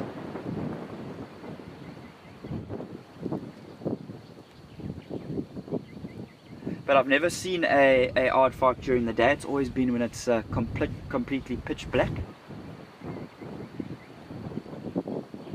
So the Eastern Cape as a whole will be very good for a lot of those rarer species. You know, it's always hard to find them, but there is the very good possibility, very good chance of coming across them. I think for the moment, let's take you across to Lisa at the Djuma Dam camp.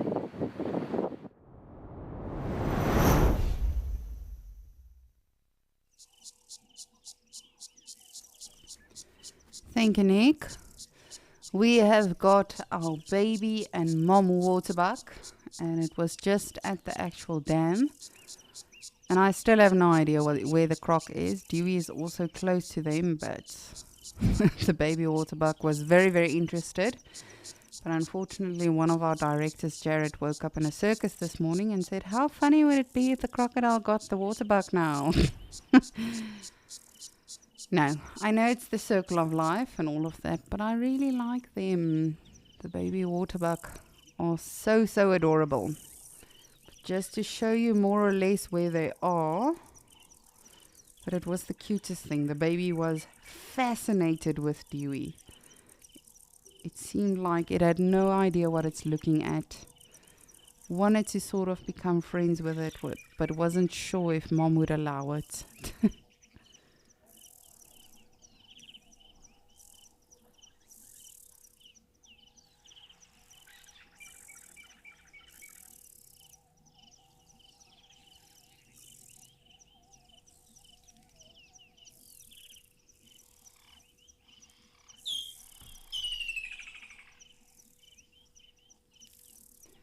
But as you can see, Dewey does not seem too phased.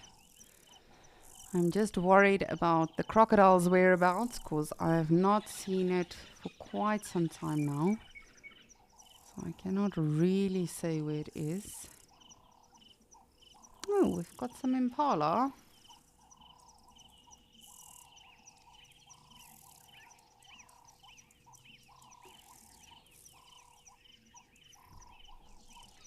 Aww, Mommy's giving you a kissy kiss.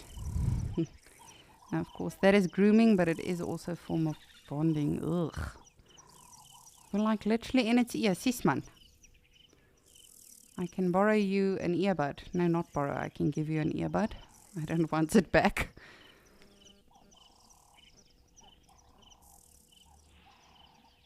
Oof.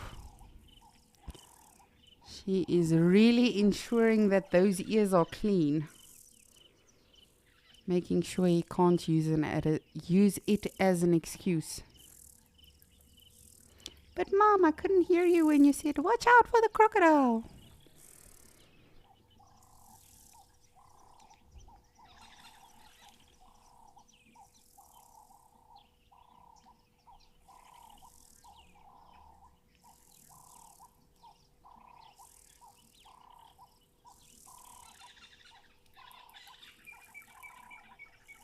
Riley, you would like to know how long does it take the babies to walk after birth.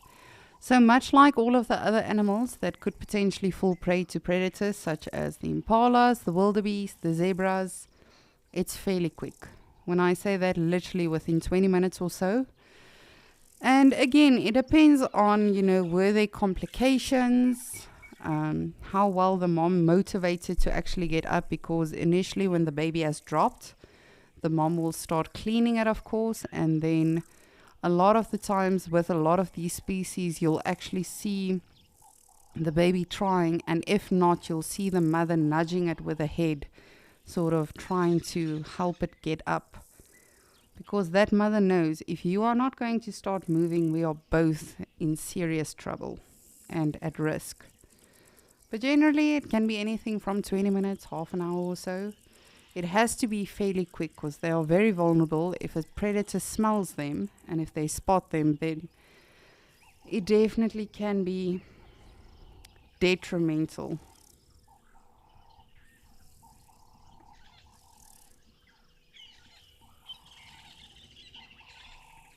Oh, just look at your little fluffy face.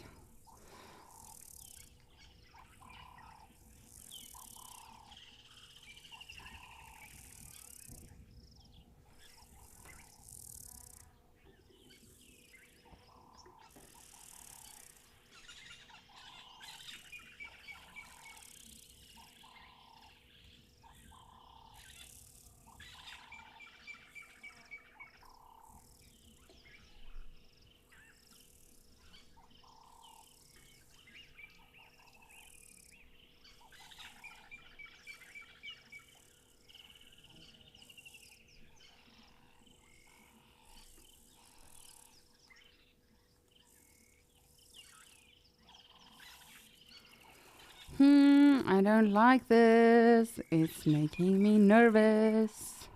Jared, stop smiling.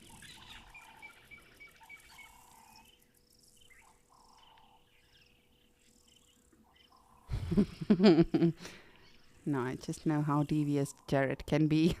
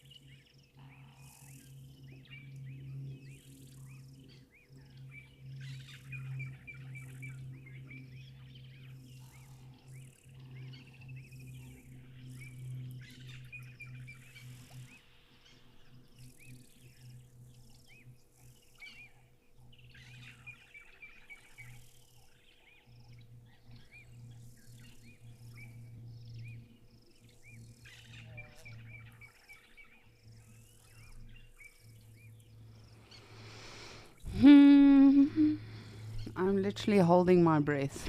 Like, you really don't know when it's going to happen, if it's going to happen. You know, this crocodile can be anywhere. I'm hoping that it's not. I'm hoping that it has left Gowrie Dam for good. No, not really, but I really hope it's on the it's on the other end of the dam or somewhere far away.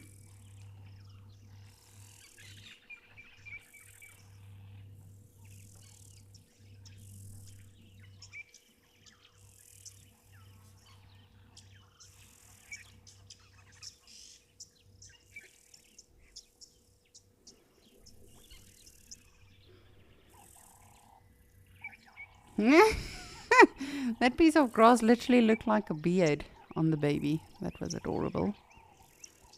Now, I need these animals to move away now. I'm really anxious. My nerves are shot.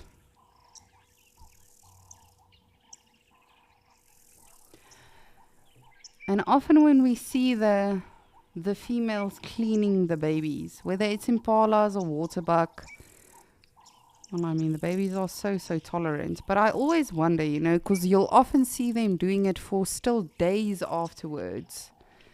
And the same with lions and leopards. I wonder if it really is to them, it's a sort of bonding thing, or if there's perhaps still an after smell that the mother can actually pick up of afterbirth. And that is why they constantly insist on cleaning the babies.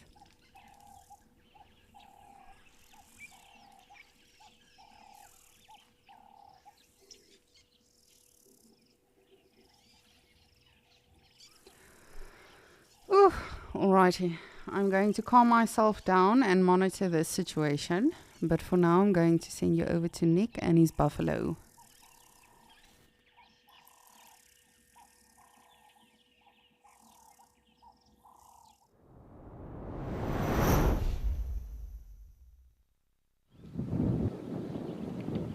Okay, we've managed to find ourselves a lovely herd of buffalo here.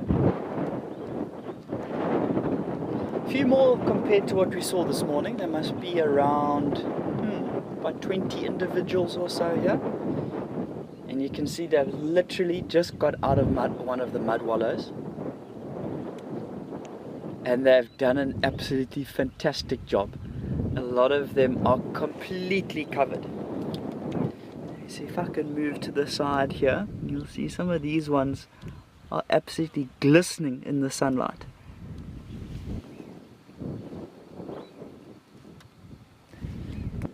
So this little mud wallow that they've been to is on the far eastern side of the Scotia Dam clearings. And the viscosity of the mud at the moment is literally perfect. They've absolutely slapped that mud on. Not in the way that elephants do, let's clarify that. Elephants do actually a really nice job of sort of gathering it with their trunk and really throwing it on their body, slapping it on their body. But these buffalo have just really done a good job of completely covering their body. The wind has definitely picked up, but it's still hot. We saw our two male lions earlier going deep into the thickets to get out of the sun. And for the buffalo, they don't mind being in the sun, but they've put their SPF 50 on. Maybe they've even cranked it up a level and gone all the way up to SPF 100. Which I actually didn't know occurred. I only found out the other day that you do get SPF 100. I thought 50 was the limit. But every day is a school day.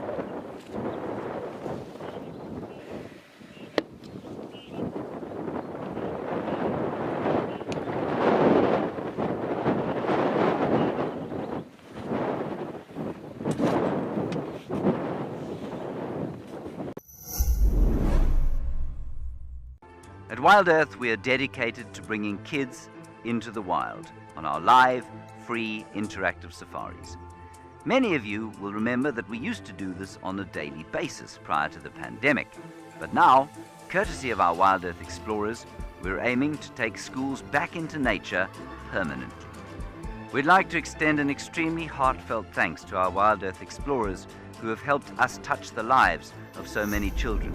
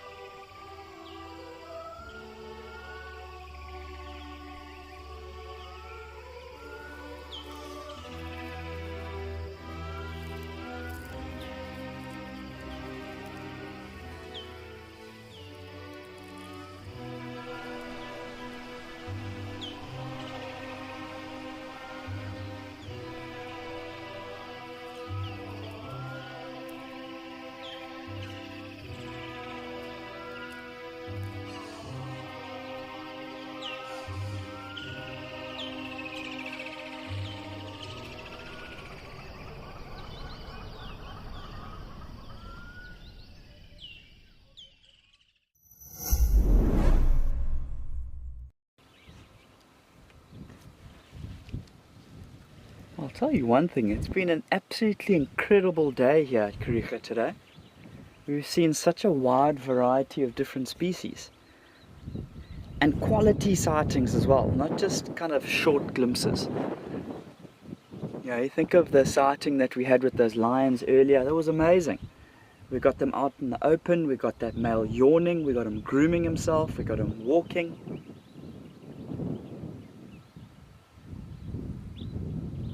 Beautiful sightings of zebras, and now these buffalo.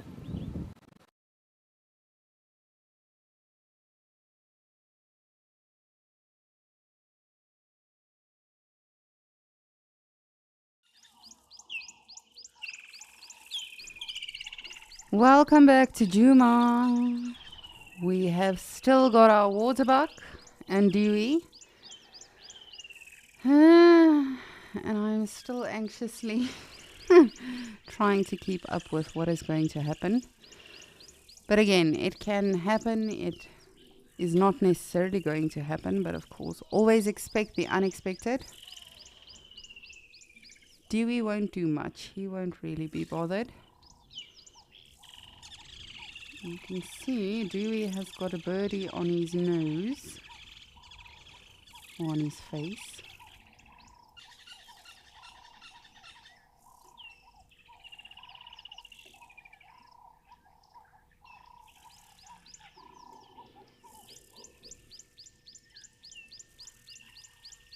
Never mind, that is not a bird.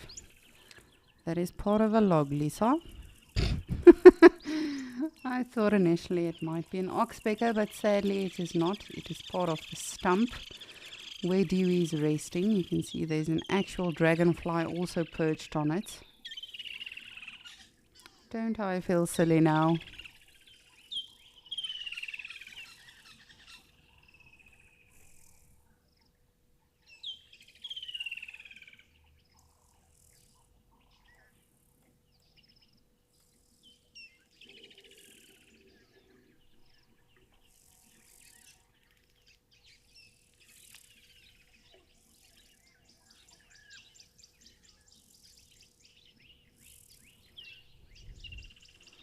Mom, can you please round up your little one? Thank you. I was just about to say.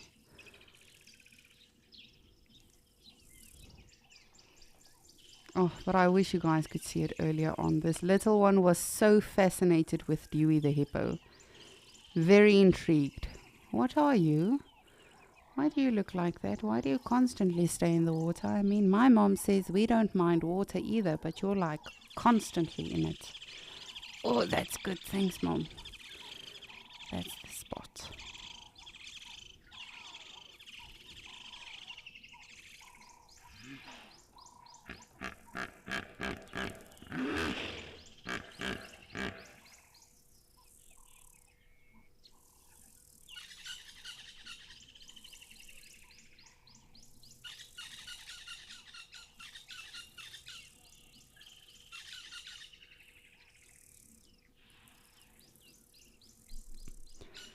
Jessie, good afternoon. You would like to know, do hippos get territorial with crocodiles in their water? Hippos get territorial with anything if it comes too close for comfort for them. However, that being said, for the most part, hippos and crocodiles coexist peacefully for the most part, but it's going to be interesting to see how long is Dewey going to stay here, how long is the crocodile going to stay here, because if there's enough water, you know, they don't really have a reason to have to interact with each other or get into each other's space. But that will all depend on how long this water levels are going to stay this high, number one. And yes, again, as I said, I'm not sure if it's a female or male crocodile, so that is also going to influence it. Because you never know, if it's a female and she just came to lay some eggs, she might move somewhere else again in the winter time. And specifically your aquatic animals, they do traverse as they feel the need to. No, baby, get away from the water.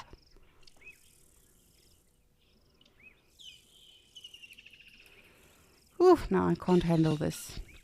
But if you did miss the whole Escape to Nature today, remember we make it easy for you, and you can actually just check out the best bits, see what you may or may not have missed, and that way, of course, just stay updated. But we do that for Escape to Nature, we do it with our safaris, so you can always just check out the highlights.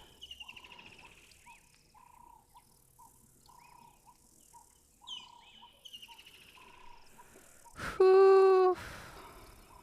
I know that Jared is smiling in FC. Again, it's the circle of life, but you know, it's we've only gotten to know this baby waterbuck. But hopefully it will stay safe. We've had a wonderful day with lions, elephants, buffaloes, a lot of birding that's been going on, and of course the general game all over.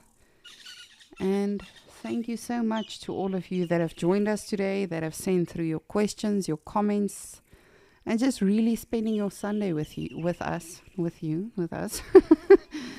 But I hope everyone has a beautiful Sunday, and please do join us again tomorrow. Same time, same place. Of course, stay tuned for Just Nature after this. And definitely do join us this afternoon for Sunset Safari. As always, I think it's going to be a good one. But from myself, Lisa, from Nick, as well as from Cedric and Igor, thank you all so much for spending your time with us today. Ooh, I think I need some coffee now. My nerves are shot. Perhaps a Red Bull or something will be better. But hopefully this baby stays safe. And yes, I'll see you again tomorrow, or perhaps this afternoon on Sunset Safari. But have a beautiful Sunday. And again, thank you so much for spending your day with us, for all of the questions, for all of the comments. We hope you have a wildly wonderful Sunday, and we'll see you this afternoon